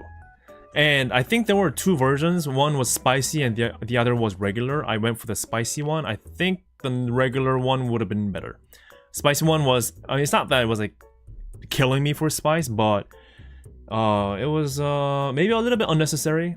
The kick that it had. But it was good, though. And thick fries. Thick. With two C's at the end. thick. Oh. Wish they had a bigger bag of fries. I think I ordered large set for this and still came out thinking, oh, I wish it was a little bit bigger. Because, you know, you gotta remember, Japanese portions, oh, okay, it depends on what you eat. It can be humongous, okay? You may be shocked on like how much they give you for like certain things like ramen bowls and stuff, but sometimes for these kind of set menus, compared to, I guess everything compared to US is small. It is the land of the free and the pickup trucks and the eagles going and the freedom of flag just, you know, flapping in the glorious wind and all that, you know, that picture, but and guns and machine guns blazing, AR-15s. But hamburger size wise, if you're expecting like US size, it's a lot smaller, that's for sure. And which is especially prominent through the drink cup size, right? I feel like the large cup in Japan is probably like medium at best in the US, maybe even small. So it's that kind of a, you have to adjust your mind a little bit. But having said that, I have learned that recent prices in the US, at least in New York City, where I was in, McDonald's was not cheap. The Big Mac large set was quite over $10, well over $10. And in Korea, it's half of that. And of course, it didn't feel like the serving portion was particularly bigger. It was a little bit bigger, but not crazy bigger in New York City. So yeah, I guess fast food is not as affordable as they used to be. I liked it though. I liked it. Oh yeah, this is a good pick. There's a clean cutout. Lovely, lovely. I like it. I want to have it again, right now. Kyokem says, congrats. Yeah, thank you so much. Appreciate it. Thank you. Thank you for congratulating me. Appreciate it. Yeah, this, see, I mean, I kid you not, it was a good burger. It's a good, hearty burger that I needed at the time. And mind you, this was me just absolutely just worn out after a full day in the Osaka hololive City amusement park. I was just cooking under the sun, all burnt. So I had to run to the convenience store to buy, you know, one of those like aloe vera, a soothing cream thingamajig. So I was like, oh, I gotta cool myself down. I was like just putting it all over myself. And I had, for some reason, I had all these like bug bites. I guess there are a lot of like bugs in the, you know, near the plants and all that. I was just standing by some plants and I got like, it wasn't, there weren't mosquitoes. They were just like bug bites. Like on my legs, I was like, oh, I had to go out and buy some like sanitizing liquid medicine thingy. I don't know what they are, but I was in pain. So I was like, I gotta have something hearty. I gotta have something that'll just energize me again. And I had no regrets. And more convenience food choices. Please tell me if you approve of this or not, but this was my midnight snack. I'm not usually a huge eater, but like this week I was just spending so much energy that I've never craved food to this degree in my life ever. I was eating, and I was still hungry, so I had to go for another midnight meal basically to keep myself awake, and this was my choice, one of them. We have the good soba, which is basically you dip it into the sauce, or I guess you can go vice versa. You can maybe just pour it on top of it too. And we have the little salad noodle thingy to pasta thingy, also good. And cannot forget about a little cup of kimchi for the spice that this meal was otherwise lacking. And you can buy kimchi in all the convenience stores in Japan these days. Kimchi is a Korean traditional pickled cabbage side dish, and you can just get them. I'm like, okay. It did have a different taste, just a little bit of different taste compared to the usual Korean style kimchi. I could sense a bit more wasabi kick to it, which is uncommon for kimchi, but still I liked it. Right?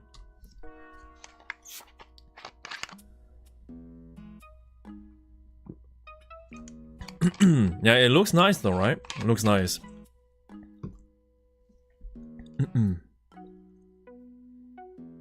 Yeah, all that sweat under the heat really, I was just dead. I was dead.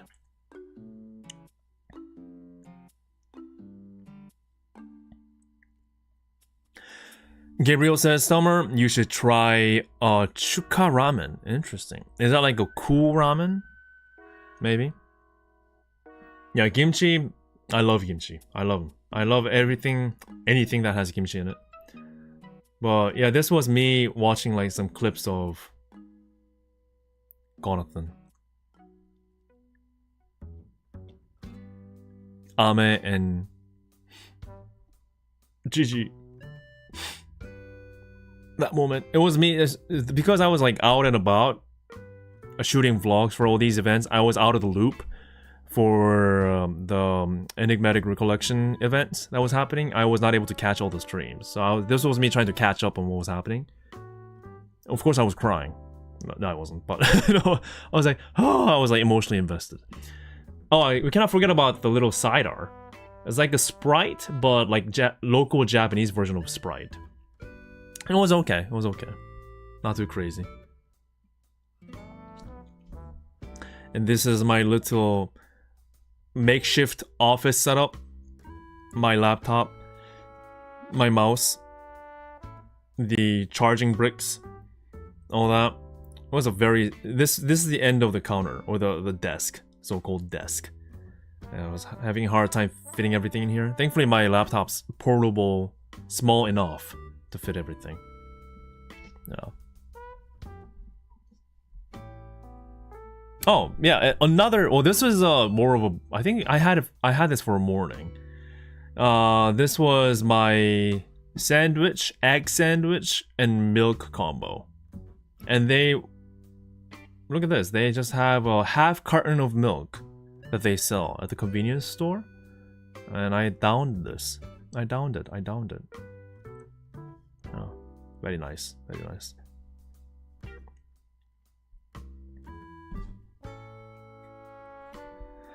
Morikazu says Korean naengmyeon is still the best dish for summer. Yeah, naengmyeon is a cold noodle dish. I love it too. I like naengmyeon with the soup. I also like the bibinnnaengmyeon, which is the spicy red sauce type of occasion that you kind of mix it up and eat. Got some great local places near me. Absolute best. Yeah, so that's that. Yeah, so it's just me showing like what I ate, I guess. Oh, and this was the view of the hotel that I was in. I was incredibly lucky to have a really just crazy view. Don't mind the feet. But I was just having a mood of yeah, look at this. Is that awesome? Roland says, hi, I just arrived here. Sorry for the timing. Showing my feet. Don't mind it. Just admire the view. But this is just... When the sun goes down, it becomes cooler. And the temperature is just right? And just a slight breeze with the faint noises of the city as the sun goes down and the cloud just turning into slight pink hue. And just admiring the view as I kind of just... lie down. That was mood. I liked it. I think I even took a video of this moment of me just staring out the window, like in this perspective, and just admiring it. And this is the view outside. Look at this.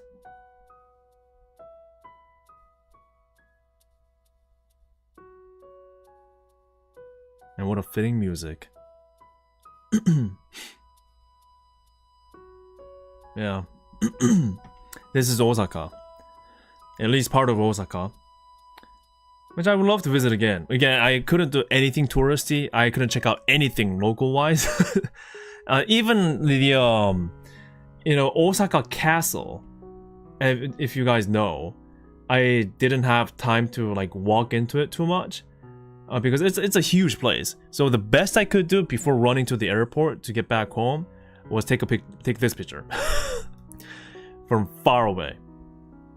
This is as close as I've gotten to the castle. It'll be another 20-minute walk into this area, like beyond the castle wall. And I just didn't have time. I had to make it to the airport bus that was leaving. So, yeah. This is my only touristy thing that I've done of the entire week of Japan. Yeah.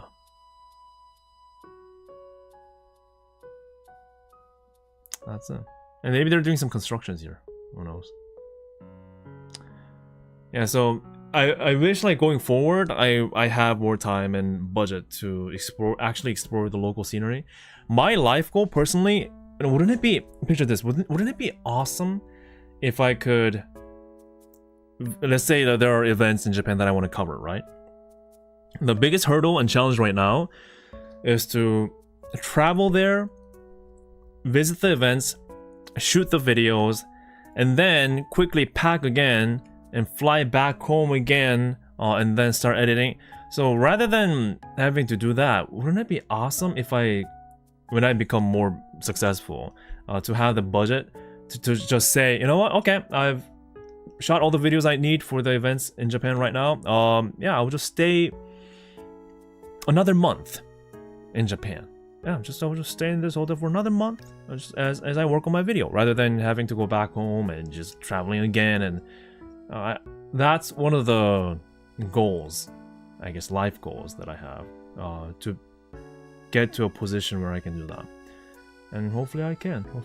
It feels like it's still a long way away for me to ever get to that point, but yeah, I wish I could do that. That would be nice. And hopefully eat something better. That is what it is. But so far though, I'm still enjoying what I do. I really like it. Totally enjoy the whole experience. So yeah, that's that. All these little moments, they all add up, you know? They all add up. And I can do it thanks to all of you.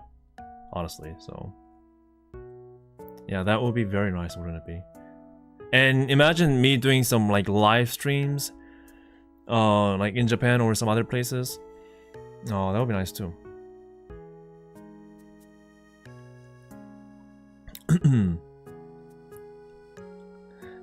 Just Pan says, Wiki, some parts of Japan are just too pretty to not vlog. You might drown yourself in footage during that month. Yeah, that is true. So I'll have to pull myself back. But it's more like just me having time to kind of just relax as I work on my video, rather than like running back home again and all that. And an occasional just, stroll and just walk into one of these touristy locations if it's near me, in between, or buying some desserts, or get something to eat as I work on it. I think that would be wonderful.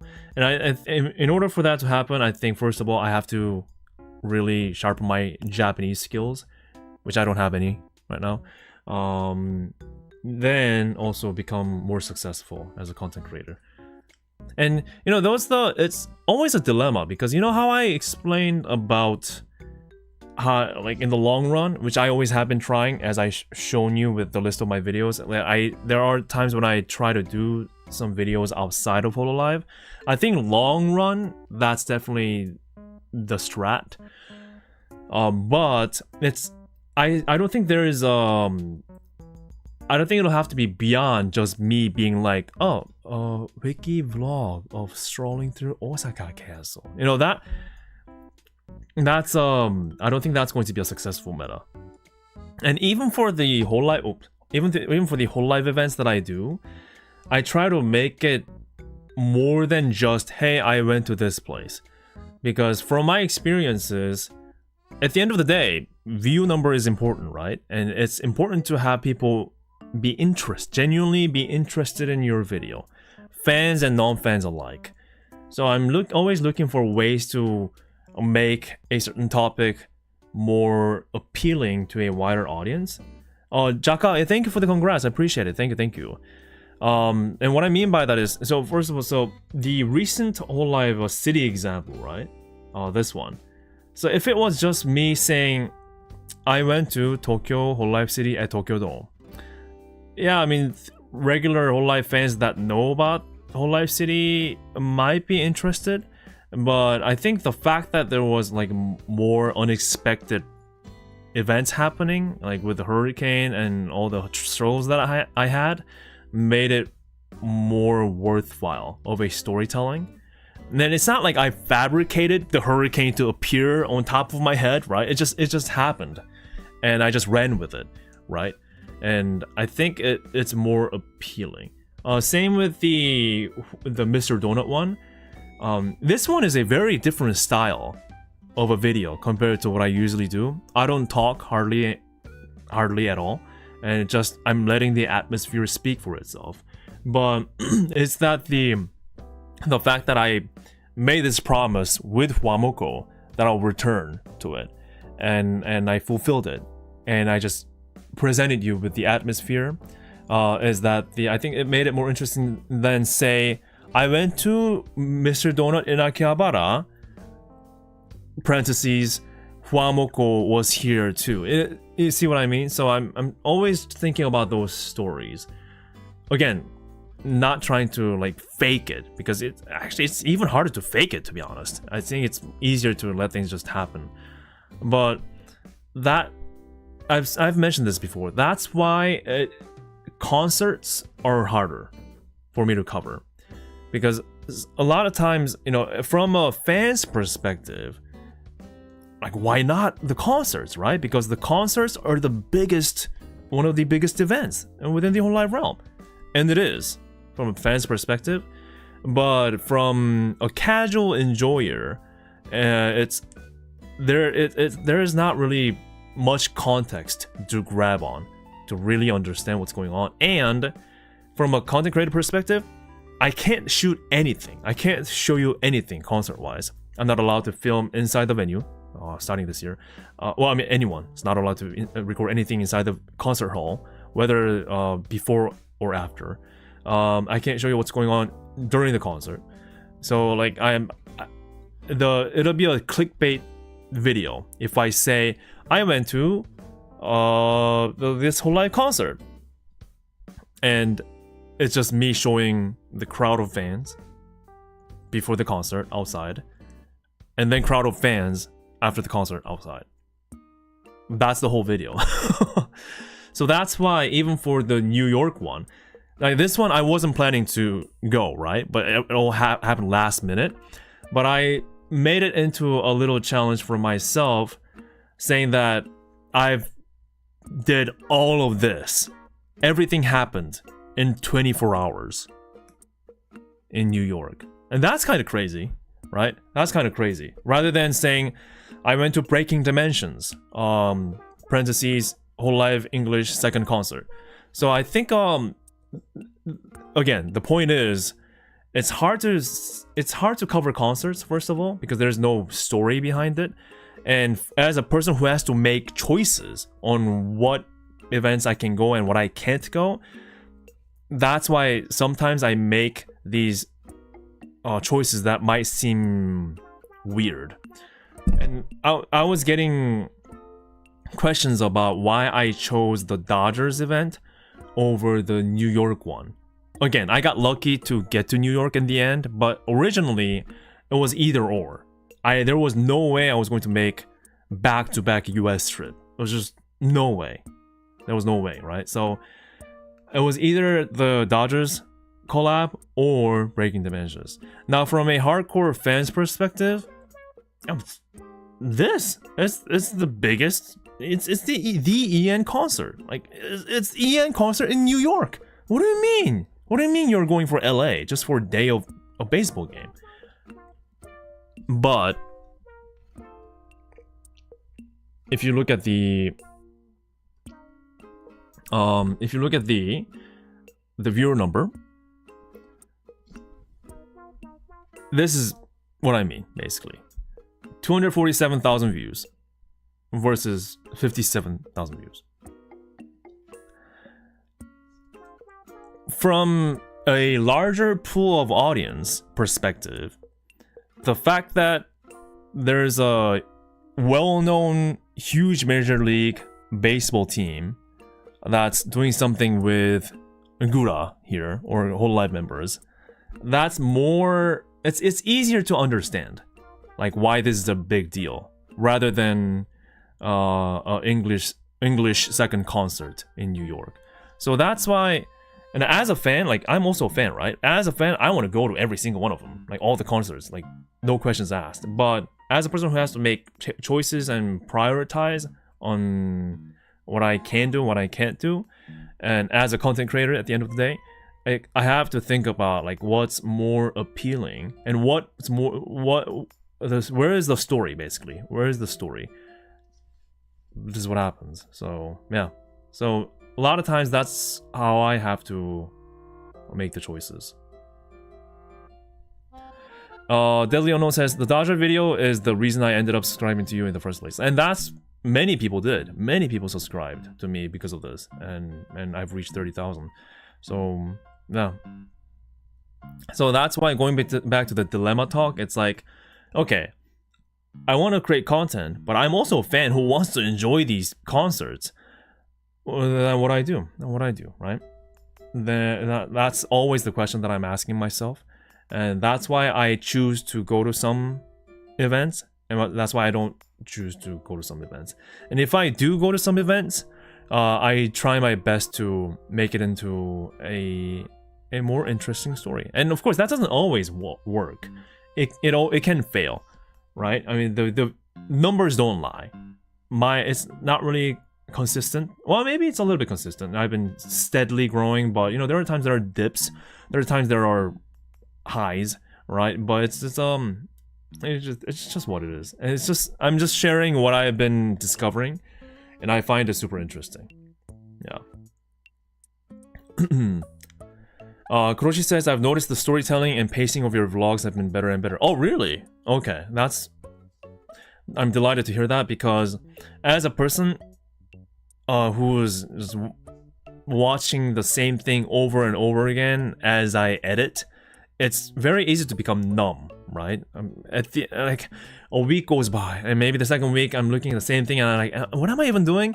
Is this video even worth it? You know, those kind of feeling that I have a lot, because I lose that fresh perspective as I work into these videos. So I'm very glad to hear that. Yeah. Now, and of course, there will be hiccups. Like for this as an example, I could not monetize this video at all because that was my agreement with the Tokyo Dome City Amusement Park that was doing the hololive City collaboration. It was, you can record and make a video out of it and upload it if you don't monetize it. So I'm like, all right, sure, I'll do it. So there are things like that. Sometimes there are deliberate choices that I make, risking the lack of money. Prime example being the New York vlogs. I absolutely felt like, from a creative choice perspective, I absolutely felt like I had to end the video with Liz singing New York, New York. I was like, you know what? There's no other way. This is meant to be. It was destined to be. So there are times when I make creative decisions over monetary decisions, monetary benefits. So I mean, it's stupid. Actually, don't do this. If you're gonna make videos or do anything in life, do not do this. You have to earn money. Okay, you gotta earn money. This is absolutely the dumbest thing to do, to make choices like this, because you're going. I mean, again, thankfully I was supported to go to New York, but it's otherwise an expensive commitment, right? You're spending so much money. Like all these trips that I make, I've never made profit. Never. Even the Dodgers one, 247,000 views. Wow. But you're earning $200, maybe $300, and just the plane ticket alone, round trip plane ticket from Korea to LA is $1,300. So $1,300 just for the plane ticket, not counting, you know. So everything that I do, I'm just brute forcing it because I like doing it, and that's also why I don't know how long I can do this, but I like doing it. So that's why I'm doing it. But yeah, it can get very complex on all the decisions that I make, and that's why sometimes it might not look logical. But you know, it's because there are things that I'm thinking behind the scenes. Yeah, no.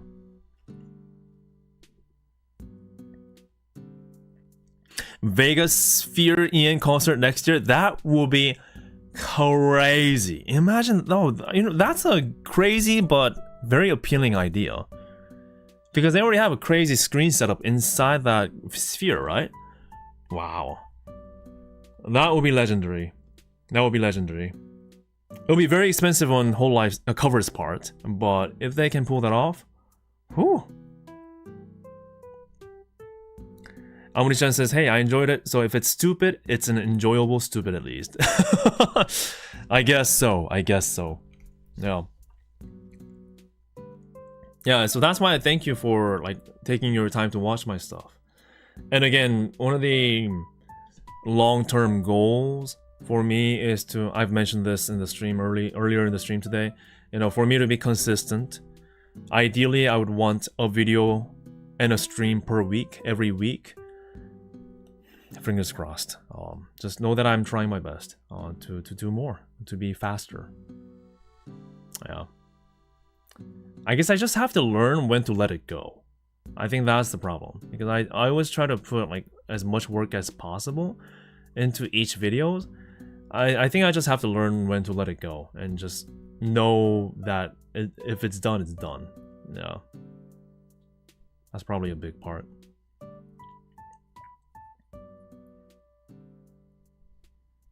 And on top of all of this, like I said, I'm trying to learn Japanese because I would love to become better at speaking the language. Because, hey, thank you for the super chat, appreciate it. Grape Slim, thank you. Welcome to the stream. This is my first ever SC. Catch it. Got it. Thank you. Thank you for the oh, that's a no, not this. Thank you for this good first super chat. Appreciate it. Yeah, I hope you're doing well. Ignore the gesture that I made. Ignore it. Congrats, bro. Thank you, Skonto. Appreciate that. So that is that. So yeah, like I said, I'll do a separate stream for my upcoming trips in November. There are a few. Still in the process of locking it in, due to all the processes that I've explained. So yeah, I'll get to that right away, and trying to upgrade my hardware as well. I think what do I have to do? So my action cam I have upgraded recently, so this one should do the job. Although might have to get a different battery grip because this one is failing. It's a GoPro battery grip that I have attached to the DJI cam, but for some reason it's not charging properly. Maybe I'll have to get a new one. DJI came out with a new grip. Sorry for the technical jargon, but that's that. The phone I have to look into upgrading, but I don't think that's going to be easy. Maybe not possible within this year because phones are expensive, even the secondhand ones. So I'll maybe have to milk this boy. What else? Some storage for my footage. Laptop, thankfully, since I got a new used one. Laptop doing well since new used. Hey, Parker, thanks so much for your red super chat. Holy moly.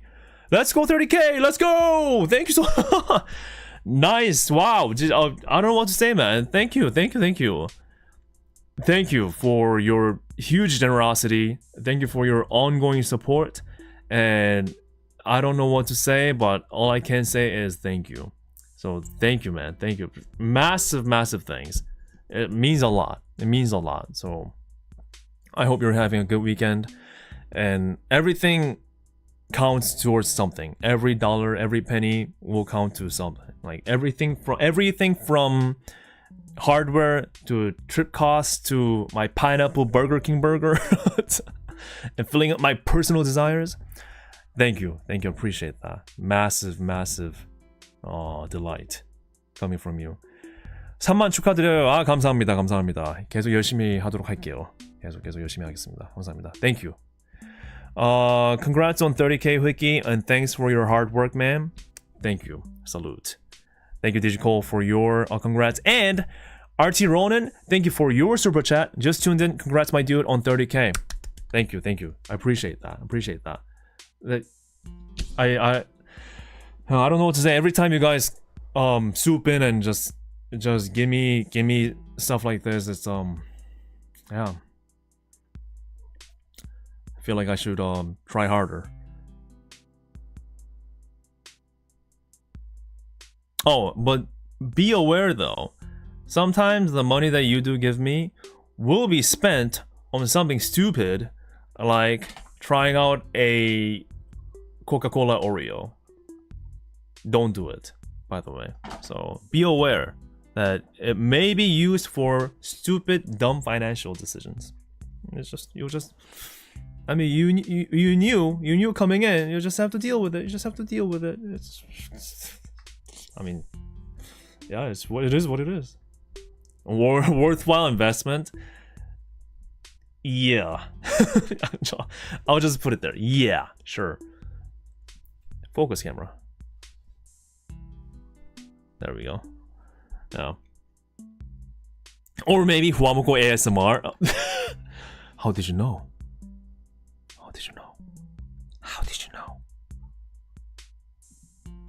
No, I'm just kidding. I'm not. No. At least not right now. Yeah, but again, thank you for the amazing super chat, Park. I appreciate it. Really appreciate it.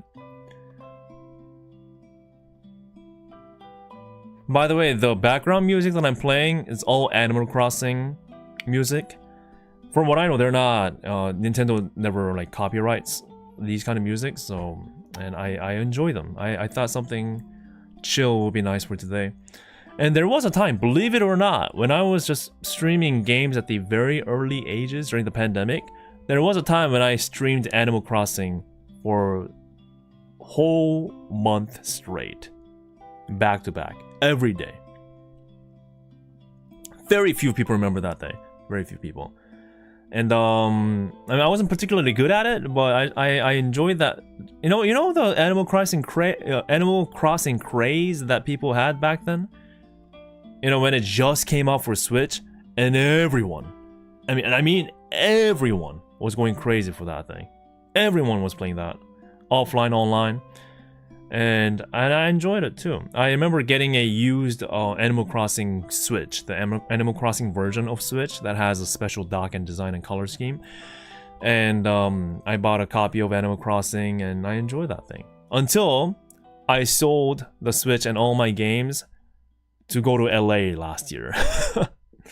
So I sold off a lot of stuff to make money for my trips.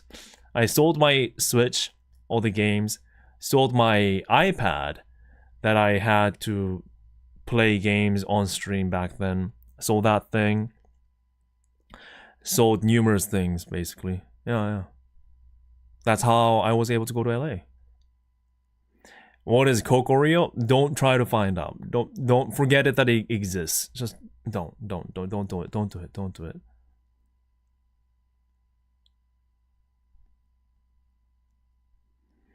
Little does he know that the poor financial decisions is the reason we even send supers. Wait. So you're saying if I continue to make dumb and dumber decisions, it means profit? Did I just break the code? for infinite money glitch. So more stupid decisions, more money. Hold on, guys. I'm gonna buy more boxes of Coca-Cola Oreo. I'll be right back. All right.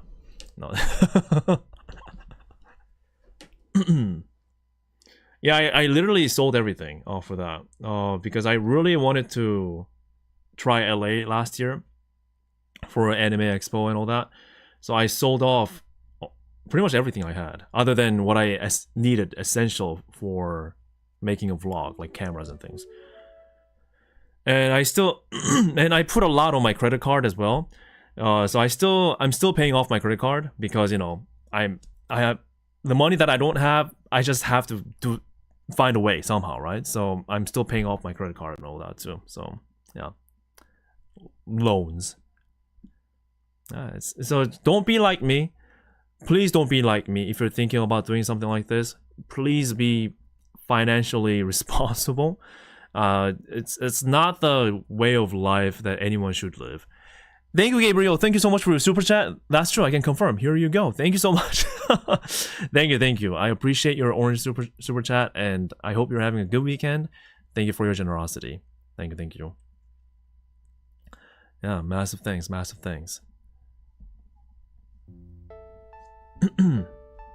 AFA is waiting. It is. Well, that one actually does look tough.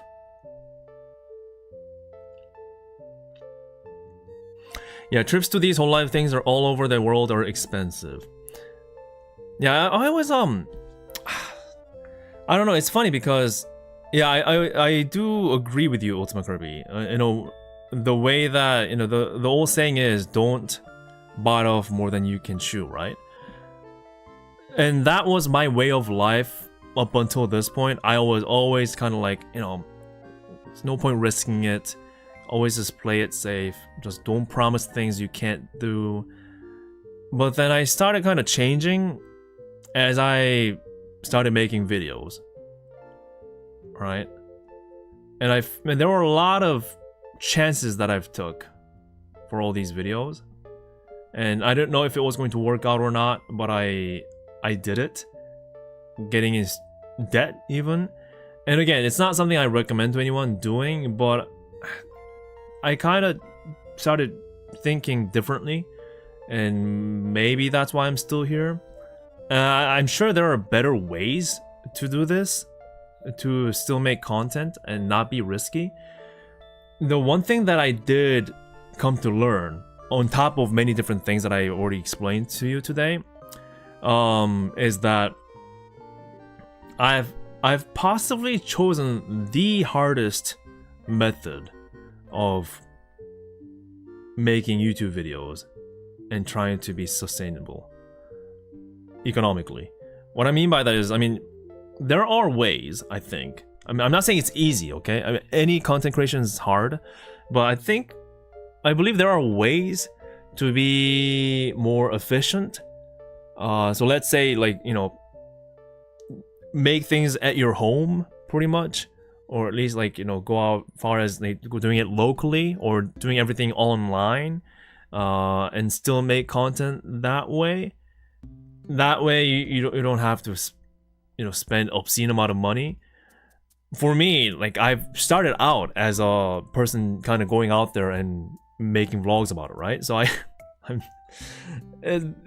I always have to like spend so much money just to travel to a location, and even then, I don't know if it's going to work out because there are so many different catches and challenges and variables that just is involved with, you know, these offline events.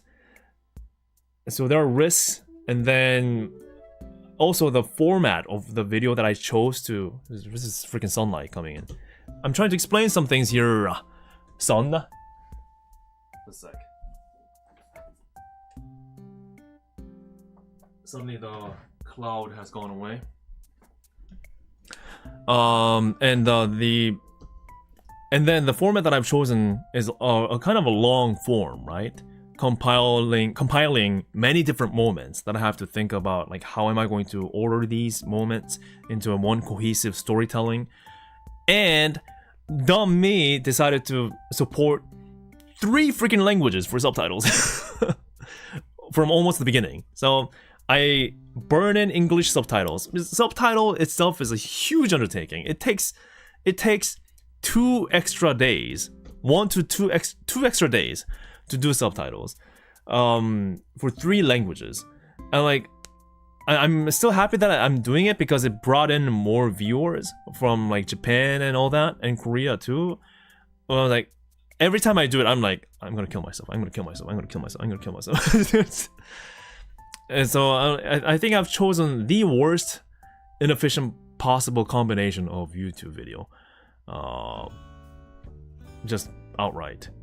But I still enjoy doing it, and that's probably why hardly any people is doing this consistently. Because when you think about like, oh, there's a blue ocean, hey, there are opportunities here. People are not doing this. Sometimes a blue ocean is a blue ocean because it's poisonous. It's blue because it's poisonous. You dive in there, you're dead. So that's why people don't do it. So it's not always like blue ocean equals opportunity. And for me, I'm thankfully at a fortunate place to be able to even try this, right? Not many people have this kind of an opportunity that I have, and the place that I'm in. So I'm very grateful to have you guys. That's why. So, but I've realized, like, I was wondering, like, I've searched for vlog experiences of all these events, and hardly any came up, and no one's doing it consistently. I'm like, oh, well, I think I can do that. I am doing it, but yeah, those are the things. But again, I have massive fun doing it. It can be painful, but I have massive fun doing it.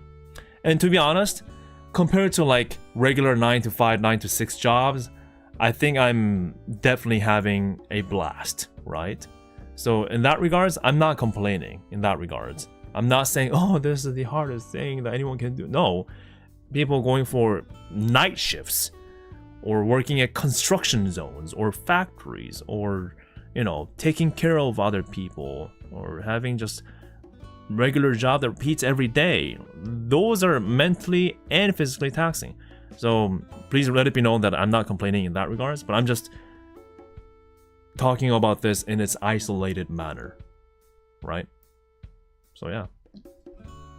By the way, thank you, Ian, for your super chat. I really appreciate that. Thanks for your great hololive content. My wife and I were able to make it to Mr. Donut in Akihabara last week and met quite a few fellow fans. Oh, nice! I'm glad that you made it just in time. Because if you haven't heard yet, the Akihabara Mr. Donut location that Huamoko love to visit is closing by the end of this month. Permanently, apparently. Because the whole building is being deconstructed.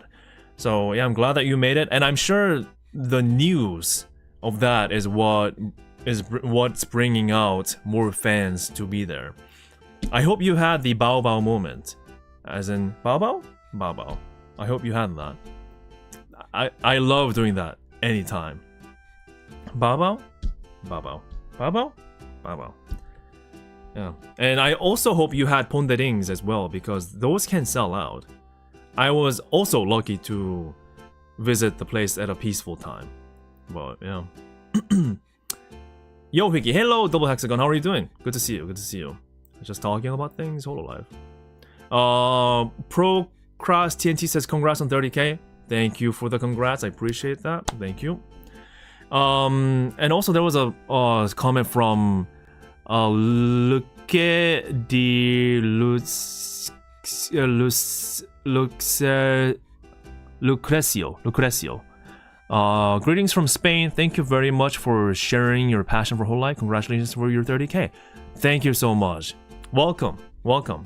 Would love to visit Spain one day. Never did. I heard it's filled with great culture, great food, great everything. I love driving. One of my goals is to get a GT, like a grand tour of a car, like an Aston Martin coupe that's built for long distance traveling. Would love to get like a silver Aston. Get in there and drive across Europe. That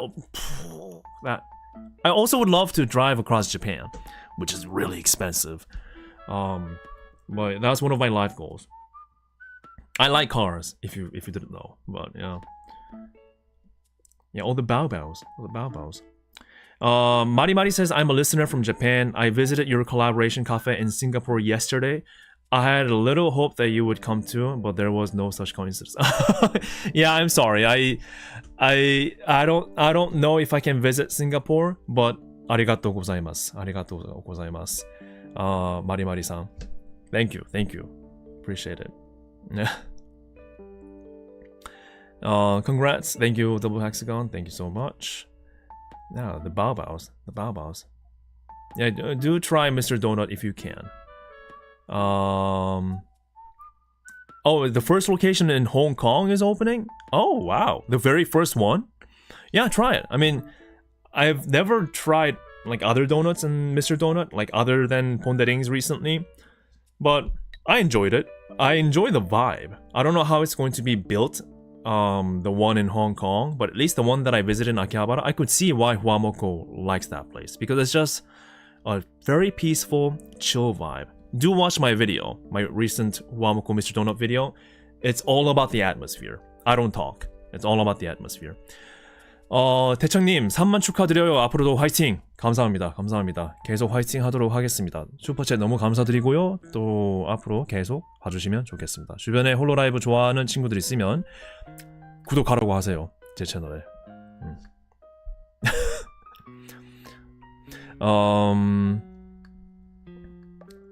바오바오. 아리가토 고자이마스. 바오바오. The baobao is such a magical set of words. I love it. Because you don't have to say anything. Just say baobao and you're done. Ian says, we did have our baobao moment, but they were out of ponderings. Oh, really? Even though we got there when they... What? Oh, really? Maybe they sold out the day before? You know, they do actively make their bread and donuts. So, the one thing... I don't know if you guys caught the moment in my video after this ad is playing. Sorry, I'm a peasant that does not have YouTube Premium. Oh yeah, so here we go. So if you see in the back here, that's the baking area. It's on the second floor, interestingly. And they have a window where people can look in and see what's happening and what they're baking. So they're kneading their doughs and making the donuts actively in the background. Right there. That's how it is in Akihabara. Why do you have to watch ads on my own video? I have no idea. no idea. But I have to. Did you know YouTube Premium viewers pay more than just regular people watching your ads? Pretty crazy, but it does work that way. But yeah, even I watch ads on my video. Hey, thank you so much for your super chat. How do you pronounce that name? Let me be thorough with this one. I don't know if that's Japanese, meant to be Japanese. Is it Kurotori? Is it Kurotori? Kurotori-san? Maybe. Congratulations on reaching 30k subscribers. I really enjoy your videos and hope you can attend hololive meet in Taipei. Oh no. Oh, okay, it's not Japanese. Okay. Hololive meet in Taipei 2024. Ah, you're from Taiwan. Okay. Oh, NT, right, you're right, NT. So that means okay, still means the same thing actually. 黑鸟 Thank you. 谢谢 there we go. 谢谢 I hope I can visit too. I know 谢谢. I don't think that translator voice was correct at all, but yeah.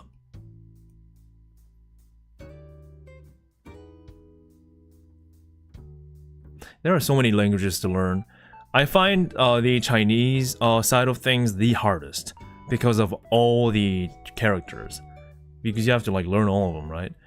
And it's very different how they speak by region. So yeah, that's also something to look out for too. So I think for me, like Japanese first, and also Spanish. I'm kind of interested. Spanish is a little bit easier on the pronunciation side for especially Koreans because you just read it as how it's spelled, right? So that way it's easier than English, but I'm sure the grammar stuff is all still pretty tricky. Oh, translator is correct. Okay, so I was close enough. Nice. Nice. Yeah, 谢谢. Thank you.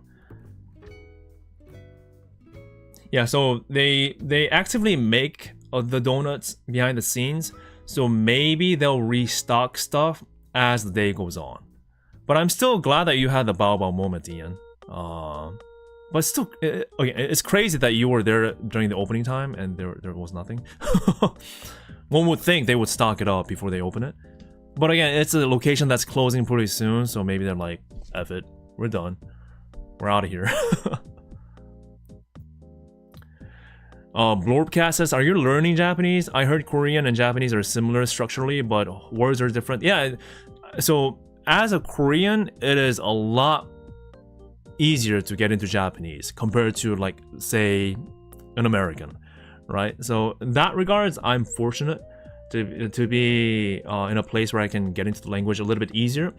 But still, I think it's not, the grammar is tricky, sure, but I think the trickiest part is memorizing all the kanjis. You know, the scribbly looking characters that you have to memorize, like each, and they all mean different things depending on context. And they're hard to write, they're hard to memorize, they're hard to pronounce. So kanji is always the biggest hurdle when it comes to the Asian language. Korean, not so much, because Korean is based on like kanji stuff, but the actual language and writing aspect of it does not rely on you memorizing them. So you can still speak the language without memorizing or learning about kanji, because it's all sound based, like alphabet. But yeah, it's different. And I'm not like actively learning Japanese right now. I didn't have the chance to, but I would love to. Double Hexagon, thank you so much for your membership. 3 months in. Thank you for your generosity and support. Appreciate it.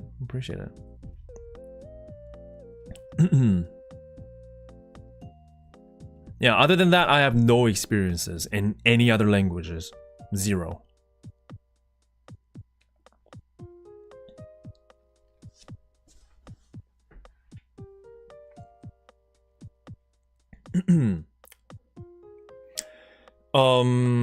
Gabe says, I was in Japan but didn't have time to go to Mr. Donut in Akihabara. Did manage to take photos in front of the place. Yeah, it's a cool looking place. I really hope they come back though. Really hope. After they, I don't know, renovate the building or rebuild the building. Apparently, according to some comments that I've read in my video, Akihabara is kind of going through reconstruction. And maybe this is part of that deal. Also heard some people saying like Japan has like building codes for safety because of the earthquake, where they have to, like, beyond a building's life expectancy, maybe they have to renovate or rebuild a building. I heard that the building's pretty old. But yeah, those are a few explanations that I got on why this is happening.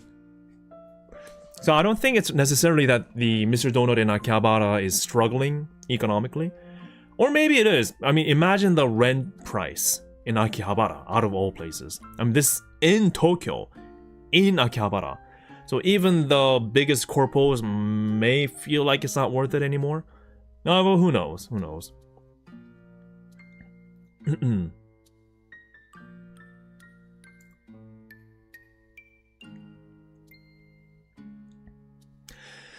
Cherry Pie says, personally I was freaking out when I was there on Tuesday after Fest because I was in the corner enjoying the HoloFan atmosphere, and Famoko liked my tweet minutes after me posting. That's crazy.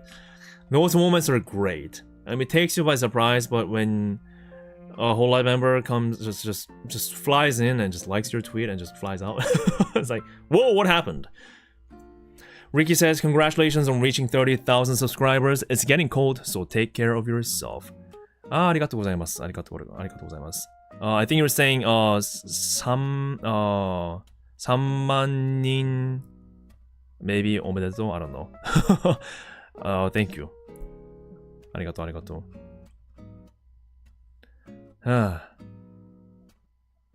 What I knew is Korean government is trying to use the kanji in Korean again. No, I've never heard of that. No, I don't think that's the case at all. I mean, people are still learning kanji, but it's not like essential for surviving or learning the language. So it's not as taken seriously as maybe other places in Asia. So yeah. Correct? Yay! Maybe I'm learning some Japanese. Maybe I know something. Awesome. I can only count to like 3 though. 1, 2, 3.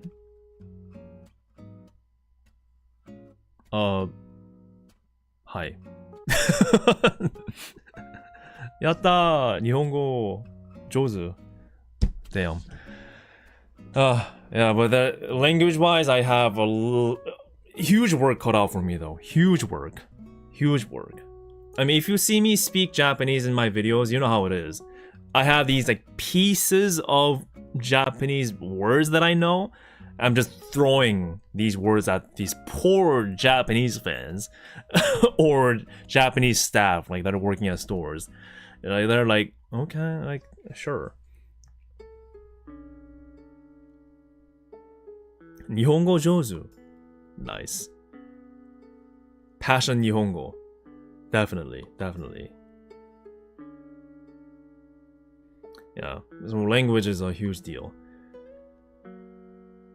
Yeah, I think the huge part of learning a language is keeping yourself exposed to the environment. The reason why I was able to pick up English is that, I was living in the States for such a long time. And even today, I still learn new ways to say things and express things, and new words that come out, new vocabularies that you didn't know before, like skibbity. It's always, every day's a learning opportunity.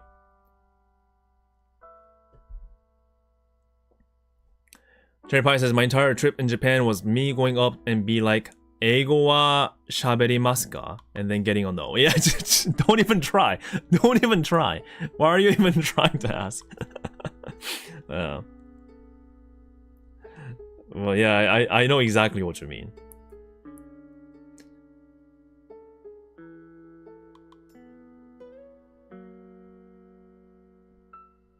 Time to try some green creepy owl. Do you think it's worth it? Maybe for meme's sake, I can try it on my stream. But the thing is, I have to at least learn hiragana, right? So I can start somewhere. Congratulations on 30,000 registrations! ありがとうございます! ありがとう. Yes. 本当にありがとうございます。視聴くれてありがとうございます。チャンネル登録お願いします。Now. Yes. I found most of the time in Tokyo, workers spoke better English than I spoke Japanese. Interesting, really? Oh, that's... Maybe I never had that opportunity. But... Nice.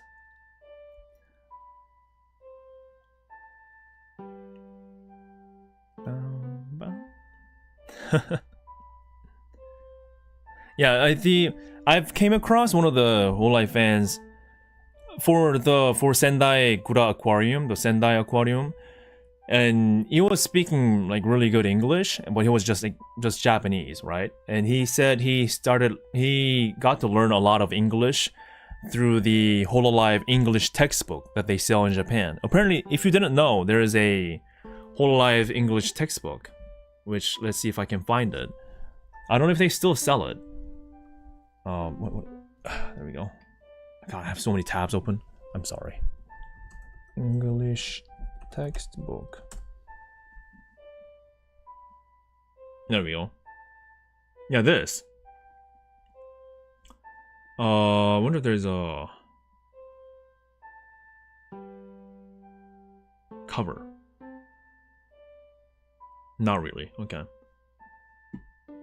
Yeah, so they have a textbook that you can actually learn English as a Japanese, and is featuring English myth. Yeah, called Holo Listening. So the guy was telling me how he has been learning English using this. I thought that was very cute and very interesting. So this is another way that you can try to do.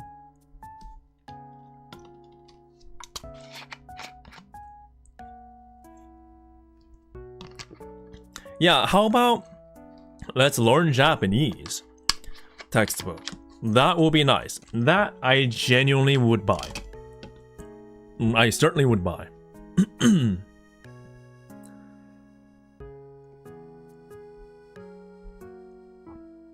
But yeah, language. Insta buy for sure. Maybe they're working on it, who knows? It would be nice though.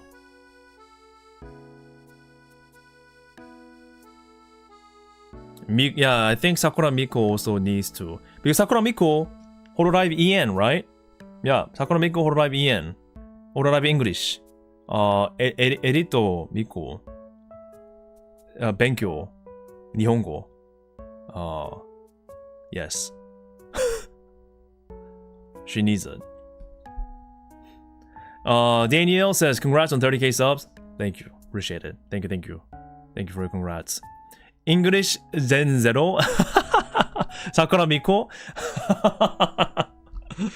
Oh, we're so dead. If she finds out that we're talking about this behind her, we're dead.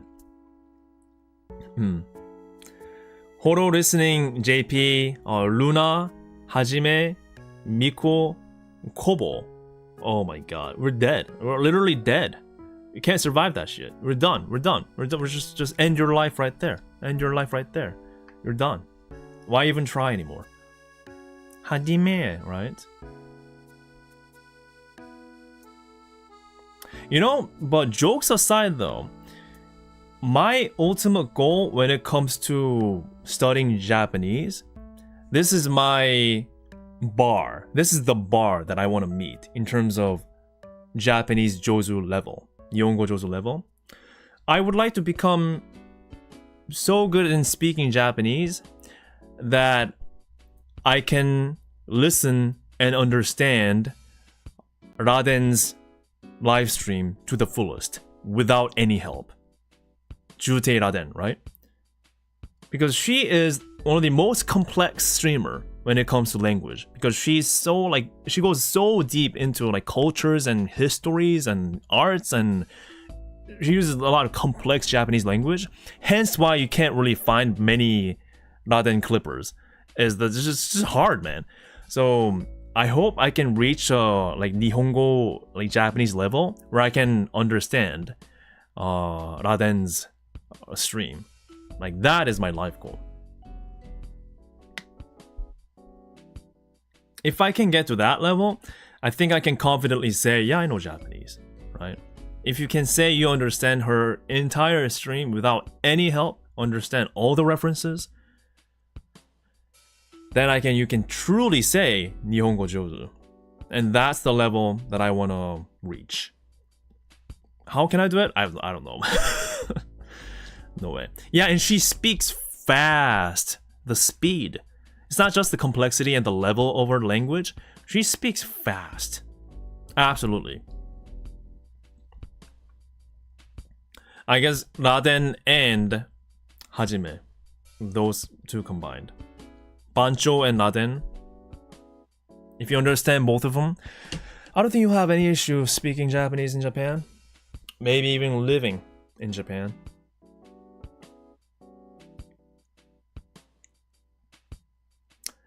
Yeah, her biggest content is maitake. I guess apparently it's really big in Japan right now, like meme-wise. People may not know who Raden is, but they've heard like maitake on TikTok maybe. Yeah. It's like, what was it? Like, amate jikan te nani shiyou, right? Amate jikan te nani shiyou? Asore, maitake guru guru guru guru. I think. Yeah, I think that's what it is. Maitake guru guru guru guru. Maitake guru guru guru guru. Maitake guru guru guru guru. Amate jikan te maitake guru guru guru. That's the Japanese I know. Nihongo Jozu. Smart. Yeah, it was on Japanese TV even. Yeah. We can use Kanade for listening comprehension. 0.5 speed, but volume up 200%. Yeah.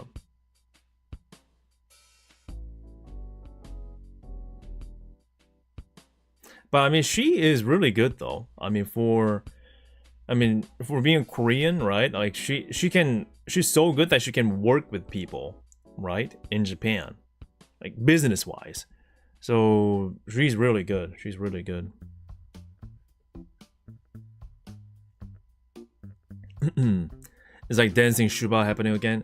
Whenever there's a duck dancing meme pop up on Twitter feed or somewhere else, I love seeing people like getting confused or just saying, "Oh, it's cute." They have no idea who it really is. Not a single clue.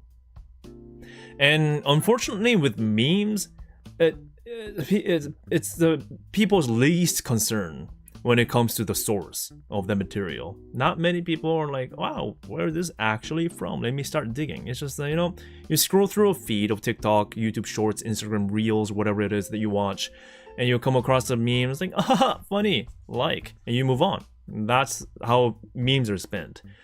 So I know it's not ideal, but that's why something like that happens when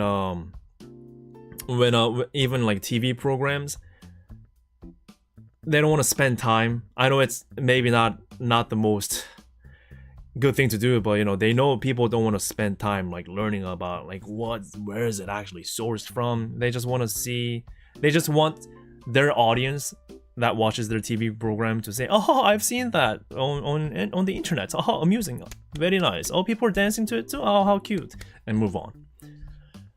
Yeah, it would have been nice if they dedicated at least like 5 seconds to say, or like it's from a VTuber at least, but it's least of their concerns when it comes to big broadcasting stations. Yeah, that is a bit interesting. I mean, they went as far as asking permission from Cover about using it, but but I guess they didn't say they're gonna credit her. Maybe, and it's all about fine details, right? So maybe they said they're gonna use it, but not necessarily credit her. So. And I saw a clip of Raden talking about it, and she was super like understanding about it. She's like, yeah, it doesn't matter, it's okay, it happens. So I maybe that's just how it's done. Yeah.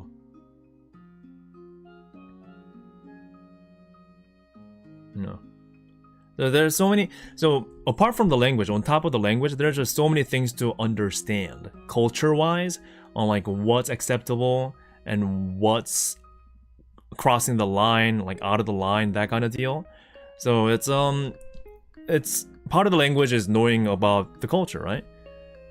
I mean, imagine like you just learning English, and you're suddenly hit with like all these like weird memes and cultures. And you start seeing Biju going like this, like sticking your gyat, right? You're going to be very confused for obvious reasons, because you've never seen the word gyat in your English textbook, right? Who teaches you? No one teaches you those kind of words in a textbook. So you have to start playing by ear as you get comfortable with the language. Because there are a lot of things that just can't be explained, but it's funny. And that's it happens every day. And how do you explain gyat to a Japanese audience, right? How do you do that? It's gyat equals to ass, or it's not that simple, is it? So why is it called gyat? It's just, you know what I mean. So that's why learning a language can be quite more complex, for sure. And sure is like, that was me. Like, gyat? What is that?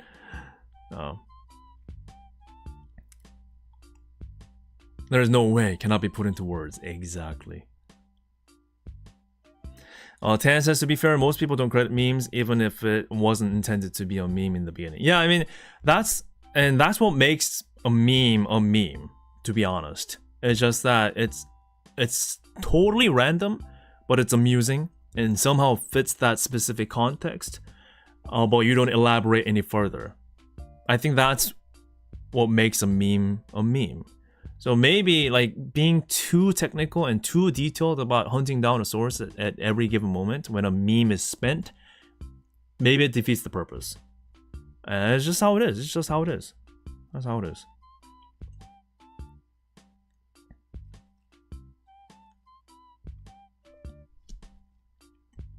Yeah, the language is always changing. Even if it's your first language, it'll keep on changing.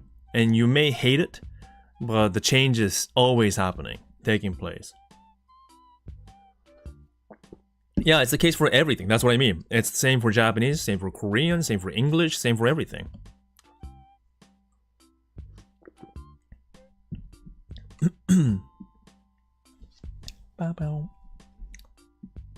Oh, so many tabs. Oh, by the way, I deliberately made it this aspect ratio because that's the ratio that I record with my action cam.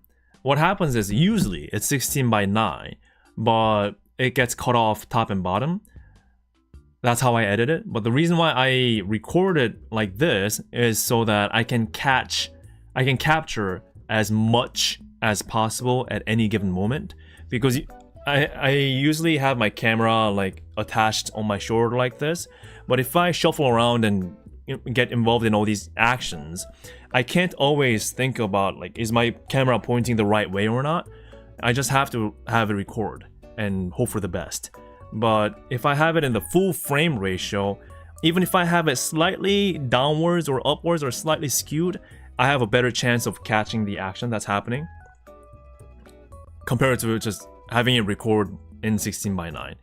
So, but in this case, I felt it was worth it to just show you the full frame for the whole time, because again, it's the atmosphere speaking itself, right? Yeah, just a little detail that I wanted to say. Sure.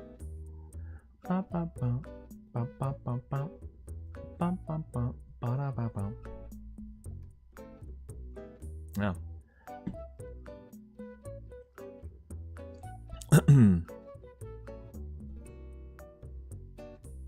You younger generations will always create something new. That's true. And we're still considered a younger generation, to be honest. I mean, we're still not old, right? All of us.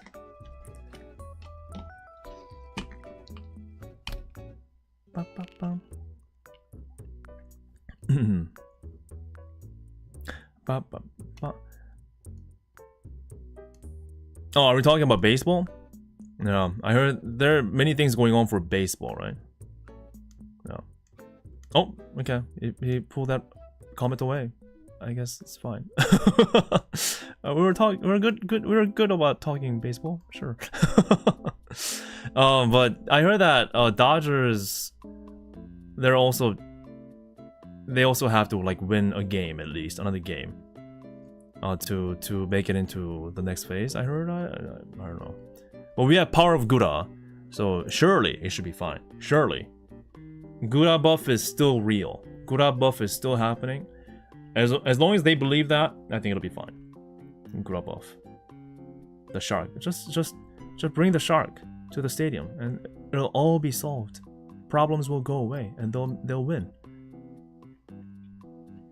Goomba buff.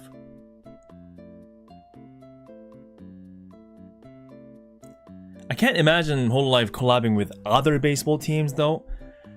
If they do, that would kind of feel like, wait, are you betraying the Dodgers? How dare you? If they do choose another team, who do you think they can go for? Because Dodgers seems to be the most reasonable choice, because in my mind at least, the West Coast is more open to those kind of cultures. Again, just correct me if I'm wrong. And hololive itself, the US division is set in West Coast, right? And there's Anime Expo that's happening simultaneously during that time and all that. It makes sense. Yeah, maybe with other members. Do different color holos, maybe? That could be too. And yeah, and also Otani. That's a huge part too. Huge Japanese attention. Keeping eyes on Dodgers too. That also helps. But apparently, according to the article and the fans, hololive and Dodgers have been talking about the collaboration before they signed Otani into the team. So I think it just happened to work out. It's not that hololive was seeking Otani's like vein. So I think that's super interesting how it just happened to be that way.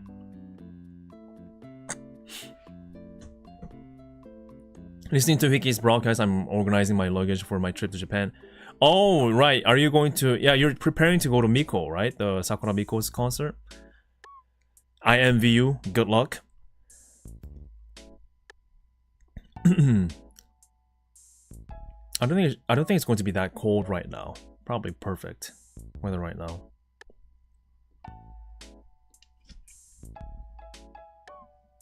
Bum, bum, bum, bum.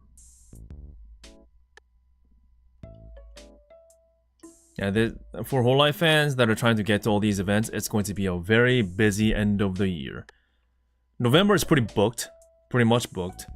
December we got Marin, and maybe there are more things to come for sure. By the end of the year with the Tokyo Station store and all that, yeah, it's gonna be very, very packed, very packed. Yeah, pack light, come back heavy. I love that phrase. I love that phrase. I think we should all keep that in our mind. That should be our motto. Speaking of packing, I think I need to learn how to pack better.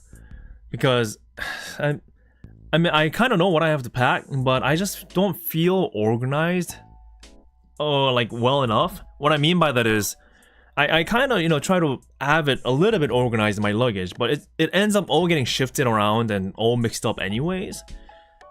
And also, I kind of want to get a new luggage trunk thingy because my wheels are effed up. It doesn't follow me. I try to go this way and my luggage says, nope, I'm going that way. I've been using it for, what is it? 15 years. So, I bought it for $15, I think, at a local like Walmart like place, and I've been rocking that boy ever since. It's my brown luggage thingy. No, it's a four-wheeler. It's a four-wheeler. It doesn't really have a name, I think. But it's rough. But even the luggages are like pretty. They're not the good ones are not cheap, right? And I don't want to just go for... I don't want to go for just another cheap one. Then it'll be the same thing all over again. Alright? Is this.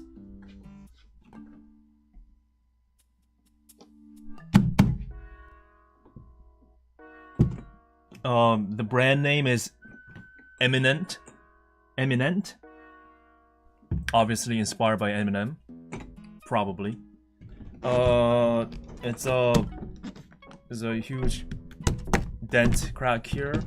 I mean, it has been solid, but it's not the best. And the wheels, these are the wheels, right? These are the wheels, but they don't follow me. And they're kind of, funny thing, it's like those cheap cars that comes with steelies, steel wheels, and has plastic cap over them to make them look better. This is exactly that spec. So it has this gray plastic cap. Underneath it, it has black plastic, so-called steely, underneath it. and I've lost the cap. Just like you would if you're driving a cheap car, you will lose that plastic cap as you drive. So it's a poor man's spec when it comes to. I didn't go for that fancy aluminum wheels. No. Steelies. And I looked into changing the wheel, but it's hard to get like the ones that fit there, and it's really hard to detach them.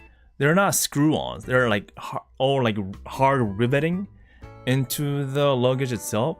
So you have to like drill them out and like take them apart and hope that they fit. It's pretty crazy. So, and it's not even a well-known brand. I don't even think that brand exists anymore. So it's yeah.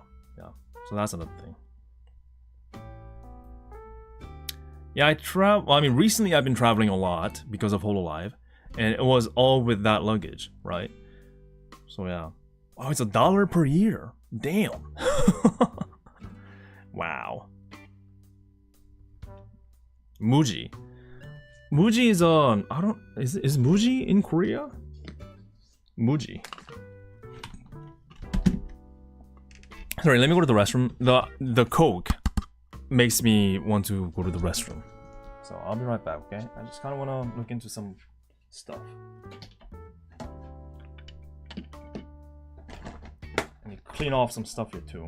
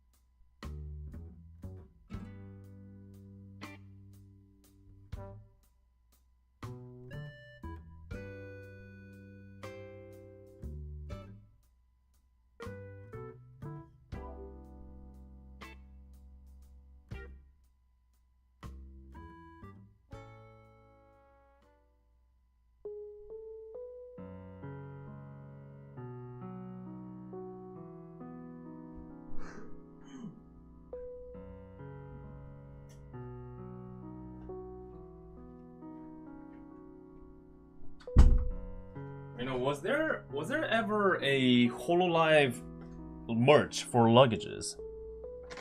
I'm curious.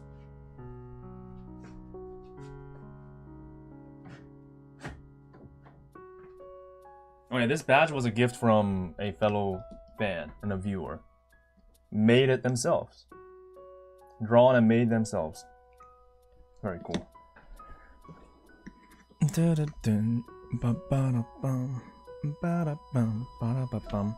Yeah, luggage tags, sure, but like full-on luggage, that would be nice.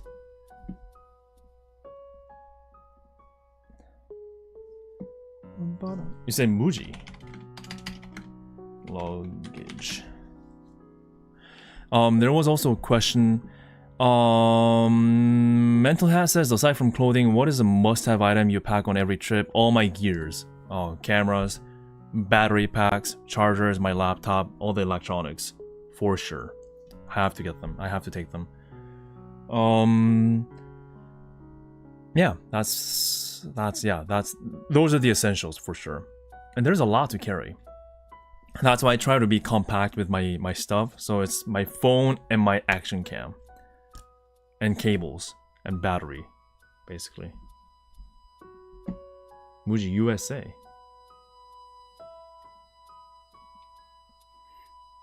Is there one in Korea?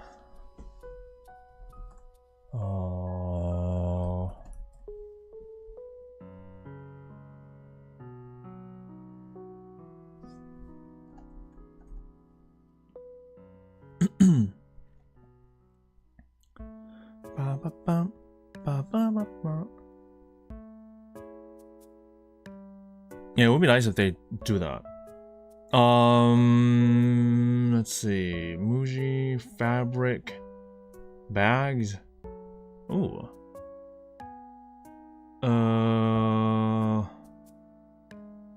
Travel bag. Oh. Okay, first of all, they're sold out. Second, it's on the... Okay, so you gotta understand, I'm coming from a $15 luggage. This one is $300. So a bit of a gap, which is a bit of a gap, just teeny. Yeah.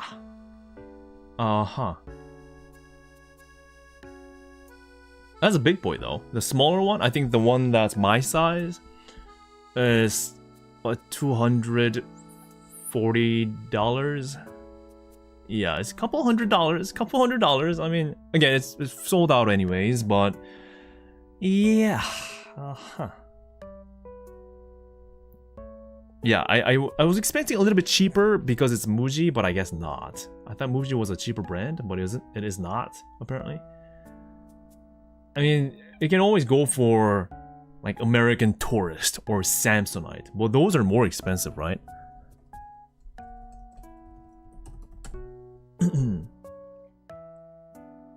How about just... Yeah, this will work.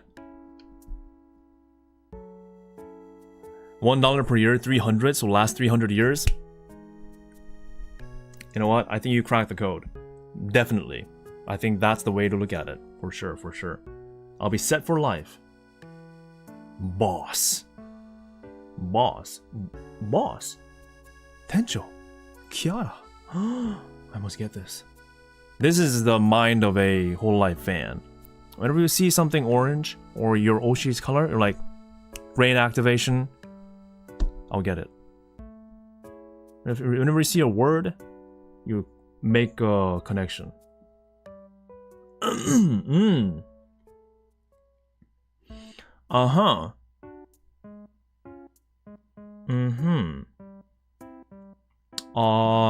So this is $1,000. Wow. $1,000. Again, a little bit of a jump from my initial budget of $15. $1,000, okay. Must be carbon fiber. Is it like that for... Okay, let me... Samsonite. Let me look at the actual original pricing for these. Ooh, this is a cool picture. Luggage.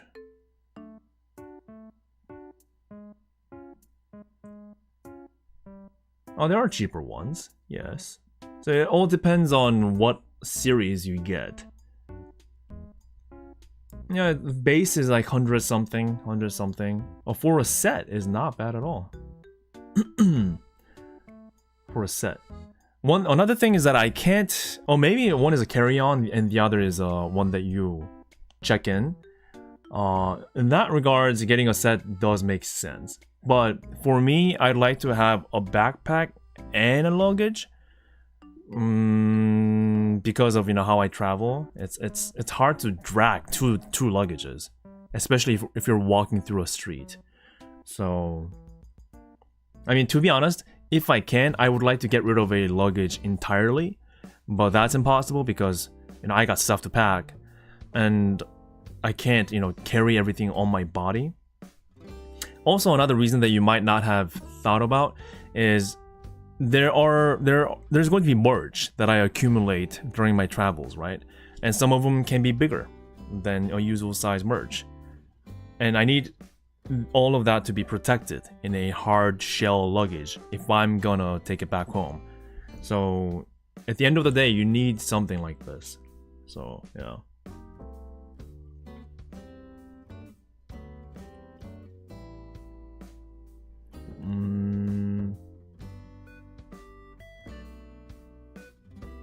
See, that's interesting. The one that we just saw, maybe it was a special edition.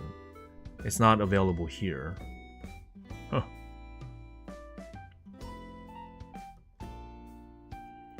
I think for something that I'm going to use a lot, that has to be reliable, I think it does make sense to go for a more reputable brand or established brand.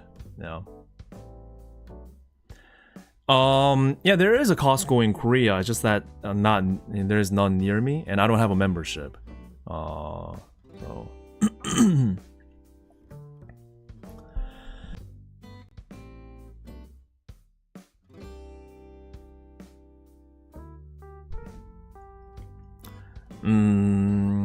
Samsonite Korea is having a 40% discount. What? What? What? 40% discount. That is a deal. Sale. Whoa, 40% selected styles. Okay. That's still a little bit over my budget. Whoa! Here we go. Here we go. This is what we wanted. Are you an avid Amelia Watson fan?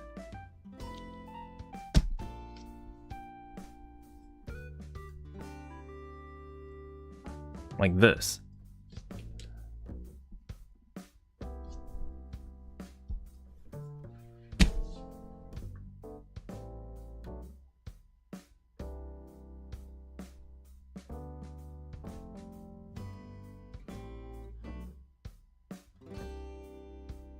It holds everything. Exactly.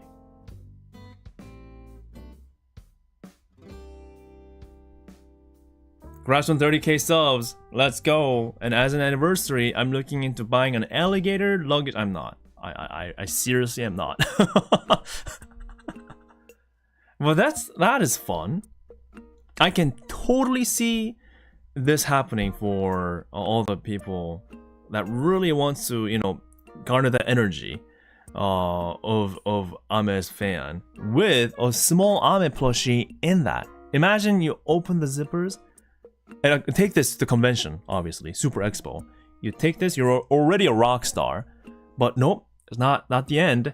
You open the zipper, open it, bam, there's small Ame inside. If you're a teammate, I think you should consider this.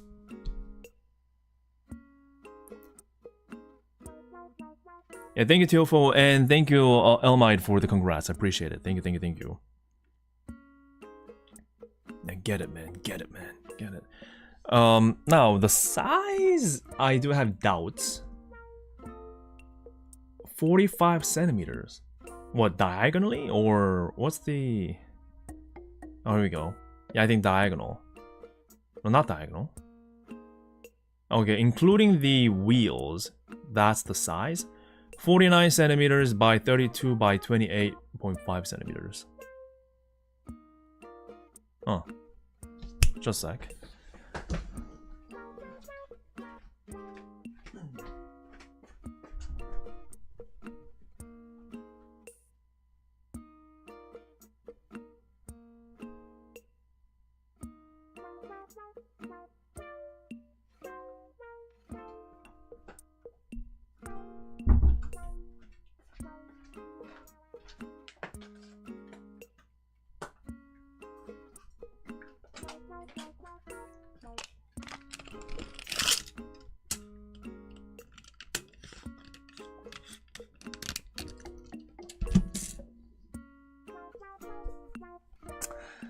That, I'm afraid,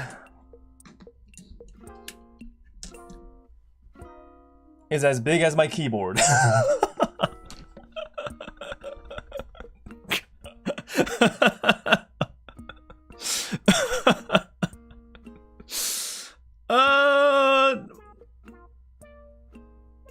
I think that'll carry precisely one jacket. Huh.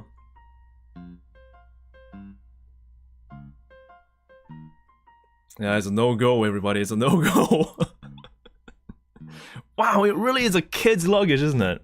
I mean, even as a kid's luggage, you know, kids, you want to carry more things as a kid, right? You want to bring all the toys with you wherever you go. So they're the ones that needs a bigger luggage. This ain't gonna work. Did they even do market research properly? Samsonite, what are you doing? As big as my keyboard is nuts. 32. So that's the width. Yeah, that.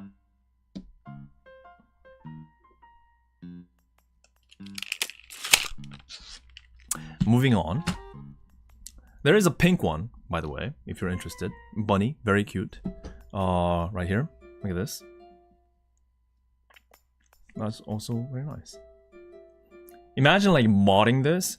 If you can, you can maybe mod this and make it into like pecora luggage. That would be pretty hilarious. Like tape it up, paint it blue, light blue, and white rabbit, and some carrots and all that. Yeah. Nosagi bag. How about that?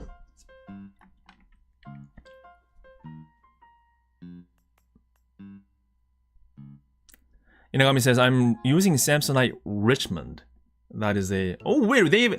Whoa, they have a whole series of animals! Now, this has a potential to be a Botan's luggage, lion. And this one has a potential to become maybe a duck. Oh, no, that's Kanade. That's a Kanade bag. Hell yeah.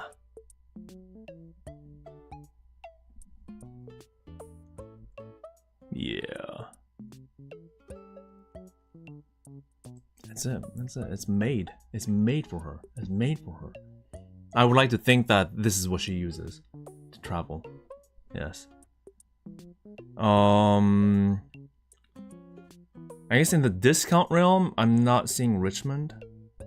These are some nice bags though. And I've seen like the recent trend is these kind of like boxy ones that has a handle in the middle as well. If you can see it. Yeah, like this. Okay, the webpage is not really optimized, I'm sorry, but... Now it comes in different colors. Ooh. That's nice. I mean, this has not quite the orange that I want, if I were to go for orange.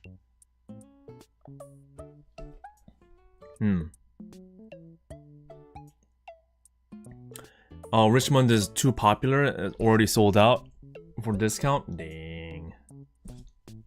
Blasphemy. Why can't I have nice things?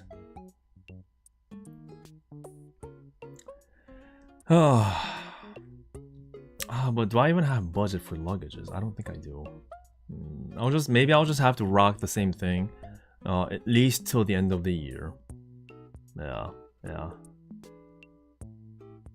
Again, if I were to spend money, I would want to spend on something proper like these.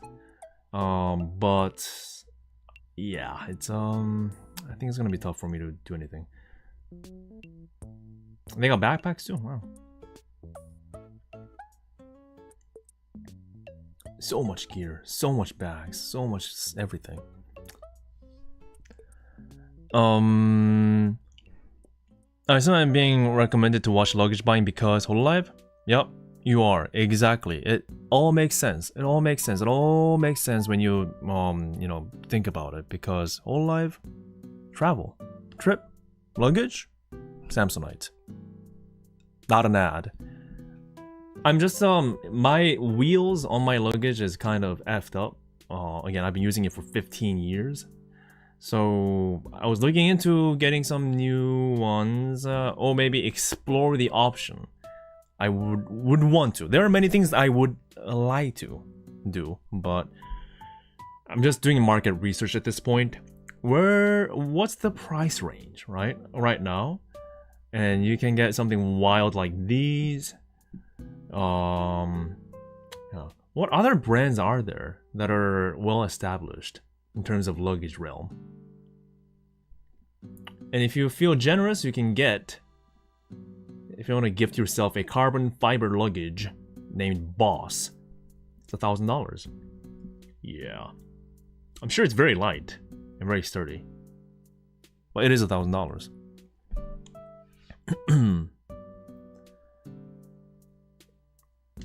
Thank you for the congrats, YOLO. Thank you. Appreciate it.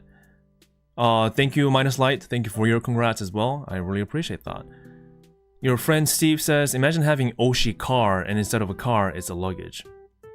You can ride it. But I mean, you know, there are people that does itashas, right? Like actual cars.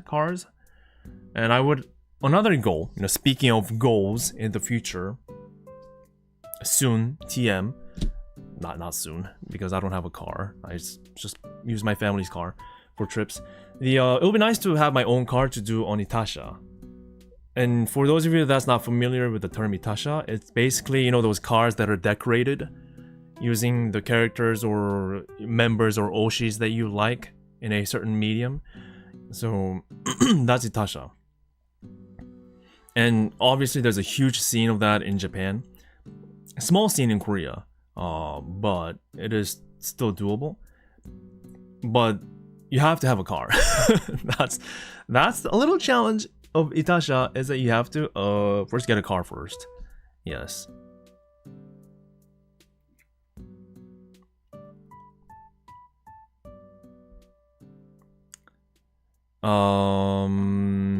Swiss gear is what I use, but mine is also old and works well. Swiss gear. Everything that has word Swiss makes it trusty for some reason. That's why there are many cheap brands that uses the word Swiss or have like a Swiss flag cross thingy to make it look like it's made in Swiss, but it's actually not. So don't fall for that. Or let me roll up in my Ita shoes. That's a good one too. Limeburb says, I have a suitcase that I bought from Ginza Karen. What's that? Ginza... Maybe Ginza Karen. It's like a travel shop. Oh, it's one of these things that I've seen like on the streets. Oh my god, like luggages after luggages. Crazy. I will have to go to Japan for this one though, so maybe not the option right now. What is it? Swiss gear, right?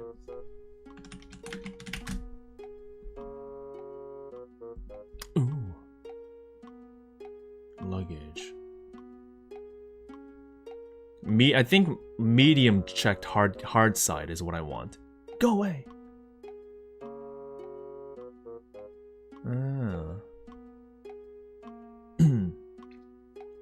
Okay. I think the base price is usually a little over $100. I think that's the base price for these kind of things. Dark Crystal says, hi, congratulations on 30k. Thank you so much for the congrats, I appreciate it. Thank you for watching my stuff, and I hope you're having a good weekend. Don't mind me just looking at luggages, because it totally makes sense for a 30k celebration stream. Yes. Was a wedding gift. 17 years old now and still use it. Wow, really? Damn. I wonder if they still make them like they used to. That's the biggest question when it comes to brands, right? Do they still make them like they used to? Always have to ask that question. I hope so. I hope so. Oh, this one has a two-star rating. What? What could be so miserable that this has 2-star rating? Oh, someone gave it a 1 star. Wish I had gotten something else. 1 star for being super light, which is the main reason I purchased it. The zippers are the problem. The internal zipper and the external zipper are both defective. They zip, but sometimes still stay open up on the side of the zipper that should be zipped closed, if that makes sense. So the suitcase doesn't stay closed all the time. Also, after one use, you can see the external seams coming apart. Another 1 star, poor zippers. Zipper broke the first day of using it, not good quality. This particular product, I think, is the main issue. And it is the cheapest one that they offer. And I'm sure the one that you got is probably a good quality one, or at least a higher tier one. Not this. Damn.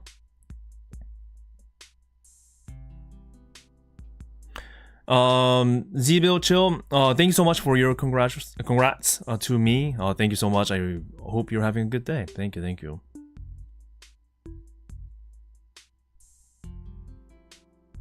Oh, it's like a moped, Ita moped, Ita bike.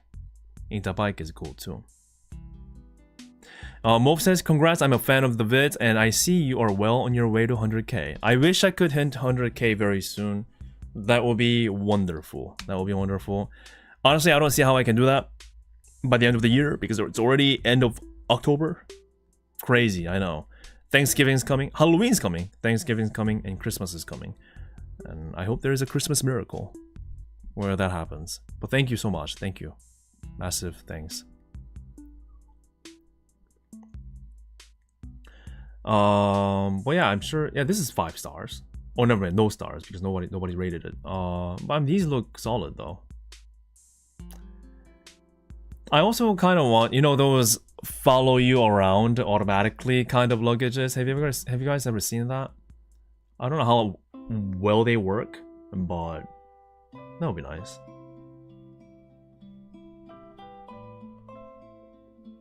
Luggages.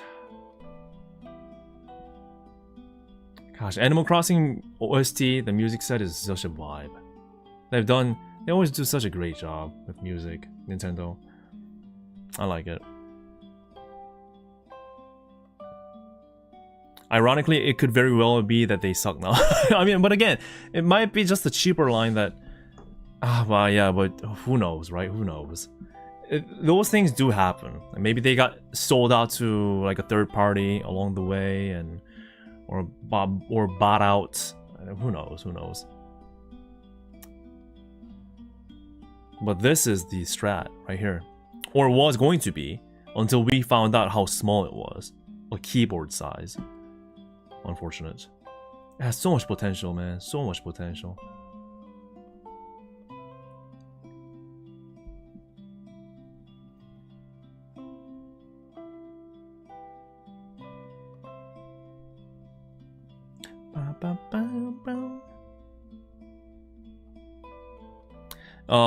Try Luggage Works. Wonder if that's available in Korea. But I think I know what you're talking about, but they're solid, but they're very heavy, aren't they?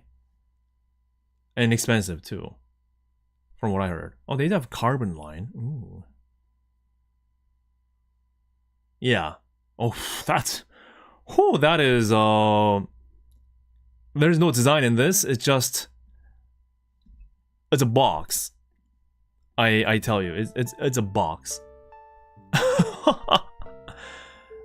Huh. $757. Okay. I mean, if you're somebody like a pilot that uses this every day, it makes sense to invest this amount of money. Yeah, that is a tank. Jeez, I didn't realize how they're designed. It's a literal box, a rolling box. I tell you, there's no curves in this. It's just it's just a frame, panels of carbon, metal buckles, and bam, you have it. Wow, it must be very, very sturdy, this thing. But I can also see this being very heavy too. Only the finest to protect the hololive birch?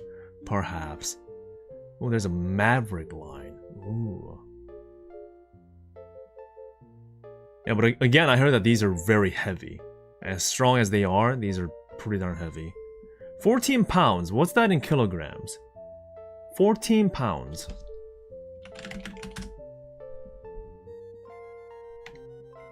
Whew. 6. Okay. 6 kilograms. 14. That's not light. That is not light. No. American Tourister, which I do have a backpack that's made by them, and that backpack has been serving me well for quite some time already. American Tourister.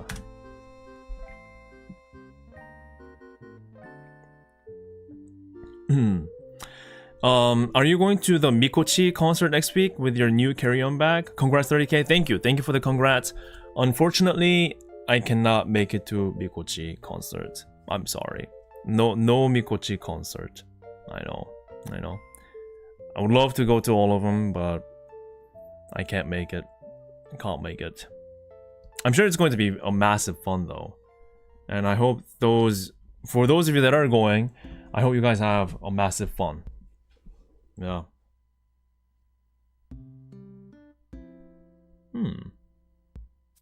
The color is a bit in your face. Disney. Oh, get that out of here. I don't want to get copyrighted. Checked.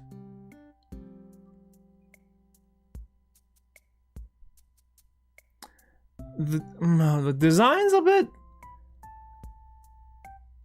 The design's a bit...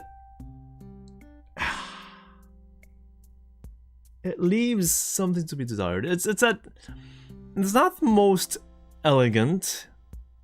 This is a very I mean, it's a design. It's a design, but it's not really my taste.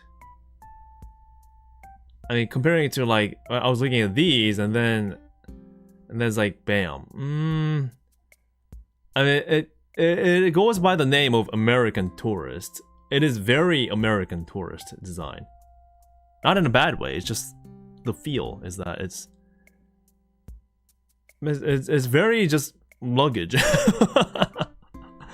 And you might think, wow, this guy's picky, but you know, it's just, you're spending money, rather get something that I like, because I will be using this for quite some time. Remember, I used mine for 15 years.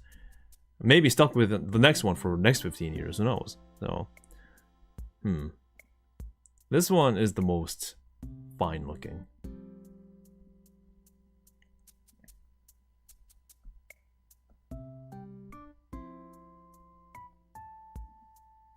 Anything put in black would look well. Yeah, I like this, right?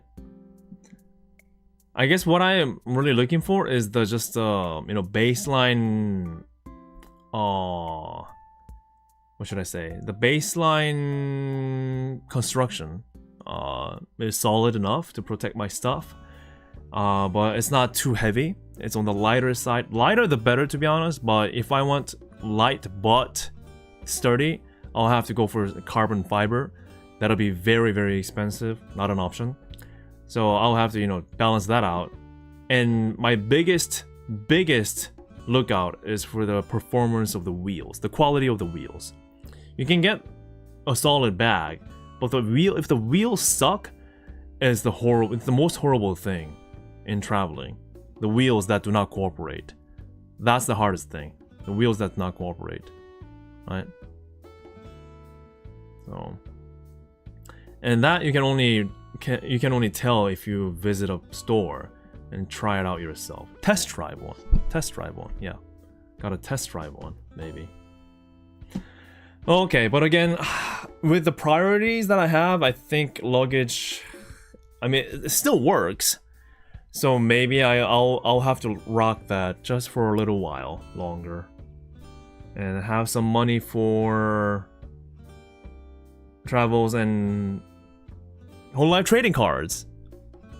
Yes, so I can be responsible in my financial spendings. Gotchas, man, the gotchas. Inktastic Creator says, hello, I'm super new to your content and recently subbed after seeing your hololive vlogs. You really capture the spirit of atmosphere of the community and it's amazing to learn more through your channel. Thank you so much for discovering me and thank you for enjoying my stuff. And yeah, really appreciate you having fun watching my videos. I hope you continue to do so, and I hope you're having a good weekend. Thank you. Thank you for your time. And I also do streams in between my videos here and there, so I hope you can visit back again. Set 2 comes out December. Oh, does it? Okay. Huh. December. I don't know if I'll be going back to Japan in December, to be honest. If I do, it would be nice. It would be lovely to get all the card packs. Yeah. Who's up for some card opening stream? I know it's done. Well, it's done because it's fun, right? Would love doing that. I've never done it. Really.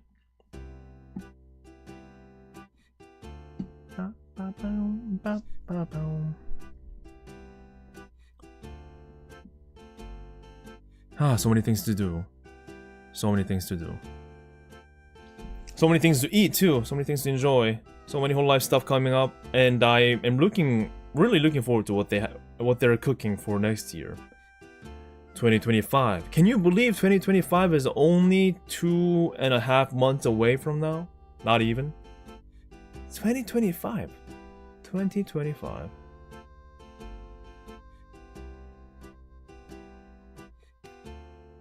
Bluing says, I'd say from experience, 4 years and my AT luggage still rolls smooth. AT luggage. Is that a brand? AT or no, you're the American Tourist, you mean? American Tourist luggage. Okay. Yeah, I think it's a good option because there is a, oh no, maybe it's gone now. There used to be an American Tourist store in my town, but I think it's gone now. That's where I got my backpack. Yeah.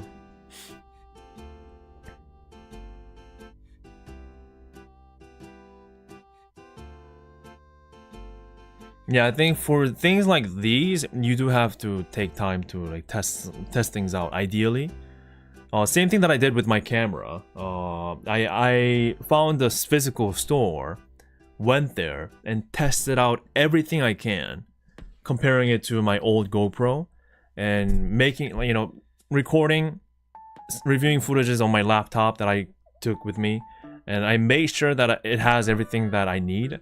And then I got it, right? So for things that do matter, that's essential for what I do want to put my time into it and do it right? So, yeah.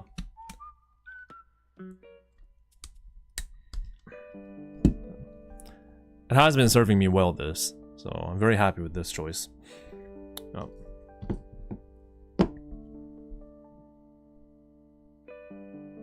Kira Wing says, a bit late here, but Grats Wiki on 30k. Thank you so much. You're not late. Thank you. Really appreciate you taking your time to drop by and say congrats. Appreciate it. Yeah, doing homework is important. It is tedious. Sometimes you just have to do it. Sometimes you just have to commit without other time. But when you can, it is ideal for sure to do the research.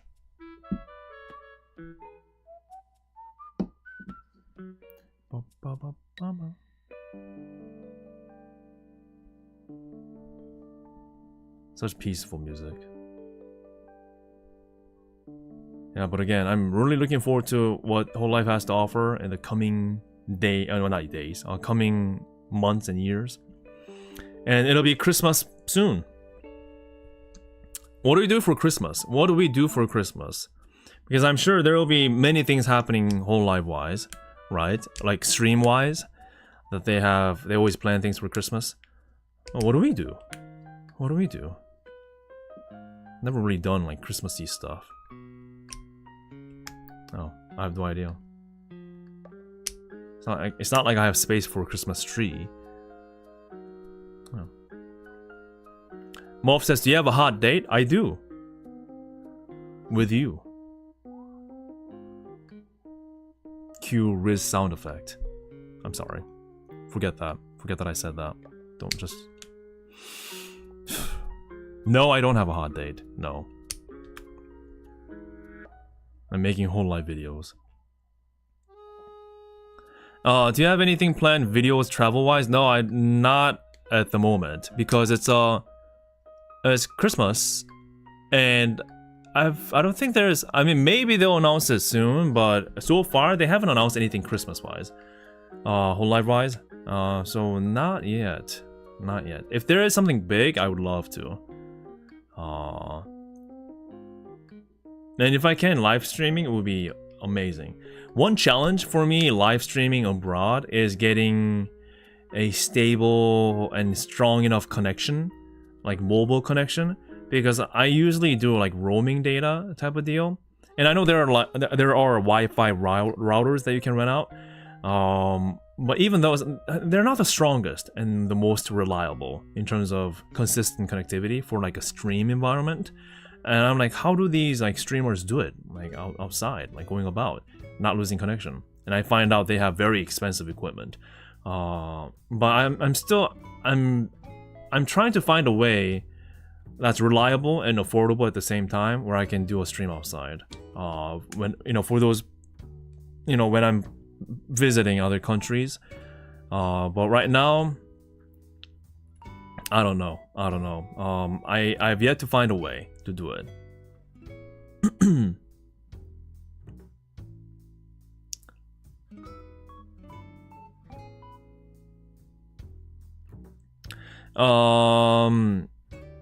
Let's see. Is it Mrs. Ravana or Mr. Saravana? But yeah, thank you so much for your congrats. I appreciate it. Congrats on 30k wiki. Been nice listening to for a bit now and hearing how similar your live vibe is to the vids you make. Oh, is it? Oh, that's interesting. I never really thought about that. Huh. I guess that's a good thing. Means consistency. Interesting. Yeah, again, like as a person that watches my own stuff, and I get numb to it, right? I don't even know if I'm doing things right or not.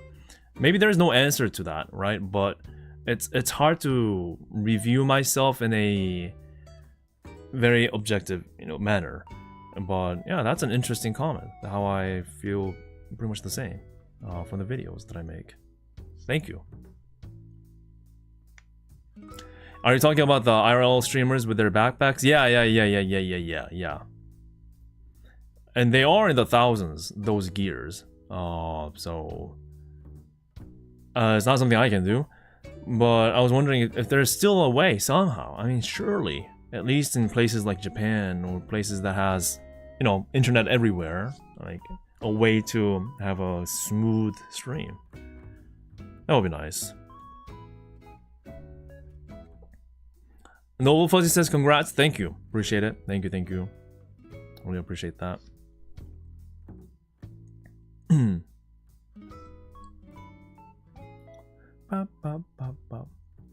Blowing says, wait, comfy vibes, Korean, Ina?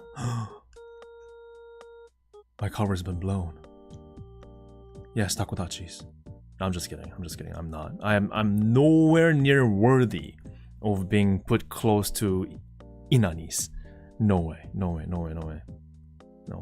She's like up there, okay? High up in the sky. Me, I'm down here. Eating dirt.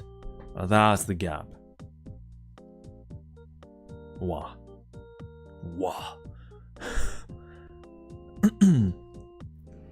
I enjoyed the amusement park visits. Yeah, I enjoyed it too. I've never been... Again, before me doing these vlog things, I've never been an outdoorsy person. I never actively travel. I never have been to so many different venues and conventions and parks and events. Like, trust me, I'm not that kind of person. But all these vlogs has kind of changed me to do those things. I'm quite happy, to be honest. Being a bit more active than how I used to be. Corona says, hololive made me travel too. Yeah, I know. So it changes people's lives. DTK says, hello, congrats on 30k. Thank you so much, DTK. Appreciate it. Thank you for your continued support.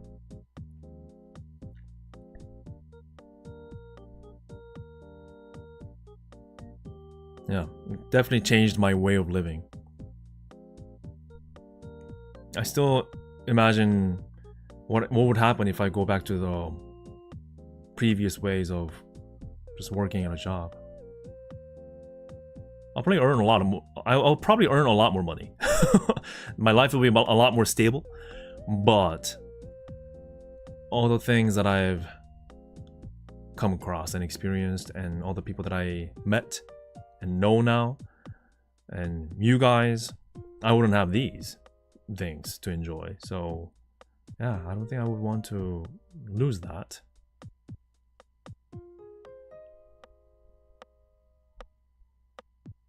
I don't think so.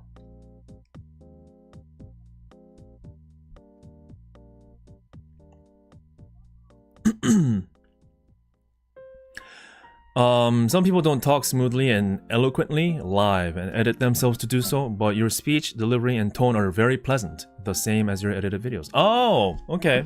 I see what you mean. Got it. And so in that regards, I think me making videos and doing all these streams has made me better at doing that. And the thing is, whenever I edit my own self, right? the footages that I have, I'm never perfect, so I will make mistakes or slur some words, and forget to say some things, and I catch myself doing that as I actively review my footages, and that does help me find out what to fix and what to be better at. I'm still trying to get better, but yeah, I think that definitely does help me, like reviewing myself all the time and getting comfortable listening to myself, because I hear many times where people just can't stand listening to themselves talking, like the recorded version of themselves. But I'm totally used to it now. So yeah.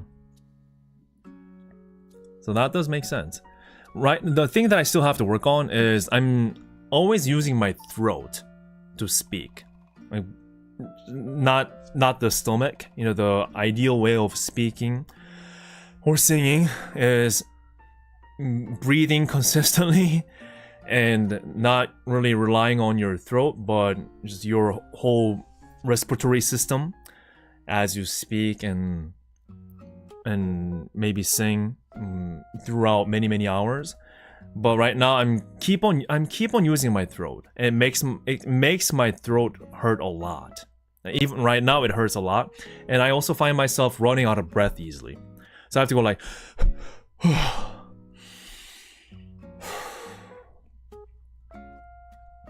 basically, I have to remember to breathe. And that's the problem. Yeah. You forgot to eat lunch. You didn't eat lunch today. What do you mean? Oreo. That's my whole meal right here, man. Right here. I can still eat some right now.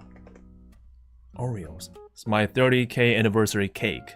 I didn't have any better. And my candle that I blew out was this.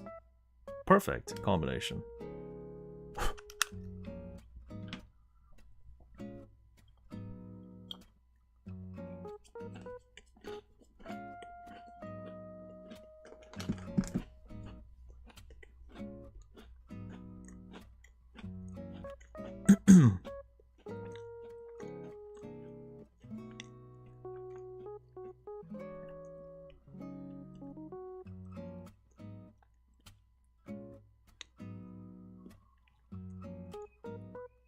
The I want to because of hololive stories are awesome to hear. Always. Balanced meal? Hell yeah. My sugar dosage for the day is very high. I got the classic Coca-Cola, been eating Oreos, and nothing else. Don't live like me, kids. Do not live like me. It's a life filled with regrets, and sugar, and toothache.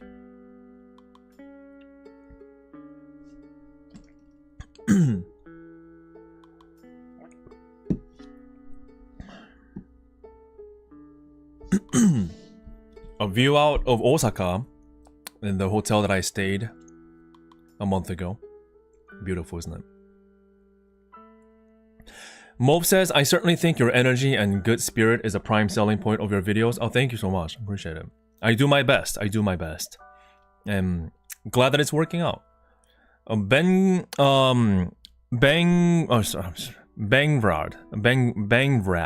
I'm so sorry for butchering your names. I don't mean disrespect. I'm just trying my best. Ben. How about Ben?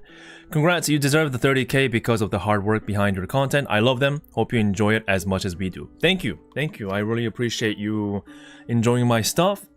And yeah, I'm very happy to hear the kind words. So thank you for taking your time to congratulate. I mean, I did ask you guys to come in and congratulate me, so what am I even saying? but still, thank you for doing this. Thank you for actually doing it. I kind of need that raise myself up moments, you know? Hearing compliments, I guess? I don't know. You do need that from time to time. You need other people to, like, you know, praise you. Congratulations on 30K Wiki. Thanks for vlogging your whole live events experience and allowing us broke plebs to enjoy the events too. Says IYXGs. Thank you. Appreciate it. Yeah, again, as much as I talk about the challenges involved and doing all these. Like I said, I feel massively fortunate to be able to do this at all, because like you have mentioned, majority of the people, whether it be for financial reasons or time reasons, their work that does not allow them to have holidays when they want. That's how work is. I feel very fortunate that I can even do this for how long that I've been doing. So yeah, and it's all thanks to you. So yeah.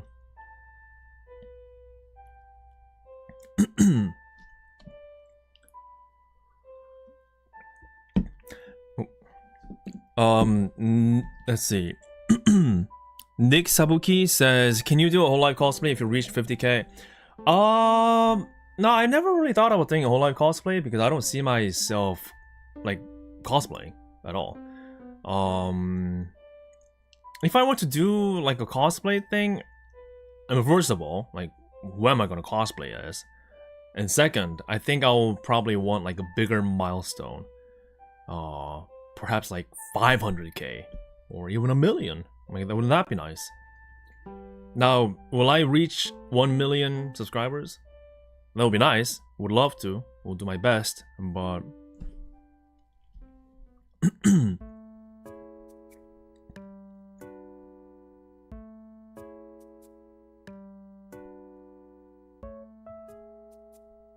100k with a silver button. I mean, silver button reveal would be nice. The cosplay, though, again,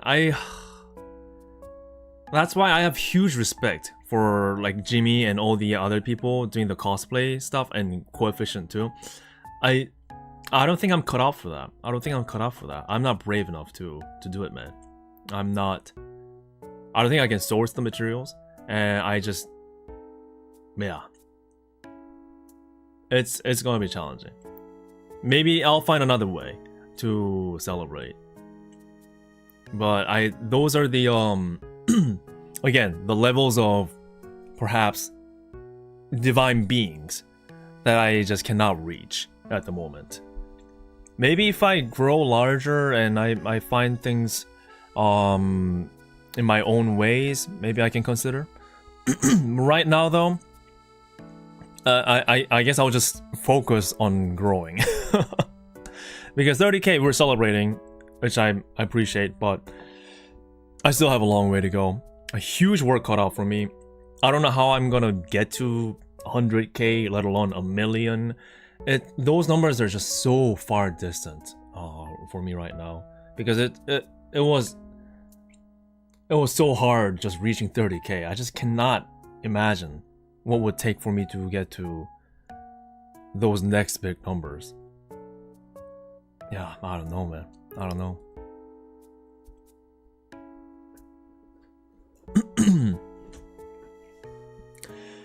Inagami says, if you do, I will lend you the customized clothes. Okay, I'll keep that in mind if I suddenly decide to. At least I know where to call. Yeah.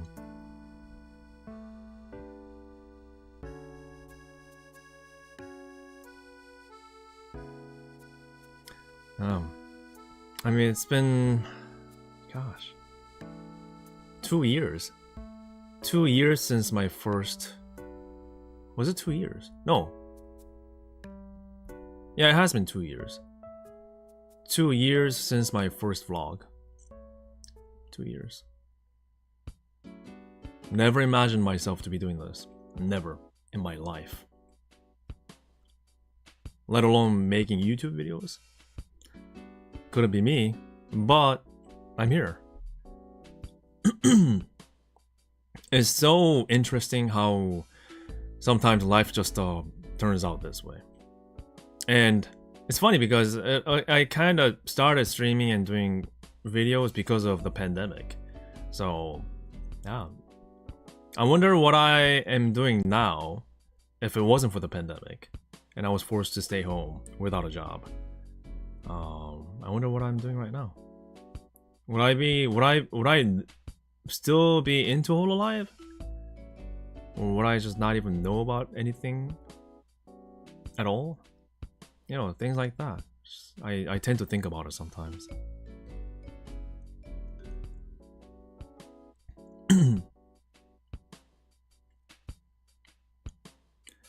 Daniel says, I can say this with first-hand experience. You are doing better than some. Okay. That's does make me feel a bit better. I mean, because these things I've never done again. You just don't learn about like how to become a YouTuber. I mean, there are tutorials or online, sure, but it's not like step 1, create a channel. Step 2, make videos.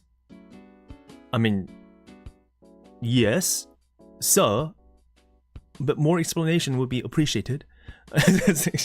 So like everything is just all experimenting and finding out the hard way. So I mean, if I'm doing something right, then that's a win, right? 이번에 아키바에 가신다면 꼭 보탄 콜라보 라면을 드셔보세요. If you go to Akihabara this time, try out the Botan collab ramen. Would love to. I would love to. Definitely try to do that. You'll have to tell me like where it is, but yeah, I'll try to do that for sure. Let's see. Channel says not to be nosy, but how old are you, Hiki? Secret. Secret.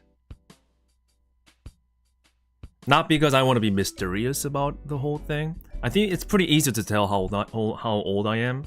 But right now it's irrelevant to what I do, so I just don't mention it at all.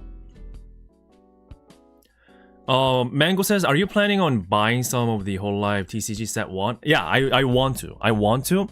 Right now, online stock's all depleted, so the only way for me to get it right now is to visit Japan, which I will be in November for something unannounced reason, and try to hunt down some packs at the stores if I can. Channel's like, that's fair. I can sense your tone. Maybe it was a mistake, a typo, but it's like, all right, that's fair. That's funny. That's funny.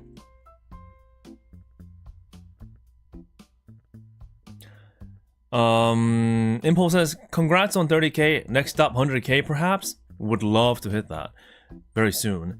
Big salute from the Philippines. Big salute. Thank you so much. Would love to visit Philippines sometimes. That would be nice. A lot of places I want to visit. A lot of places. Many places, I mean. There may be some unopened booster boxes out there at retail price. That will be nice. That would be nice. I would love to get at least, officially distributed stock, right? That's not pumped up in pricing. Reprint next month. Hopefully. That will be splendid. Would love to get some and do an opening on my stream. That would be nice.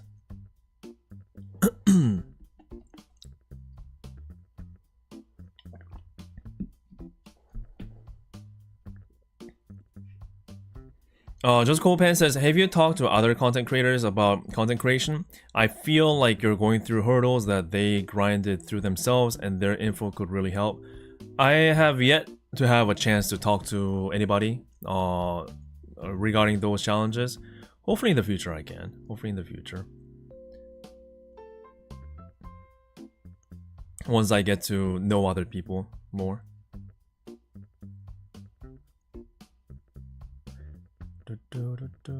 I like how this is kind of turning into like a Q&A session, which I totally don't mind.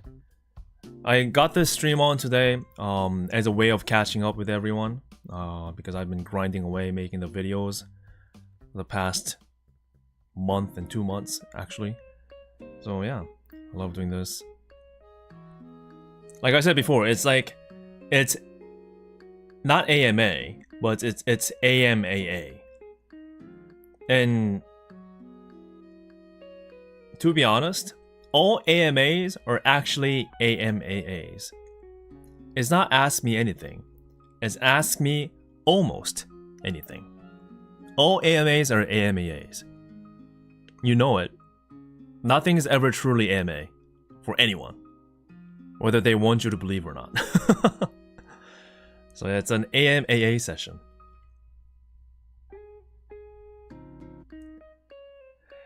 Kissia says, any plans going forward other than whole live content? Yeah, I mean, like I've mentioned originally, actually this channel started out as whole live plus live.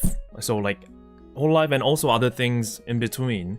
And I have been making videos outside of whole live in the early days, I mean, until quite recently too. So yeah, I would like to continue on exploring chances and opportunities to make something outside of like whole live. But maybe it's not going to be like a totally random format and style that's too distant from what I've been doing. I think it's still going to stay as what I've been doing in terms of the style, but maybe the topic's a little bit, just a little bit veering off of what I usually do. If there is a good opportunity to do so, obviously. If I believe there is a good storytelling to be done in something, then I'll probably try to go for it.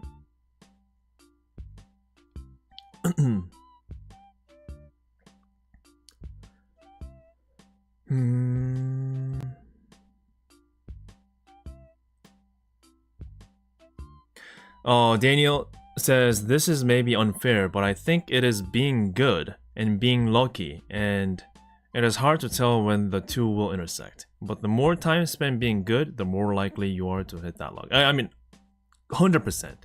It's true for anything in life. Yes, skills and personalities and just all those things do matter. At the end of the day, though, you do have to be lucky. It's just how it is. If you look at the industry leading figures in any industry, are they there because they're the absolute best of the best? Sure. But if you look around, I mean, artists, illustrators, for example, so many beautiful artworks online that we see, or fan arts, or the comics, or mangas. But if you look around, there are literally thousands, hundreds of thousands of people that are super talented in drawing, like master level. But do they all become famous and popular and successful? No. And if you look at the people that do become popular and successful, in many cases they're not popular solely on the skills that they have. They're not popular just because they're like Leonardo da Vinci level of perfection that they can achieve. No, they're good in something that they're good at, only that they're good at, like unique storytelling, unique art style, or just geniuses in marketing, or good communication, or fast in reacting to trends. There are so much. Basically, being able to draw is a given, right? But if you're beyond a certain level of a skill level, if you're beyond a certain level of a skill set, then there are so many other things that you have to be good at. You have to be unique at. That's the only way of being successful, and you need the luck, right? So, if you're a student, or if you're at a job place, and if you think just being the absolute best in that one skill set is going to make you successful, I'm sorry, it's not going to be the case. It's just not. You need another kick that's just you. People look at it and they'll have to know, oh, it's him or it's her. I know, because I follow this person because of this unique thing. And that's how people follow somebody. And that's how they become successful, in my opinion. And singing too. You see so many people that are absolutely goated singers, right? They're like, this person is a professional already. Like, why aren't they so big already? There's, unfortunately, I guess, like more than just that skill that's involved, right? So, and if you can, honestly speaking, there are singers that are popular that may not be the most perfect textbook singers, but they're popular because they're good at the way that they are singing, their way of interpreting a song, and their way of putting out the emotions and telling a story. So, and that's, I know it's easy to say it. It's easier said than done, obviously, but it's just the things that you have to look into. And that's what I always think about too, in regards to what I do. And it's not easy, but yeah, just skills alone will not guarantee success. No. Oversaturation is definitely a deal too, but I've came to realize if you look at a decently established industry, anywhere is oversaturated.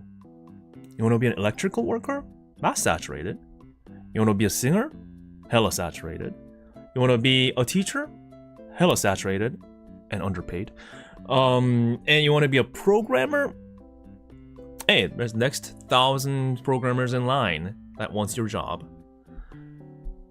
You want to be a supermarket like tenant? It's a great work, honest work, right?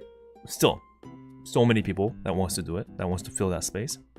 It's everywhere is oversaturated. So even content creation wise, I mean, you want to be a YouTuber? Well, go on YouTube right now and count how many people are uploading videos. You want to be a streamer? Go on Twitch right now. Get to Just Chat category. See the list and start scrolling down. And count your seconds on how long that list goes down.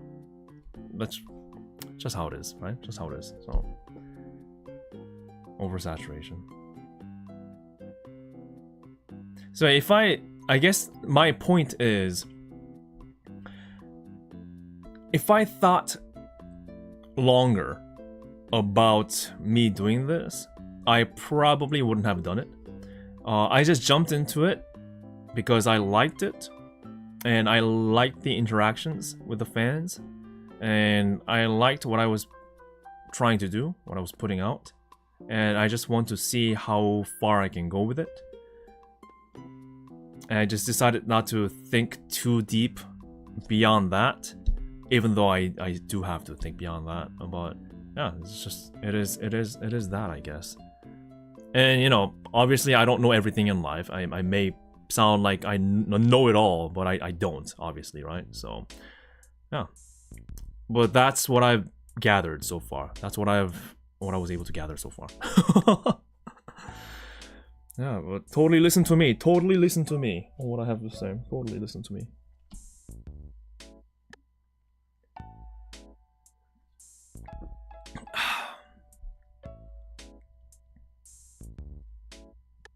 I do want a konbini food right now, though. That would be epic. But I'm not in Japan right now. Dang it. Man, Japan. Again, I'm in a fortunate place where I can visit Japan a lot easier than many of you abroad, because it's a 2-hour plane ride. So that's nice, but still, it is a commitment. But whenever I visit, I do appreciate it. Again, that's why I want to learn the language, so I can know about it a bit more, at least understand it a little bit more.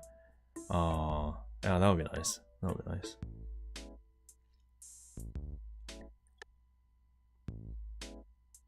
And whenever I meet somebody, come across that's Japanese, I wish I could actually speak some sentences rather than broken up words. So yeah, that's that too. So many things I want to do. But at least I've been able to continue on and hit 30K. So again, it's all thanks to you. So thank you everybody for allowing me to be in this situation. Huge appreciation. Huge appreciation. Oh.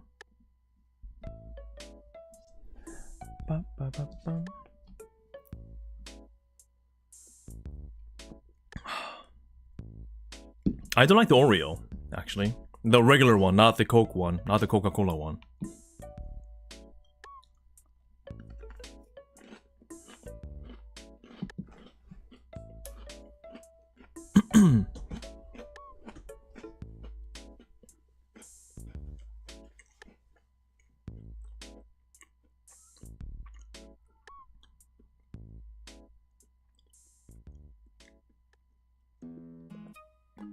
This Oreo is actually a lifesaver. Without these, I would have been starving to death.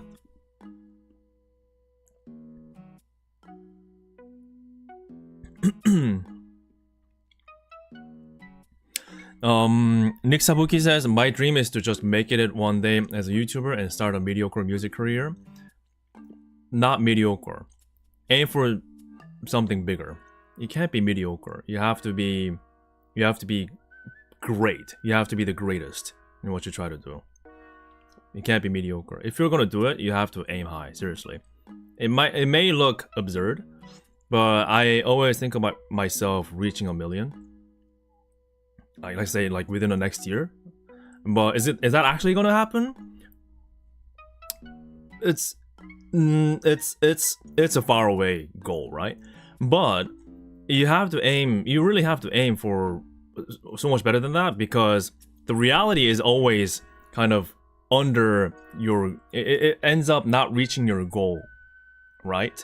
So if you set up your goal high, then you try to aim that and you'll still not reach your goal, but you ended up pretty high. But if you got your goal like down here, then you kind of go here, then I mean, you see the gap between this, right?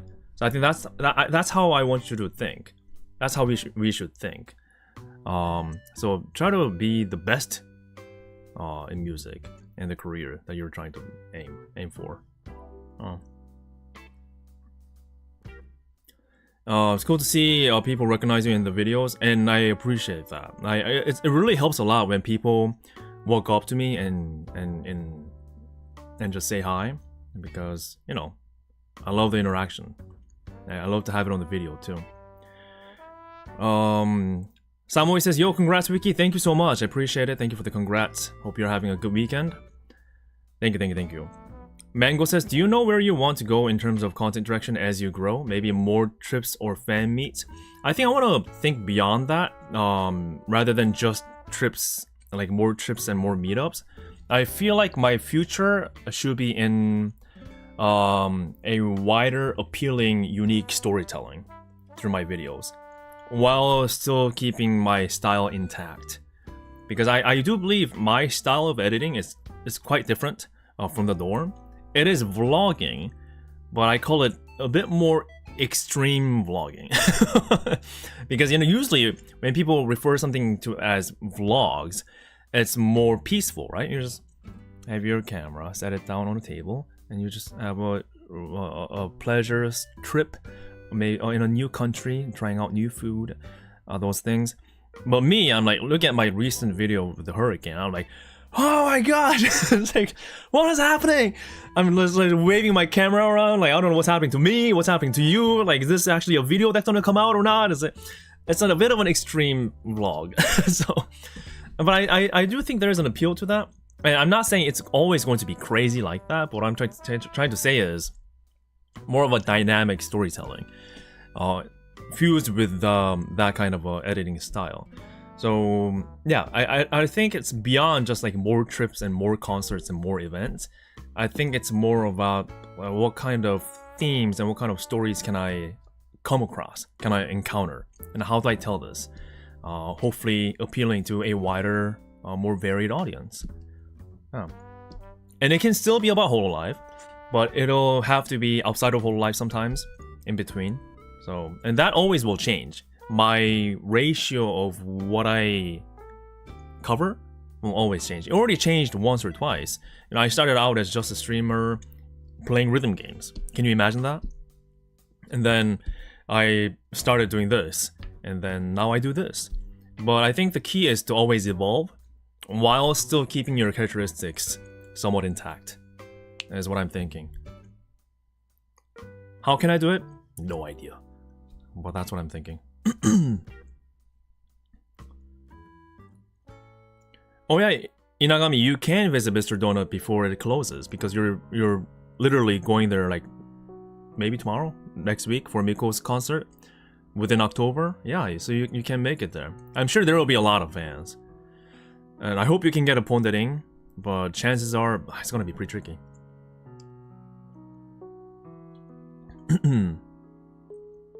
Yeah, just like the DJ Max pop-up store vlog, or the League of Legends plays vlog, or Gundam stuff, or you know, just from time to time it would be lovely for me to try something else. Will that lose a lot of views? Definitely. But I think it's still worth trying as much as I can. And I did want to make more videos like that this year, but it's just that there were so many hololive things happening that I couldn't fit the time, unfortunately. But yeah, I'm still thinking about that. Still thinking about those things as I move forward. Now, does that mean I'm going to abandon hololive like all of a sudden like today? No. But it's always about evolving and adapting, I think. Deadly Unknown says, a little bit of story time. After I watched your Dodgers video, because of boredom and a bit of curiosity, I started watching your content like crazy, so that I can see the fans' perspective.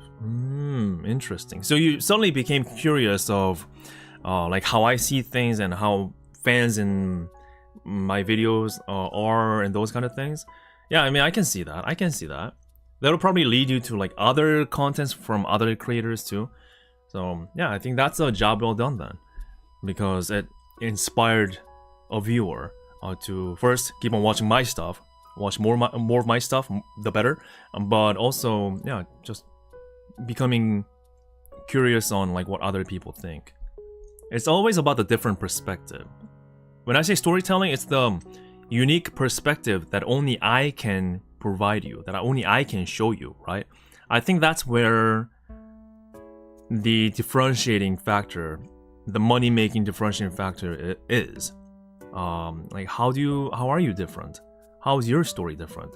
How's your perspective different? And can you make it interesting? Is it interesting? Whatever the topic, right? Someone says, wait, the Mr. Donut is closing? Yes, it is. Yes, it is. Watch my Mr. Donut video, the latest one. It'll tell you that it is closing by the end of October this month, permanently. So yeah, if you can go, please do go. If you're in Japan already, there's no reason. Well, I mean, if you're in Tokyo, there's no reason for you to not go. So please do go. Mr. Donut, go.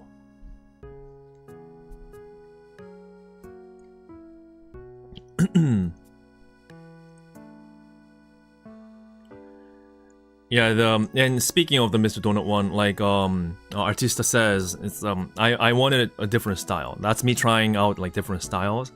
Again, letting the atmosphere speak for itself. And I think it worked out pretty well. And Huawa and Mokoko said they liked it and they cried.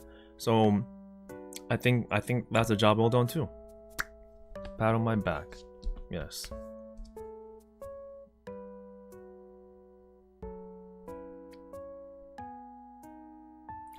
Will I go to Anime Expo next year? Not so sure. I think it'll depend on if there's going to be another big hololive event. If there isn't one, I don't think it's worth for me to go. To be honest. But I'm sure they'll do something big, right? Right? Anyone from cover listening right now? Right? You're planning something big for Anime Expo time, right? I'm watching. I'm watching. We're all watching. Yes. Yeah, thank you, Daniel, for hanging out with us. Thank you. Appreciate it. We'll watch anything you make. Thank you so much for saying that. Appreciate that.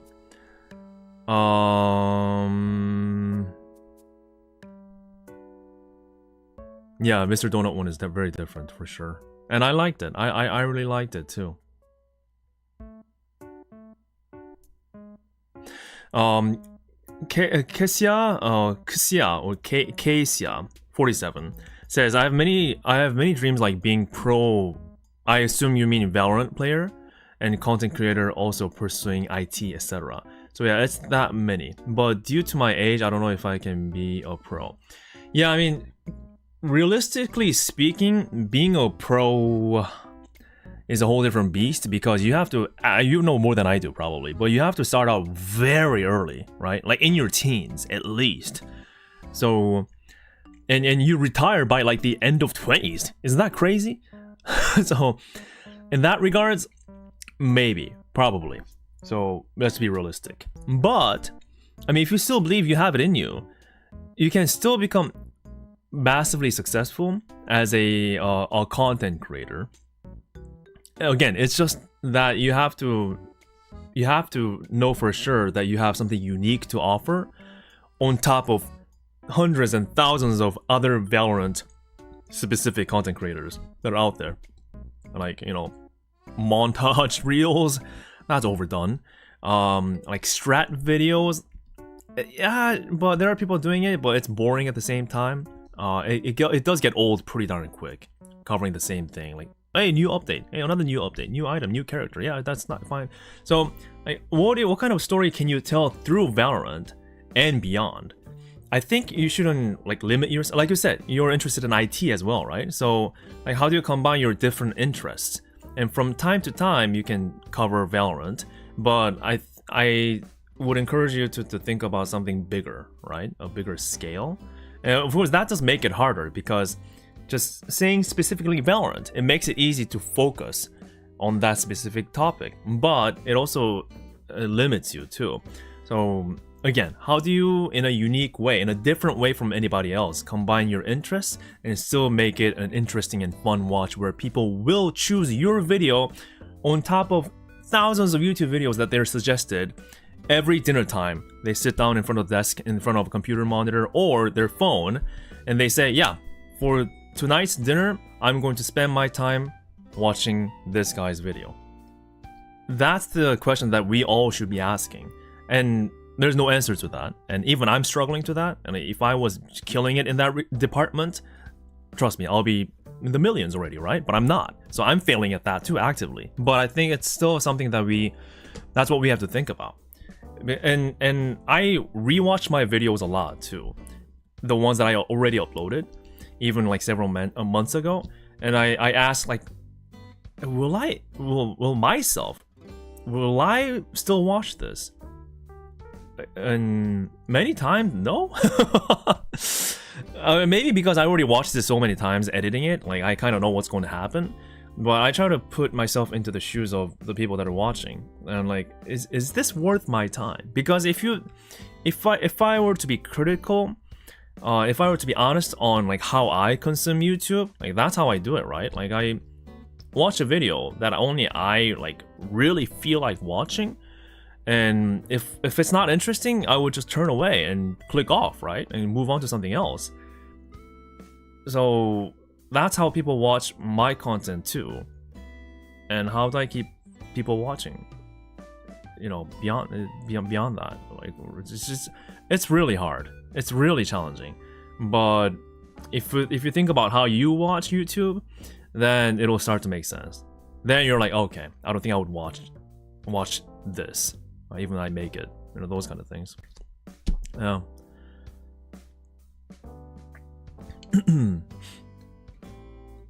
Oh yeah, remember Mr. Donut, Akihabara one does close on Mondays, so do remember that. I think they still close on Mondays, so just avoid that if you can, if you're going. Yeah.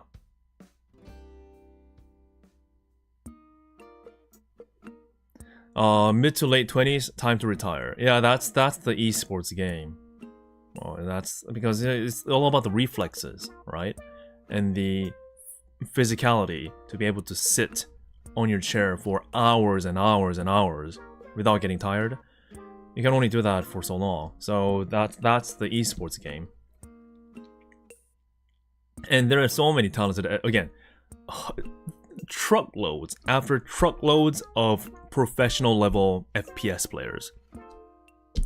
So how do you come out on top? How do you come out on top?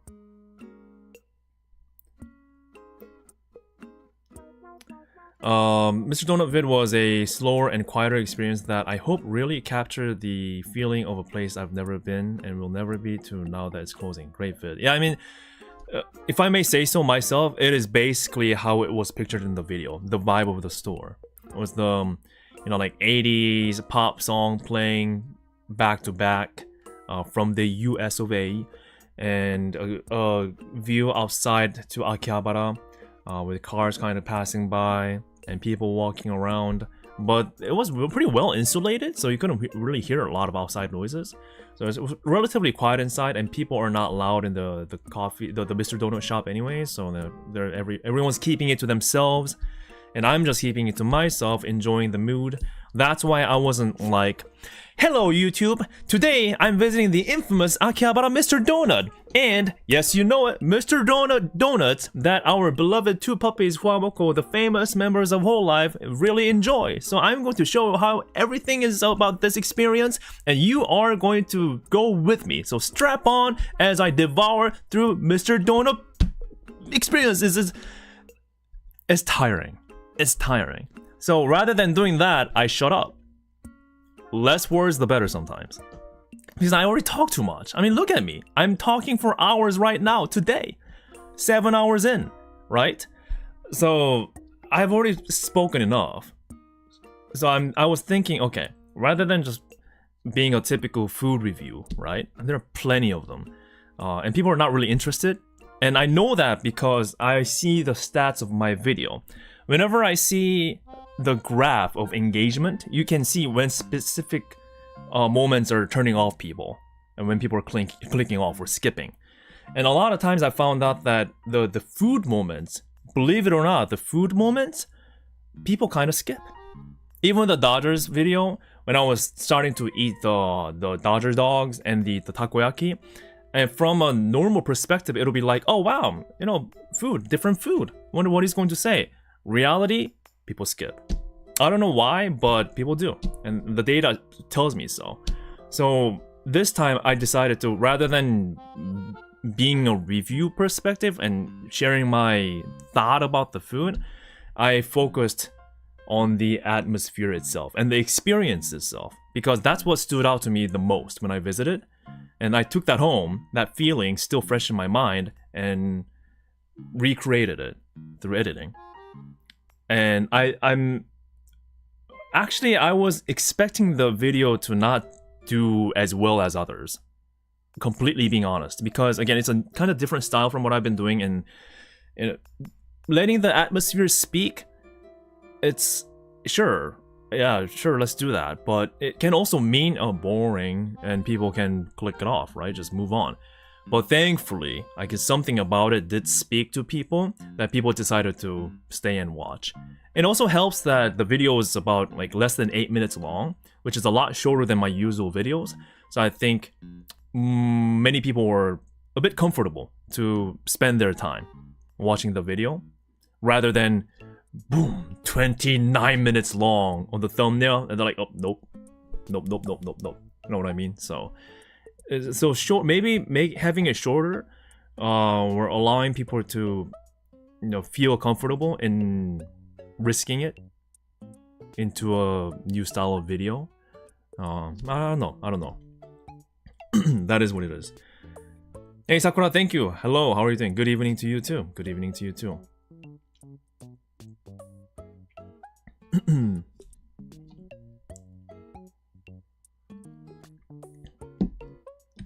And of course I can just add 1,000 memes and sound effects into my video with the vine boom, boom, boom, boom, boom. Yeah. Matt says, was it good? I assume you're saying, was it good though? Oh, the donut, was it good? Yeah, it was good. It was good. And you know, I was so worn out. It was like pretty much the day right after the hololive city stuff. So I was like super worn out. And I kind of wanted to portray that too. After all the hectic, chaotic moments, I kind of needed some peace. And the donut was just simply good. I was surprised to find out that it wasn't like too sweet. It was a little bit on the chewy side even. So that's different. But something fun about pondering specifically is that, you know, they are made in clumps, right? Connected clumps that create a donut shape. So you can bite off each clumps. And it's just something fun about that experience. So it was beyond just how did it taste. It was just, oh, this is a bit different from other donuts. And I'm like, oh, there was one clump. Oh, there's the other one. And you just keep on eating like that. And you have a different version like that, pink one. And I'm like, oh, if there was a blue one, if there is a blue one, they're halfway there. They got a pink one already. They got a pink cream one, a glazed, the pink glazed one already. If they had a blue glazed pondering, that's huamoko right there. I was like, they're so close. But you know, I had to work with what I have. Well, overall though, I enjoyed it. Mr. Donut, huamoko collab. It's right in front of you. It's $1 million business idea. Okay, let me be honest. I'm not a business major, so I don't know if it's actually $1 million business idea, but I'm just going to say it for dramatic effect. But it's an idea that I'm sure people will be very interested in. And if Akiba, Mr. Donut was going to stay for a bit, I legit think it would have been a good idea for them to maybe have a region, that store-specific collaboration. It's not even that hard, right? Just pink glazed donut, they already have it, and a blue glazed donut. Done. And maybe huamoko printed wrapper. Like, that's all we ask for, right? That's all we ask for. We just need an excuse to consume that experience. That's it. A unique little wrapper that has huamoko on it with blue and pink glazed ponderings. I mean, hello? Hello? Right, hello? And instead, they decided to freaking close down. Hello, where are you going? I'm sure it's, it was outside of Mr. Donut's decision, because again, it was the building that's renovating or coming down. But yeah, I don't know. Happy birthday, brother, for the Emperor. Yeah, again, maybe it's the translation issue. Maybe happy anniversary is translating into happy birthday for some of these Japanese fans. But yay, thank you. Arigatou gozaimasu. Arigato. Yeah, it's my birthday, guys. Other than the fact that my birthday is in January 15th. It's quite far. But thank you. And thank you, Sakura, for your super chat. I appreciate it. Thank you. Congrats on 30k subs. Massive thanks for your support. I appreciate that. Yeah, 30k years old. I'm old.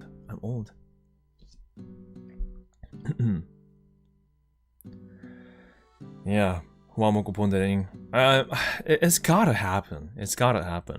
I mean, we did have something kinda similar for the Tokyo Dome hololive city event. There, if you've seen my video, I did show you a huamoko donut, but it's not quite.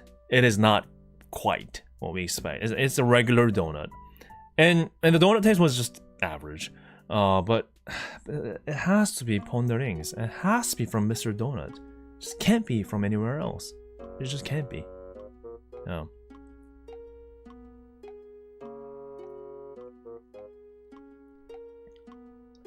I don't think there's another one in Akihabara. Is there another one in Akihabara? I don't think so. They're not like super common, like 7-Elevens, convenience stores.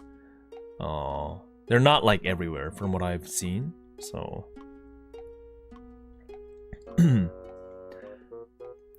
Marcus says, joke, food skip because we can only see the food and not taste it. It makes us hungry. Interesting take. I do genuinely wonder why it does happen.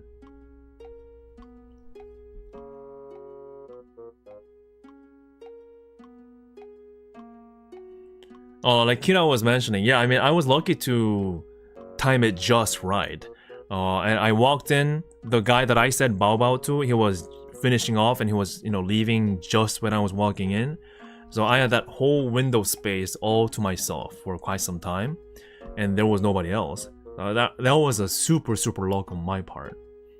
And one would say, maybe, even I would have said, oh, no fans, that means no interactions, it'll be just too quiet, it's no excitement at all, that ruins my video. But I flipped that and made it into a completely different occasion. And I think that worked out for the better, to be honest. So you just have to work with what you have. From what I know, it is closing for good.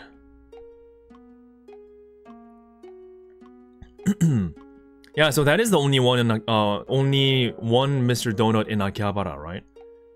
I thought so. I thought so. So people can't even go to another one, even if they want to, which is quite a shame. Quite a shame. So there are one in Akihabara, one in Asakusa, and one in Ginza. I wonder what Huamoko themselves are gonna do. Like, do they have to? They may have to explore and find a new place. But will they do it again?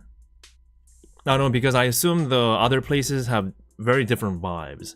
I think the Akihabara one had a specific vibe that they liked. That's why they really loved that place.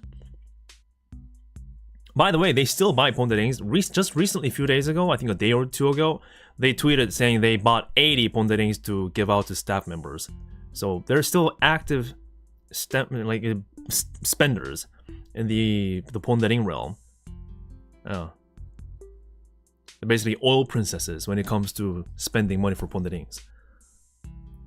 Harui is waifu. Thank you so much for your congrats. Thank you. And appreciate it. Appreciate the taste of the waifu as well.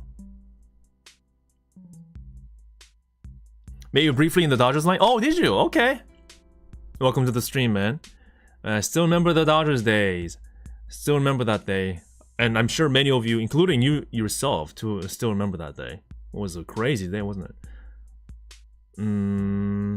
Yeah, even shifting to even if they stayed at the same location but with a new building, it'll be a completely different vibe. Yeah.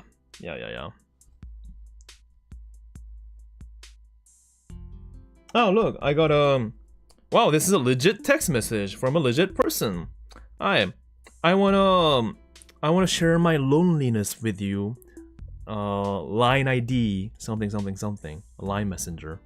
Yeah, I'm lonely. Can we talk through online messenger? Wow. Yes, lady, I would love company because I am a lonely man, and I would like some company from a beautiful woman, potentially looking for relationships. Yes, of course. Let me fire up my line messenger and type. Yes. Lovely day, lady. How do I help me write the message? Lovely day, madam. I hope this message finds you well in these trying times. As we are both aware, you madam and I share the same emotions, that is so-called loneliness. So would elevate our lives as we speak if we do share the so-called emotions of loneliness and dissipate out to this very world. If you seek such deep level of relationship with a fine gentleman like myself, do reach out to me at once at your convenience. Best regards, your only gentleman, Vicky. I'm going to have a hot day for this Christmas. Just watch me, okay? Just watch me.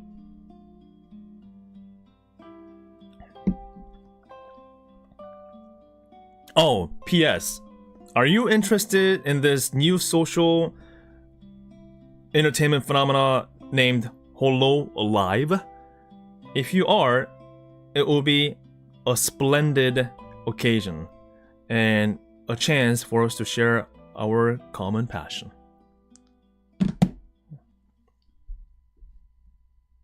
Yeah, girls messaging me because I hit 30k subs, you know. The fame, man. The fame. What do I do with this fame? Oh man. Life as a famous YouTuber is just too tiring. My message box is just exploding since this morning. Meowcat, congratulations, Vicky. Thank you. I appreciate it. Thank you.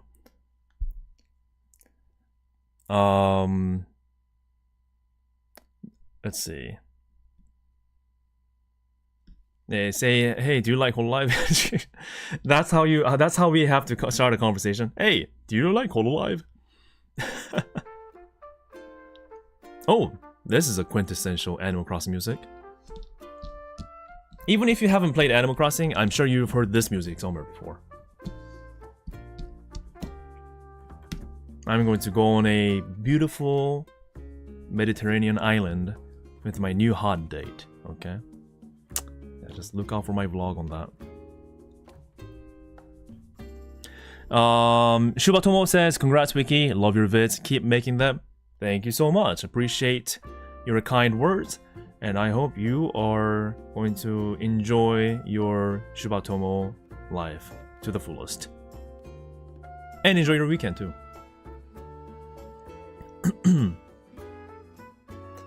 I love this music. I love this music. Have you heard about our Lord and Savior Lightning McQueen? I love that video. Or the VOD, the reference. When I say video, I mean the Two Snacks fan animation. That's peak. Absolutely, absolutely. But what about Kingdom Hearts?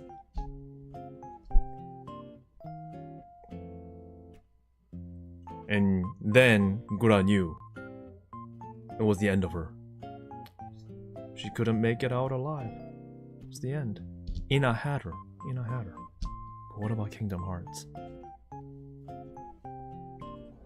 If you can, you should try the Switch one too. I enjoyed it. I've never tried any other Animal Crossing versions.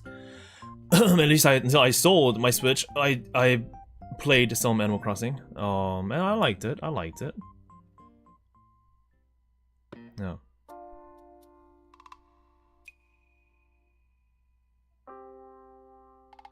I kind of want to play again. But again, I don't have a Switch anymore.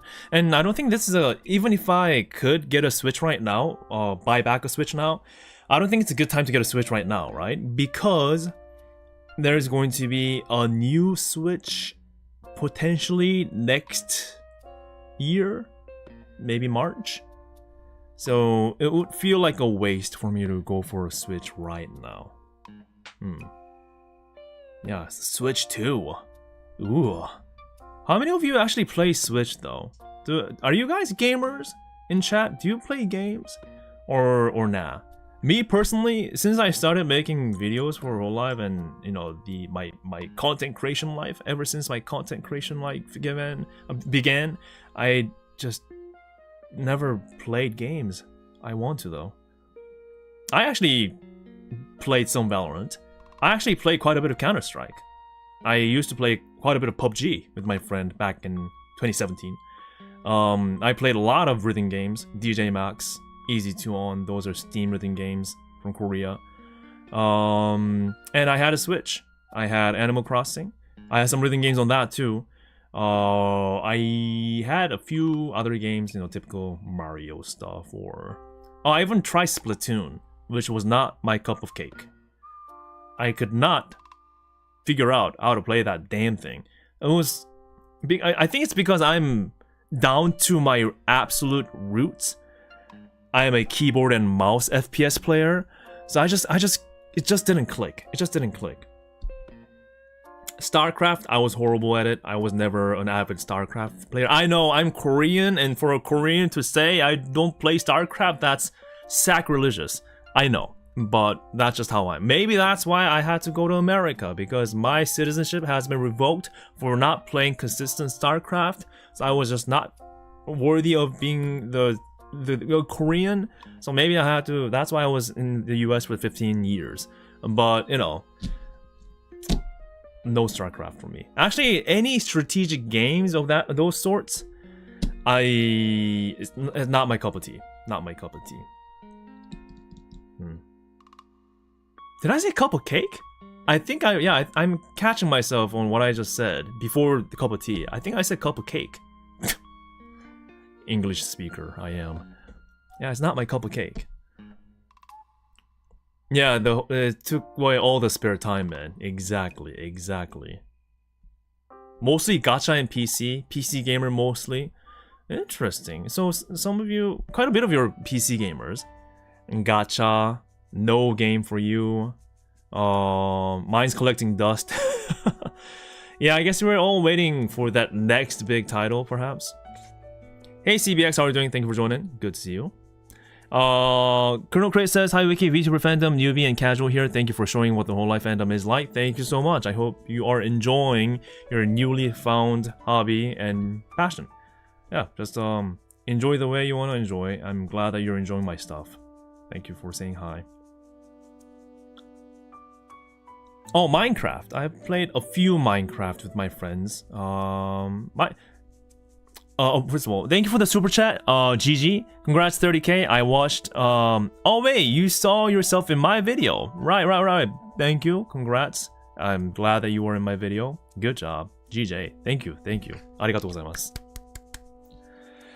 No, I've never played the car simulator game. Again, I've never played any games recently. Like, no cap. I was not able to play a single session of games. Not even on my phone. I mean, I'm not a mobile player anyways, so I don't have anything to play on the phone. But my point is, I just didn't have the time. But yeah, CS2 I played for a bit. Same old. You know, it doesn't matter. You fire up Counter-Strike, what do? You get to Dust 2 and start playing, that's it. Repeat and repeat and repeat. Dust 2, D-Dust 2, that's it. That's all I play. My favorite thing was to get a P90 as soon as possible. Okay? Get a P90 and run and gun that shit. Yes. You get a flashbang, you get a Molotov, and you get a P90. Okay? You don't need anything else. What do? You run through a tunnel. I'm speaking from the tunnel, from the gates to the tunnel. You run up, run and gun. Oh, smoke too. Maybe a smoke would help. No, okay. Flashbang is needed when you try to blind the people sniping down the middle, right? The middle. And you do that, you flash. You run through the gates into the tunnel, and you also throw a Molotov up the stairs, so people that are camping on top of the stairs going like this can back off, and you start running and gunning down everybody. It's the best feeling ever. Best feeling.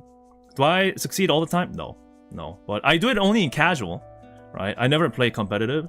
I won't do that in competitive, but you know,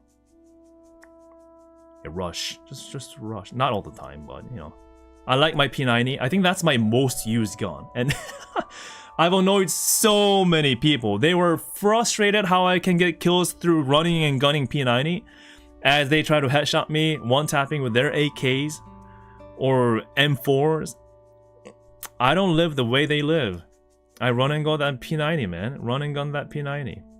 And my kill counter only rises as their frustration increases. And they're just so confused and so outraged on how I can keep on doing it over and over again. They fall for that same thing.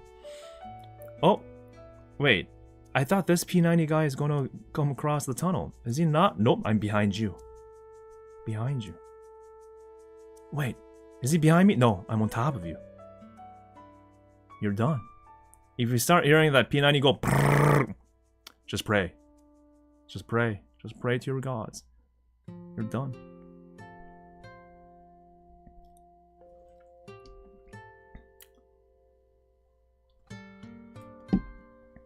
TCG, again, TCG Simulator, it looks pretty interesting. But yeah, didn't have the time to do it. Yeah, but so I play some FPS. I'm not good at it. I just, you know, I liked it, but as soon as I realized I'm being more stressed than having fun, I kind of stopped playing. Like, that's the thing about FPS, is that it gets so easy to get hardcore, right? And sweaty. So you play games to have fun and to relieve stress, but I always found myself coming out more stressed. So I'm like, you know what? This is not worth it. This is not worth it. It's not worth it. And when you meet like cheaters, or you know, just blatant trolls, that are just, you know, not playing the game at all, or I don't know, or bad mouthing you for some no reason, or just blasting music like crazy. I mean, you can mute them, yes, but you know, what does that do? It gets old. And again, I'm playing the same old Dust 2, right? And same thing kind of happened in Valorant too. It's kind of similar, but you do have to remember a lot of like abilities, right?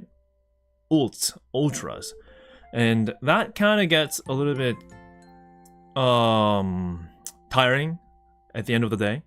And again, at the end of the day, it's kind of like Counter-Strike. I'm sorry for triggering some of the Valorant players, but you know, it is the play mechanic wise, how the gun feels.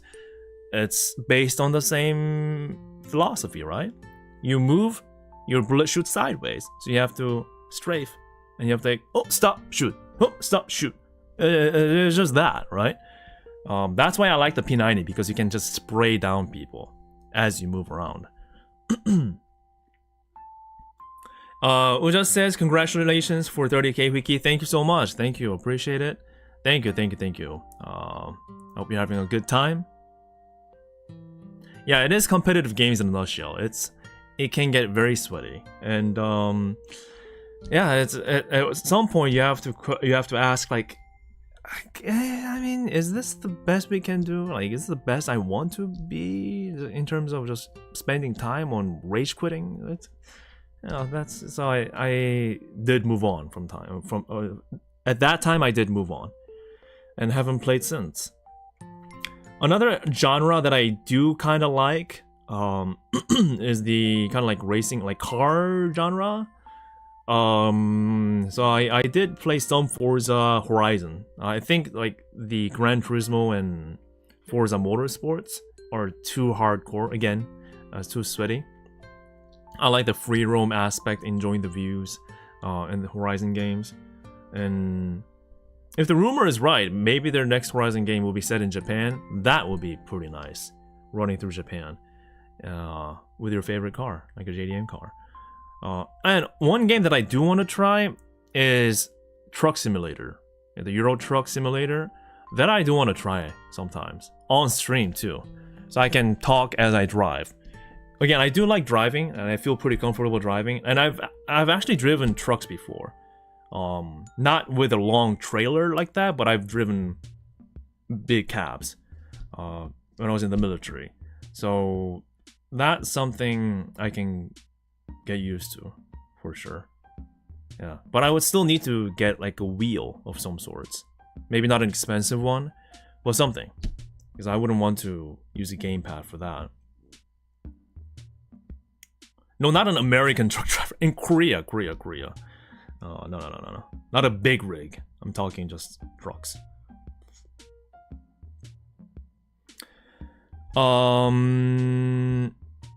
Let's see. Stress is why I switched from PvP to PvE and co-op games and got tired of getting angry from cheese or lag or outskilled, which you only notice when it happens against you and not for you. Yeah, it can feel biased, right? And again, we try to play games to have fun, but if you're not having fun, then why are we playing? That's the question. QJ Toys says, are you coming to Singapore? Not confirmed. Probably no. That's as much as I can say. No. Well, I do want to try Euro Truck Simulator. So, yeah.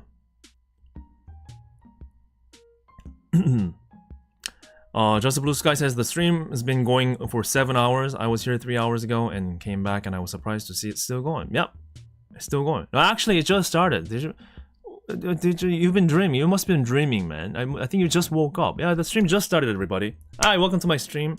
There's a 30k subscriber celebration. So, yes, celebrate and congratulate me. That's it. Bye. Oh, and I have something new to try today. Have you ever heard about the Coca-Cola Oreos? Yeah, I just found this on a store shelf in my local town, and I thought, oh, how interesting would this be to try on stream and see if it actually tastes good. Which it wasn't. Yes, I'm still frustrated.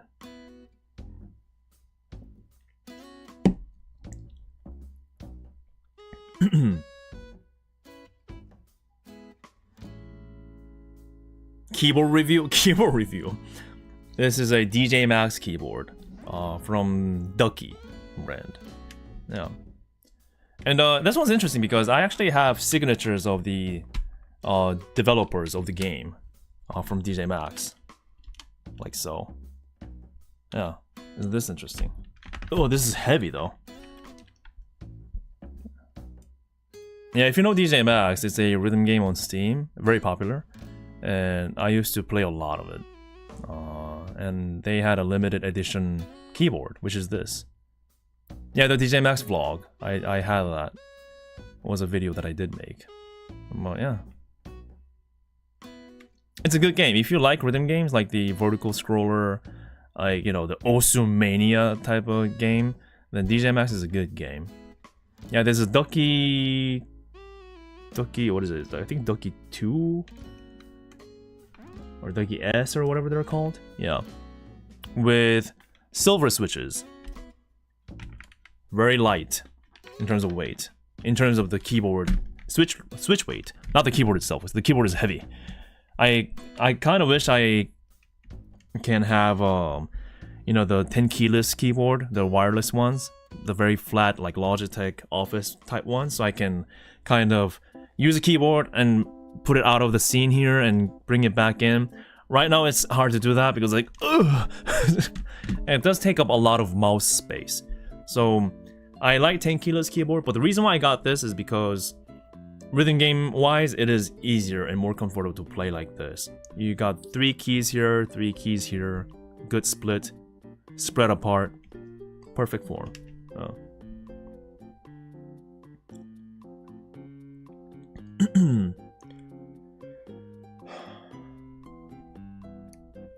I'm gonna wait for summer winter sale to buy DJ Max. Yeah, it can get pretty pricey if you're trying to go for the DLCs as well, but I think they're reasonably priced for what they offer. Yeah, I think if I were to go for a 10 keyless, I would go for, again, just membrane or just office grade flat keyboards like the Logitech ones, the MX keys, that one.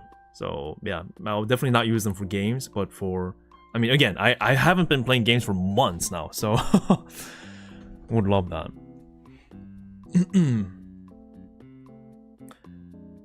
Blue Sky says, your favorite Oshi so far? Again, I mean, Kiara is a given. I've said that multiple times.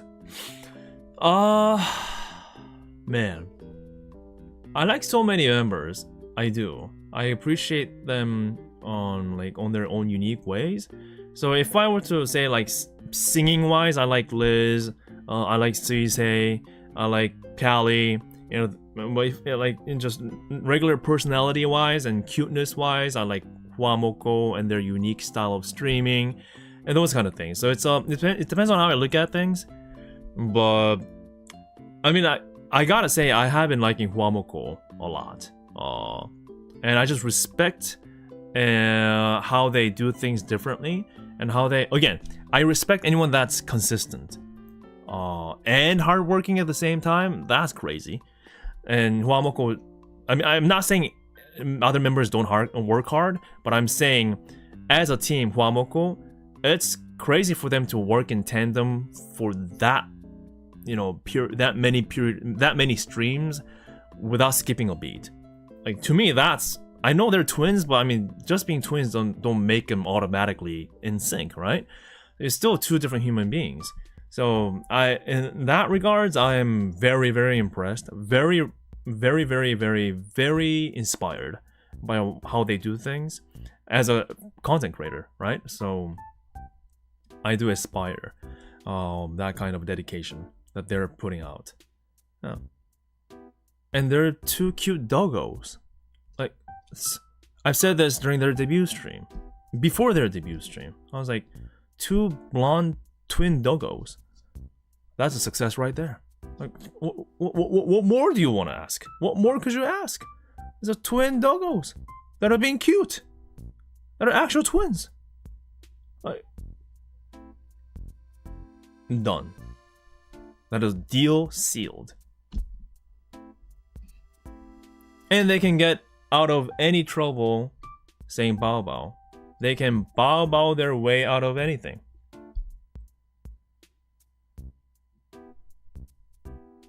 That's skill. That is skill.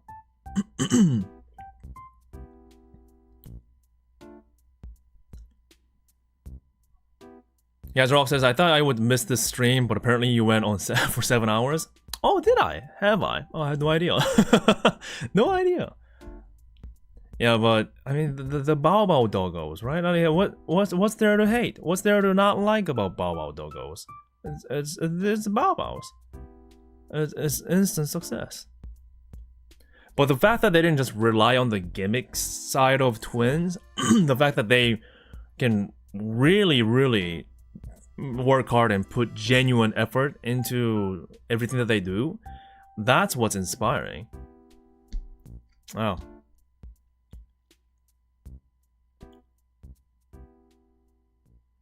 Did you get Huamoko's new hololive plushie? I want to get all the plushies, but I've never gotten a proper plushie yet. Yeah. I want to though. I want the Bow Bows. I want the Bow Bows, man. I want the Bow Bows. Got a Bow Bow, man. Got a Bow Bow.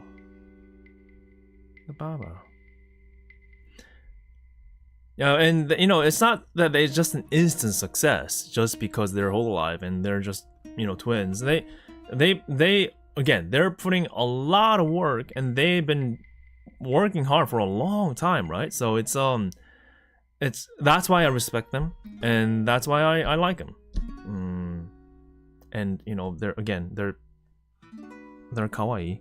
That's sue me. But I mean, I'm being honest. I mean, you like a member because they're cute. That's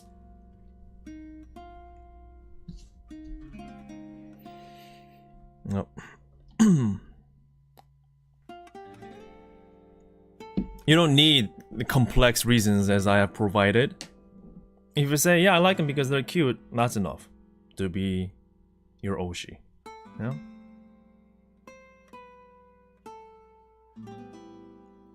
Only facts. Not opinions, only facts.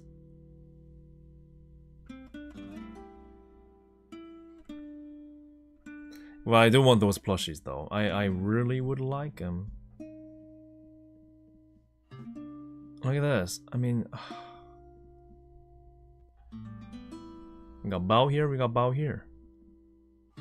I'll do you one even better. Look at this. Okay.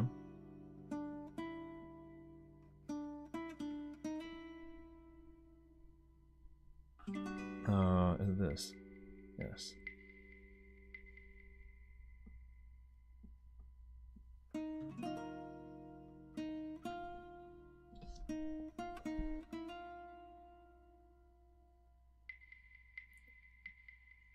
Stola says 7 hours late to the stream, but congrats. No, we're just starting. What do you mean? What do you mean? Thank you for joining. Appreciate it.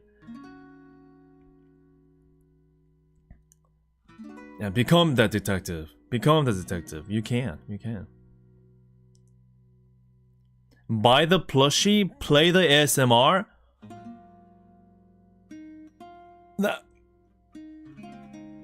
That would be, oh, that would be. I don't think I can survive that. That's 200% immersion, because there's two. That I don't think I'm ready for that. I don't think I'm ready for that. Nope. Daniel Victoria, thank you for joining. How are you doing? 7 hours. Yes, 7 hours. What a deal. Salute to you too. Yeah, but I want them, but I can't have them. I can't have them right now. Nah.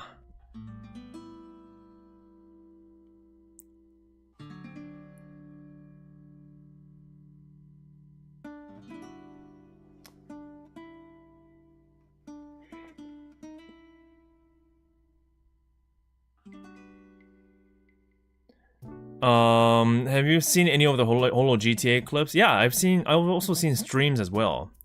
Mainly Subaru's perspective, actually, because it's the most comprehensive coverage of at least the police side of things.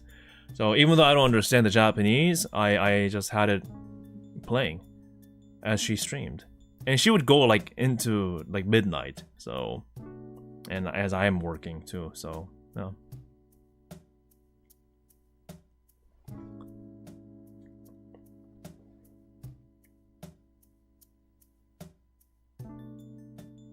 Someone said that these two should come in set. These two should come as a set. Someone said that, and I'm like, you know what? You're not wrong. You're not wrong.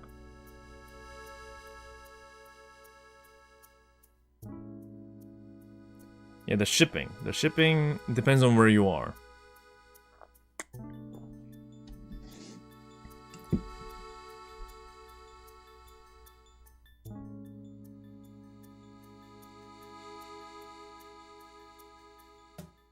Oh yeah, I mean the right decision for business-wise is yeah, just have them separate. Of course, of course.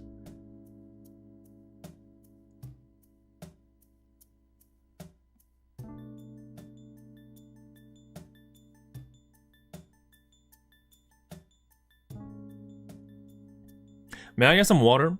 Because I'm out of water. I'm out of Coca-Cola. And I'm not out of Oreos, but you know, I would like admire the Huamoko, okay? Huamoko, please keep watch of my stream as I get some water. And also, if you haven't subscribed, please do right now, because even if you've watched me for a while, there's a chance you forgot to subscribe to me. So do that now, and consider memberships, Patreons, Ko-fi, Super Chats. Because I want to buy the Huamoko plushies with your money. Yes.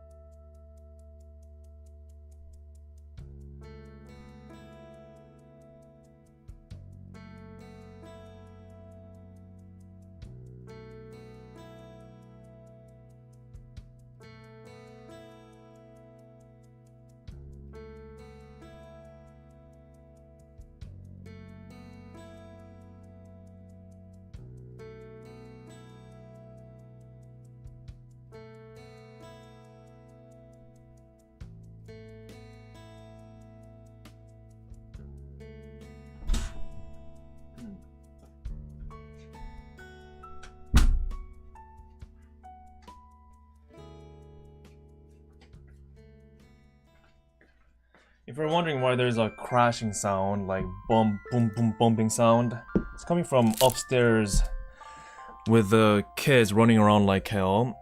I've told them before to kind of, keep it down. They don't listen. They don't have any logic or respect towards their neighbors. So, yeah, I just live like that. Hello, how are you doing?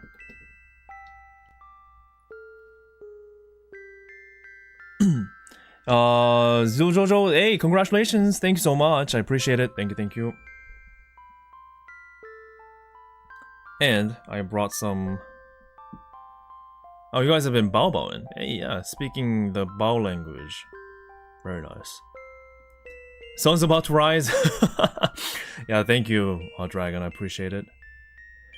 And... Hey Noki, thank you for your super chat. Finally, why YouTube allows my country to super chat? About time. Wow.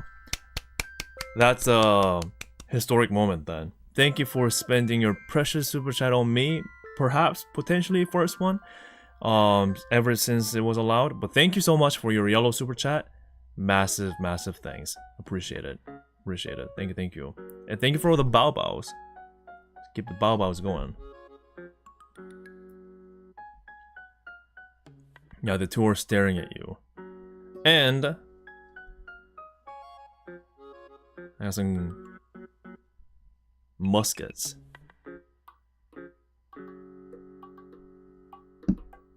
See, I try to eat health, there's a balanced diet, eat healthy. It's not always about Oreos.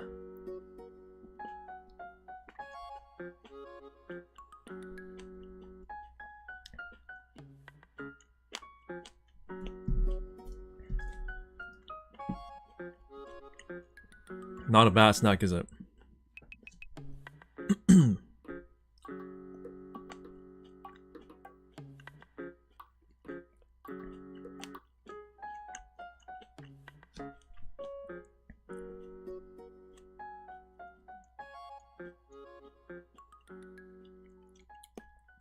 Grapes are better than Oreos? Do we agree with that?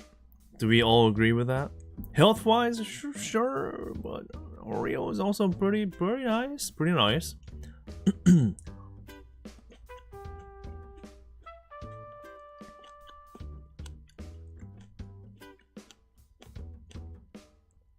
Why are you eating? Why am I eating you? Because I can. To send a message that I'm eating grapes. What?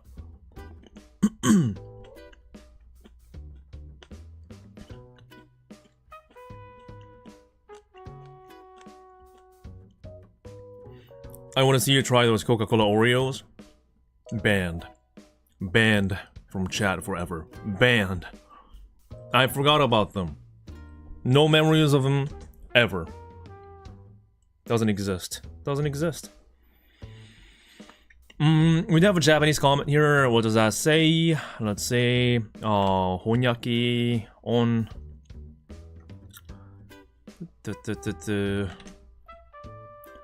いつも動画を楽しみにしています。ありがとうございます。視聴くれてありがとう。Yeah. Thank you. Thank you. Thank you.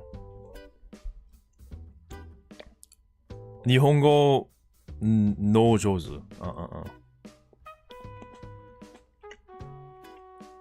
I use a translator, by the way. So.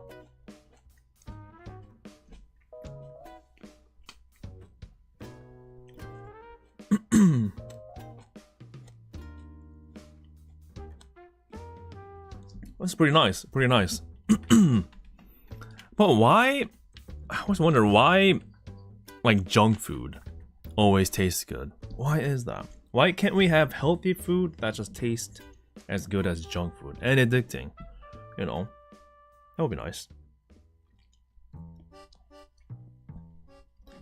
Bum, bum, bum, bum, bum. Another iconic Animal Crossing music. Ba, ba, ba, ba, da, ba, bum. Okay. Again, let me. I'm basically doing this. I'm using a translator. It shows you how you read it in English, like pronunciation. 仙台ベニーランドには来る予定ですか？いえ。いえ。No. No. Me want to, but no. Yeah. When is Bennyland actually? When does Bennyland one? I forgot.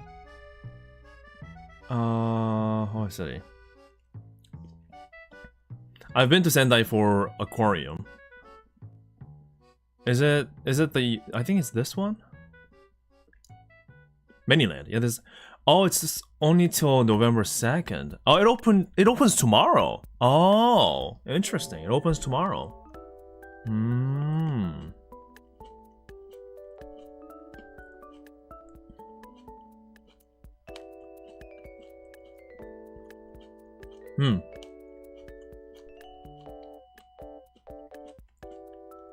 Yeah, tomorrow.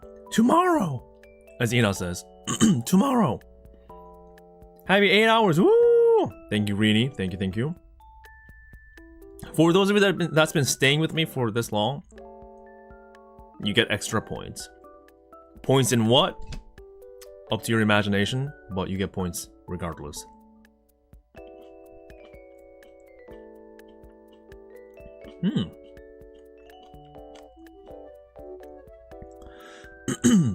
Albatross says, because of you, I spent too much on Holo merch that isn't available in Europe. Still waiting about 15 packages. Okay, should I be happy and say, yeah, congratulations on your intelligent financial decisions.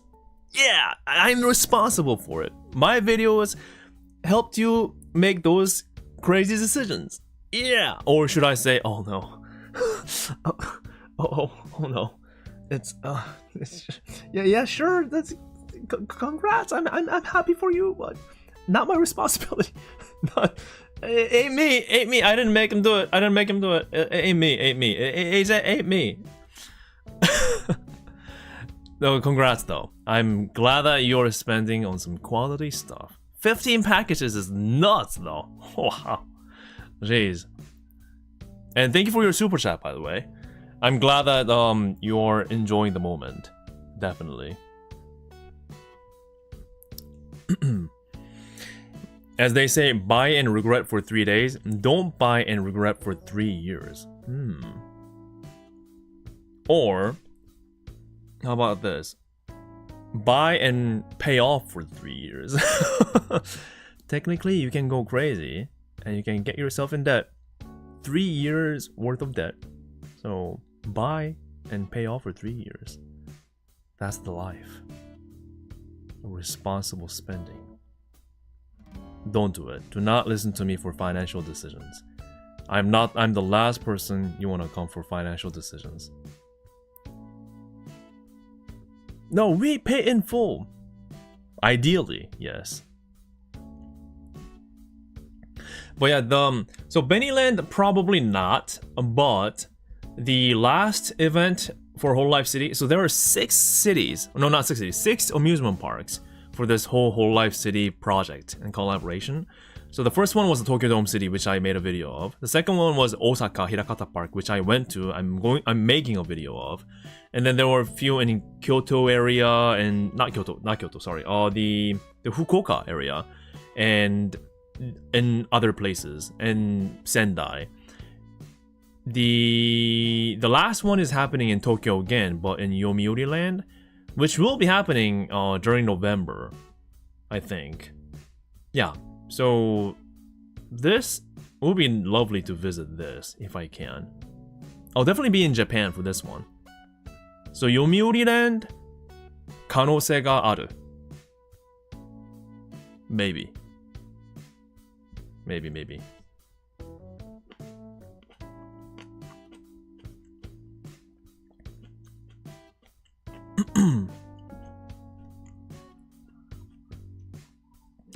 Blue Sky says, what's your favorite merch from hololive that you have?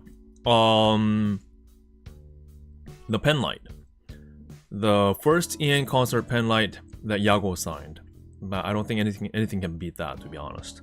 So that's my, oh, that's like beyond just like merge status at this point. That's like just, oh, the holy realm, basically. That's my most proudest possession. Anything else outside of that? What's there?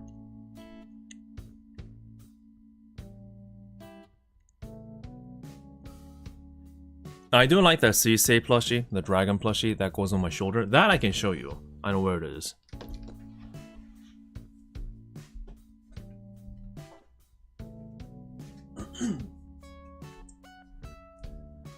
So yeah, here we go. So this dragon Sisei plushie, I spent quite a bit of money trying to get to Taiwan and get my hand. Albatross says that 15 holo package is worth $14,000. Oh.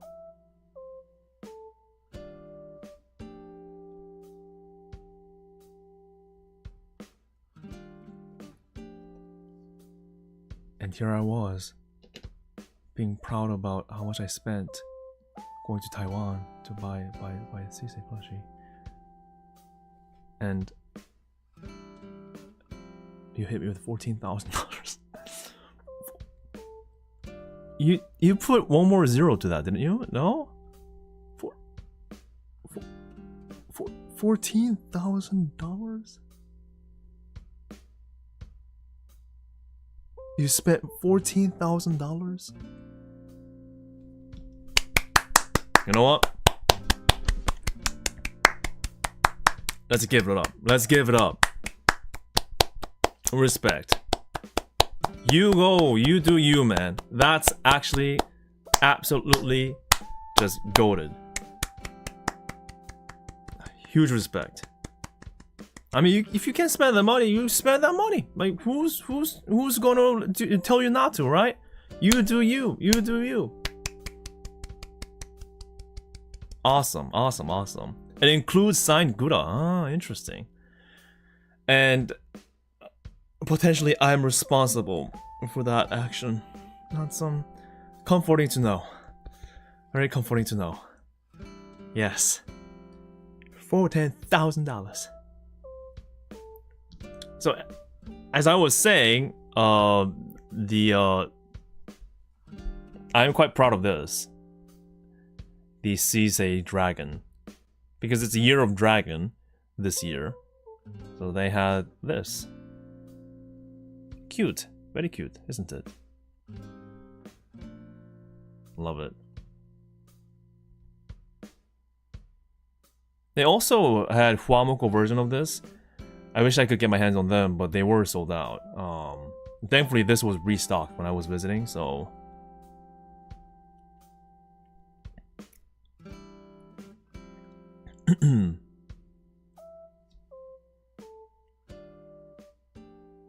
You're just staring at you.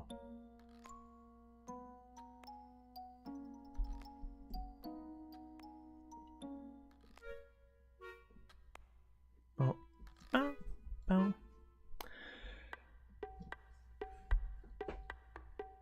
Very cute. So I have quite a bit of like merch now, thanks to me spending money and also me being gifted quite a bit of them. And so it's hard to say like this is my best merch other than the light stick. But I just have a lot at this point. Soon enough, I think I'll have to get like a separate corner, like a shelf, just for hololive merch, just to stack them up. That would be nice. I tell you, real estate is the ultimate form of otaku. Real estate. You need them space, man.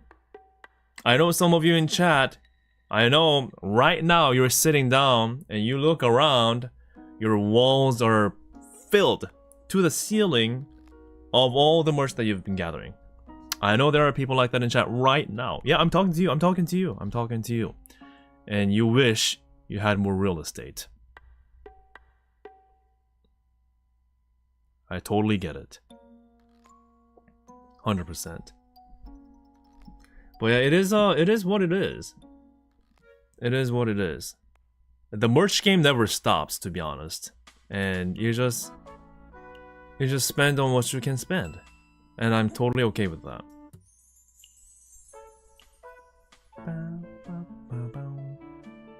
I have 0 hololive merch. I guess you can start. Oh, what's the easiest way to start? I mean, if you don't have access to any offline stores in your country or your region, or any online order for that matter, you can still try to have it shipped to you through the official hololive store, right? And get something simple. If you can. But that is a start, though. That is a start.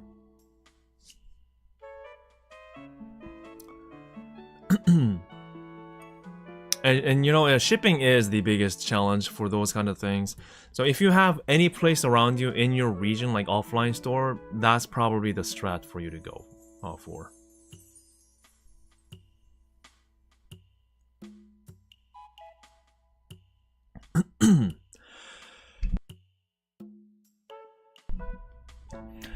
Some in boxes. Mostly, yeah. Running out of space, you have to keep it in boxes, huh?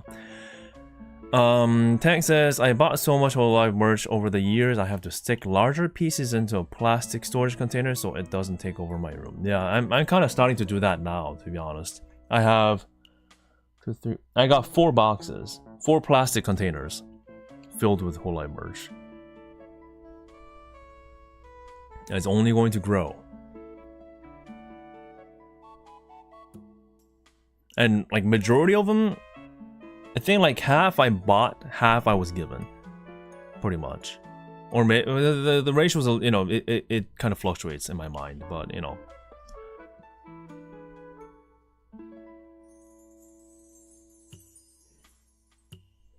Yeah, if you happen to have those kind of like conventions, those kind of like anime/culture conventions, maybe you'll be able to find some like third-party made ones. But again, those kind of conventions are hard to come by depending on where you are. You know, they're not common. As much as we'd like to think that they are, there are many conventions like that around the world, but not enough. So it's easy to be in a region where you just don't have anything like that. Not even close. So I totally understand. And you know, even if you had anything around you, the money could be an issue, right? You just can't spend on merch because you got other important places to spend on. Totally understandable. I'd rather have you spend on something you need to spend on, compared to, you know, going on merch. Let's say you gotta get food, but just if you decide to go for a Huamoko merch, I don't think Huamoko would support that either, right? So it's it is what it is. It is what it is. You just have to do what you gotta do.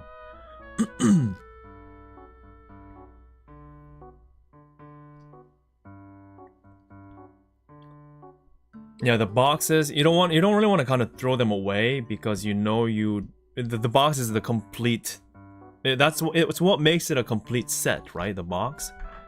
So I get that. But man, sometimes you have to let go. Sometimes you have to let go. You just have to let go sometimes. It is what it is. It is what it is. I mean, I was also thinking about keeping even wrappers of crackers that comes with hololive cards, you know, those things, the gacha stuff. I'm like, it's a torn apart wrapper that had food in it. No, I can't keep this. I would throw it away, and I feel better. I feel better for letting it go.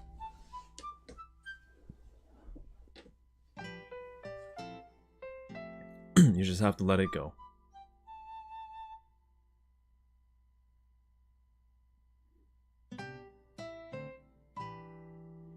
Merch, man. Again, never-ending game of merch. But as long as, you know, they are good, desirable, and for me at least, like practical. I kind of like practical merch, to be honest. So that's why I was asking if anyone made like a luggage, or like hololive luggage. That would be cool, right? Things like that. Now, okay, actually, would I want to use that hololive luggage though? Because, and I like practical stuff, but can I swallow the pain of watching that said luggage being thrown around at airports, you know they don't treat them well, right? They're abused, getting scratched up, cracked, smashed even. Can I actually... Would I allow that to happen to a potential hololive themed merch luggage? Don't wrap your car, wrap your bag. Wrap your bag. That is an idea. Question of like, will it last a single trip? That's a question we should be asking.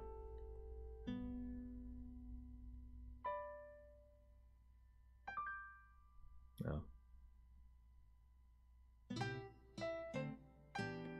A lot of merch I want to get. So much. Well, that's why I have to work hard. That's why I have to work hard. Let's see. What was right, we still have Huamoko. Huamoko plushie. Want it so much. Oh, ASMR. Oh, gosh, I don't fall into the temptation. Don't fall into the temptation. Don't fall into the temptation of Huamoko ASMR. Don't fall into the temptation of Huamoko ASMR. Don't do it. Don't do it. Don't do it. Don't do it. Don't do it. Don't do it. Don't do it. Okay, actually, don't stay on the hololive merch page because it'll only get you to buy stuff that you can't spend on. Get out here. Get out of here. Why do I have so many tabs open? Oh, okay, I've escaped.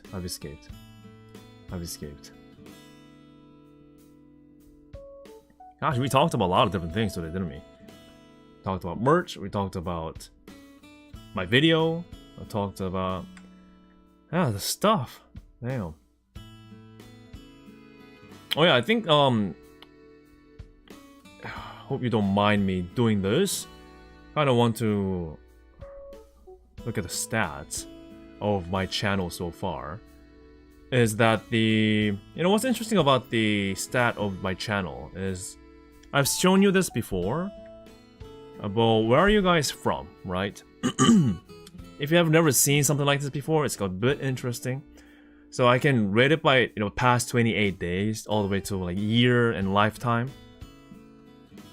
Past 28 days wise, so channels your audience watches: Kiara, Biju, Amelia, VTuber Tengoku, that's a Kirinuki Clipper channel, and Iris. Very nice. And what do they watch? To like what time are they active? From like Sunday to Saturday. Do they watch videos, shorts, live? Mine's primarily videos because I don't really put out other things. Oh yeah, the top geography. So we have US and Japan being top two. Japan, so US is 24.8%. This is the last 28 days, okay? So US is 24.8%. Japan is 20.5%. So this is one of the reasons why I cannot give up on providing subtitles in Japanese. Look at this. They're always second, or sometimes first. And then recently, Korea has been coming up a lot because Korea used to be like not even top 5. Even though I'm Korean and I provide subtitles, it's not as big as it is in Korea compared to other places like Japan and the US. But yeah, recently more Koreans have been watching. And Indonesia always have been top 3, definitely on the 3rd place, but only by just the slightest amount. And then it'll be other Asian countries. If we say see more, we get to see what countries follow. And as you can see, well, I mean, okay, this is not a definitive stat for all things hololive, right? It's just me. So, just because a country is not visible in my stat doesn't mean it's like unpopular there. But I think it's still a good metric to kind of refer to. And the first European country that appears is the UK. The UK. That's top 11. 11th place. Slightly behind Vietnam. Yeah. And there's Australia, Singapore, Germany, Mexico, Hong Kong, Brazil. It just goes down like that. Yeah. But list of just big countries. Oh, not quite. If you see the stats, a lot of these big countries, so-called big countries, are like down here. all the major European countries down here. So it's not quite straightforward like that. And you can even categorize them by cities, which is crazy. Or can I? Okay, it's not showing right now. Why not? It used to. Maybe it's bugged right now. But viewer age, I'm exposing you right now. I'm doxing you. The top group is 25 to 34 years old, followed by 18 to 24. So kind of close.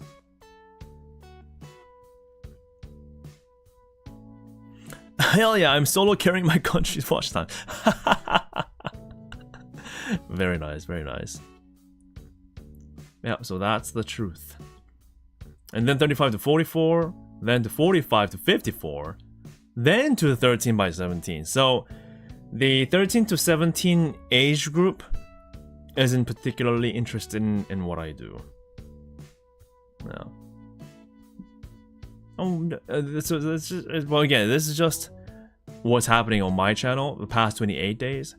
So it's not definitive. Yeah, so it's that's how it is for these. Male 88.8%. Me and the boys watching hololive stuff at 2 a.m. in the morning. Yes. And then 10.7 female. Yeah, so it's you can kind of see huge gap between the two. Me and the boys. And again, age group and the subtitle usage and all that. And you can do this by, let's do a year. How about the past 365 days?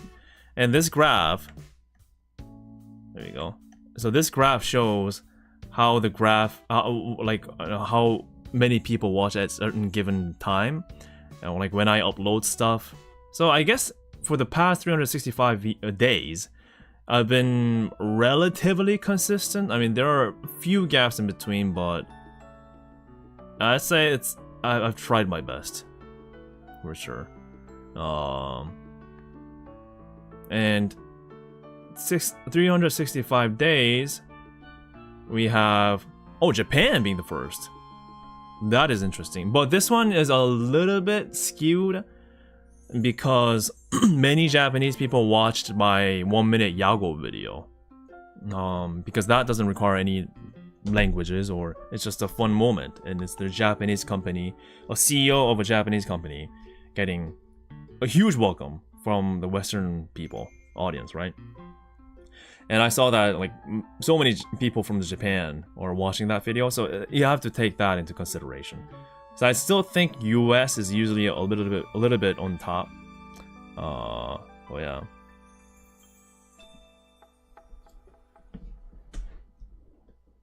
Gazrock says you can see where Laptop Kun died in the graph. That is true. That is true. Laptop Kun. My Laptop Kun is still dead a little bit, so I bought a few parts. Hopefully I have some time to try to fix it up, maybe, and revive it. But it's an Asus, and we don't have parts in Korea, so I'll have to order from like AliExpress. I'm waiting on that. Oh.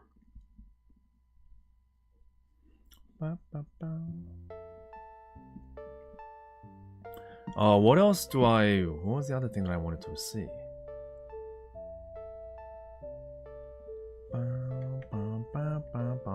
Hey, 40 more since I started. Awesome. Thank you guys, thank you. Again, if you haven't subscribed, please do. Yeah, we got the monies. That was past 28 days. So past 28 days, I've accumulated $531.99. Awesome. But I've spent $3,000. Nice. Nice. Yes, for all the travels and things. So I'm winning, guys. I'm winning. Yeah, so not bad. So all these things I keep track of. I try to learn like on like what works and what doesn't. And if we go into like specific contents, right, you can see the stats per video. Oh, like how many people are watching right now, to how the graph has been since it was uploaded. And this was a premiere actually, so this is a premiere graph. The reach, the engagement. Oh, that's and what's the average view duration, and where are people like, you know, clicking off and things like that. So this is pretty flat, which is pretty ideal. It means that people are staying pretty consistent. And this huge drop in the beginning is very typical. Very typical. And of course, depending on the video, it can be a little bit higher than that, or even lower than that. But yeah. That's something to keep in mind too. Yeah. So I try to see, like, is there a specific place where there's a huge dip? If that happened, why? Things like that. Oh yeah, this one's demonetized because, again, my agreement with the Tokyo Dome City park, the place that I went to for recording, I found out that they typically do not, you know, allow people to record for money, which is YouTube. So I asked them on the spot, and they said, yeah, you can do it. We can record it, and you can make a video and upload it on YouTube as long as you don't make money out of it. I found that out on the day after I made it to Japan. So I'm like, oh, sure. At least let me record, and I won't be a bother to anyone, and I'll still upload it. So that's what happened. So I turned it off. So zero money from this, from ad money. So yeah, that's a total loss. But I had fun, and I kept my promise to say, promise of delivering hololive city content to you in Tokyo. Sharing is also another word for demonetization. It's basically the music copyright, meaning the New York music that Liz was singing at the end. It was my creative decision. I decided to put it in there, but it means it's copyrighted. But what they do is they say they'll have my video share my revenue with the owner of the music, right? Now they say share, but the copyright owner is free to adjust the ratio of how much money they'll take from the creator. And this particular case, as in many cases usually, is 1/10.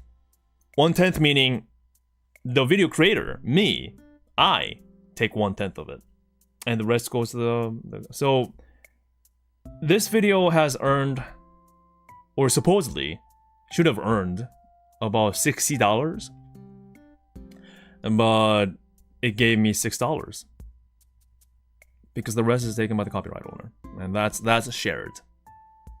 But I decided to suck it up and do it because I wanted to include Liz's music at the end. I felt like that was the only proper way of completing the video. Yeah. So things like that. Things like that. Same page.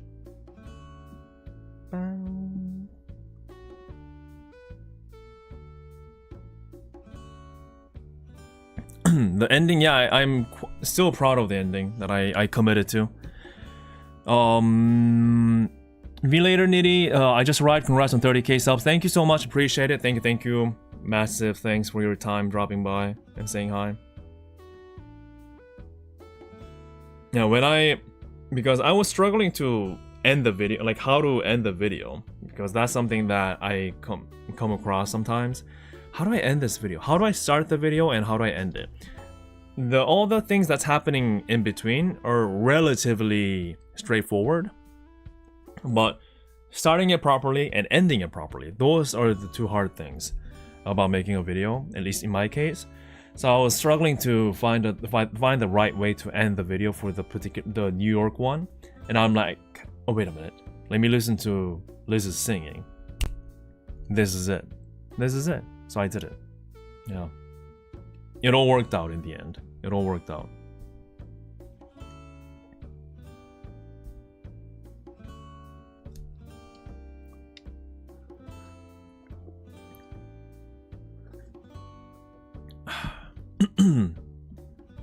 So that's all the strats and the stats, basically.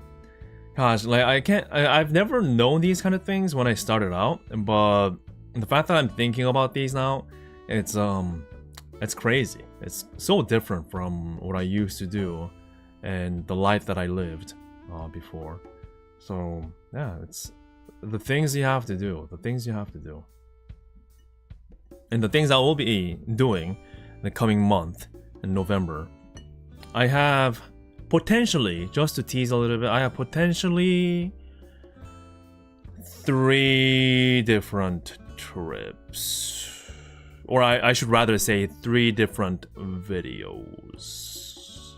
Now, you can take a guess on what they will be, but, you know, I won't spoil it for now. Yeah, 3 separate videos. It's my plan.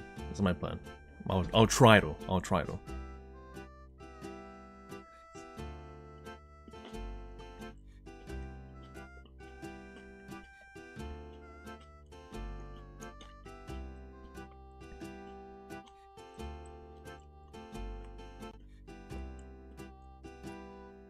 And I'll soon have to create another spreadsheet on all the plans of my trip. It's gonna take some time.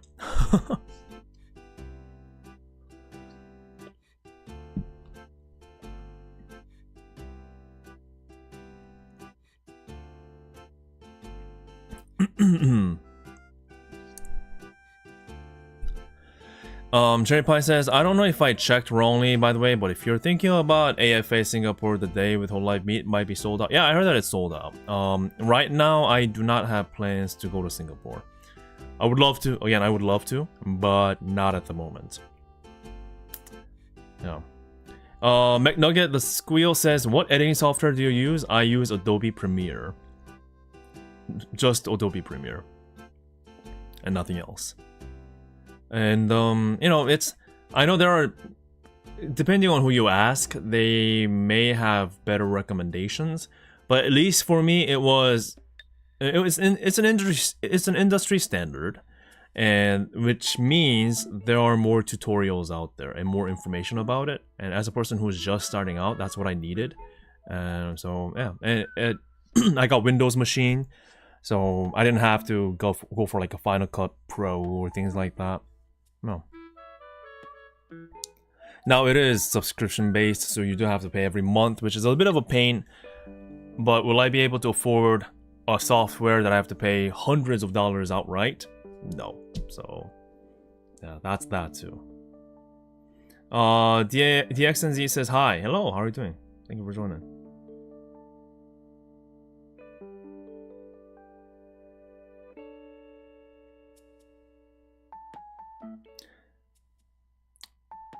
Some speculation, some guesses. Maybe 1 or 2 of them might not be what you expected. Maybe.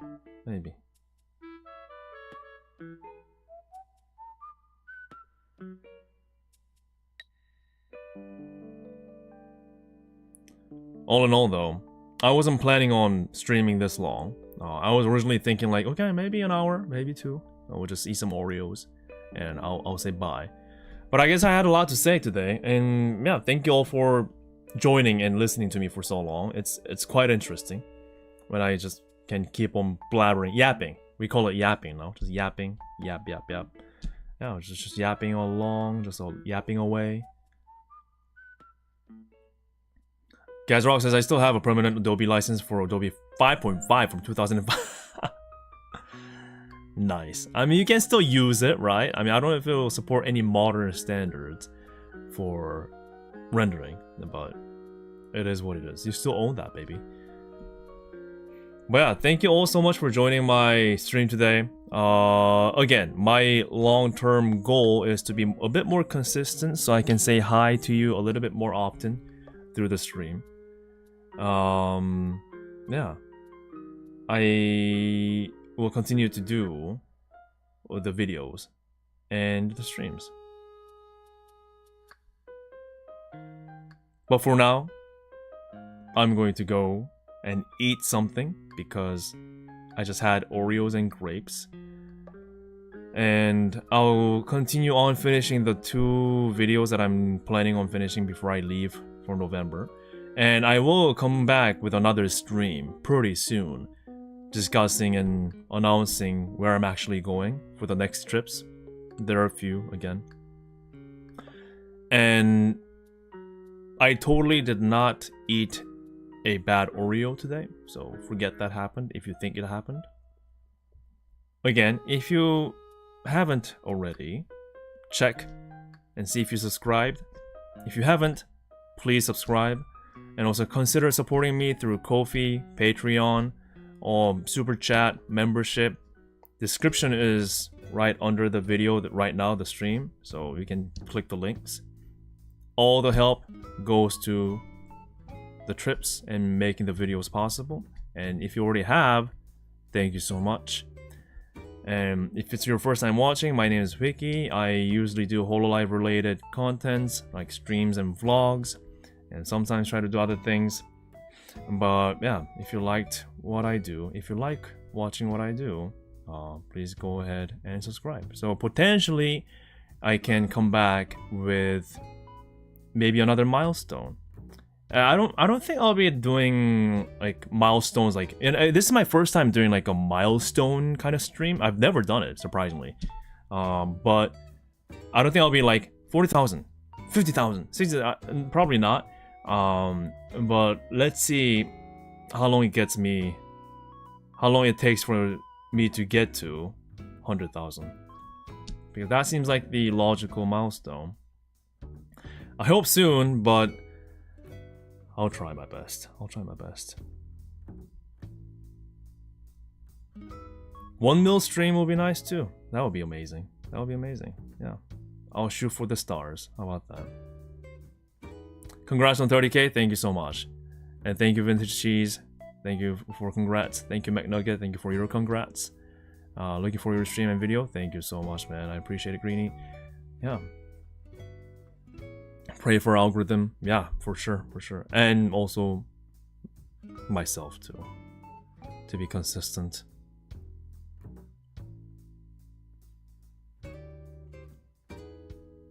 Yeah, some ideas. Yeah, for sure. Playing games maybe, or short congrats. Yeah, those are all very valid for sure. But for now, thank you all so much for your precious time. Thank you for choosing to watch me during your precious weekend. I'll come back and I'll see you around, okay? And meanwhile, please continue to watch my stuff and continue to support me. Also follow me on Twitter/X @WikiOfficial. And just tell your friends about my channel. And that'll be hugely appreciated. Here's to the next milestone. Cheers.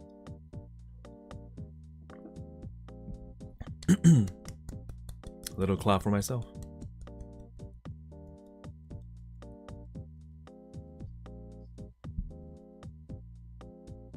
Thank you.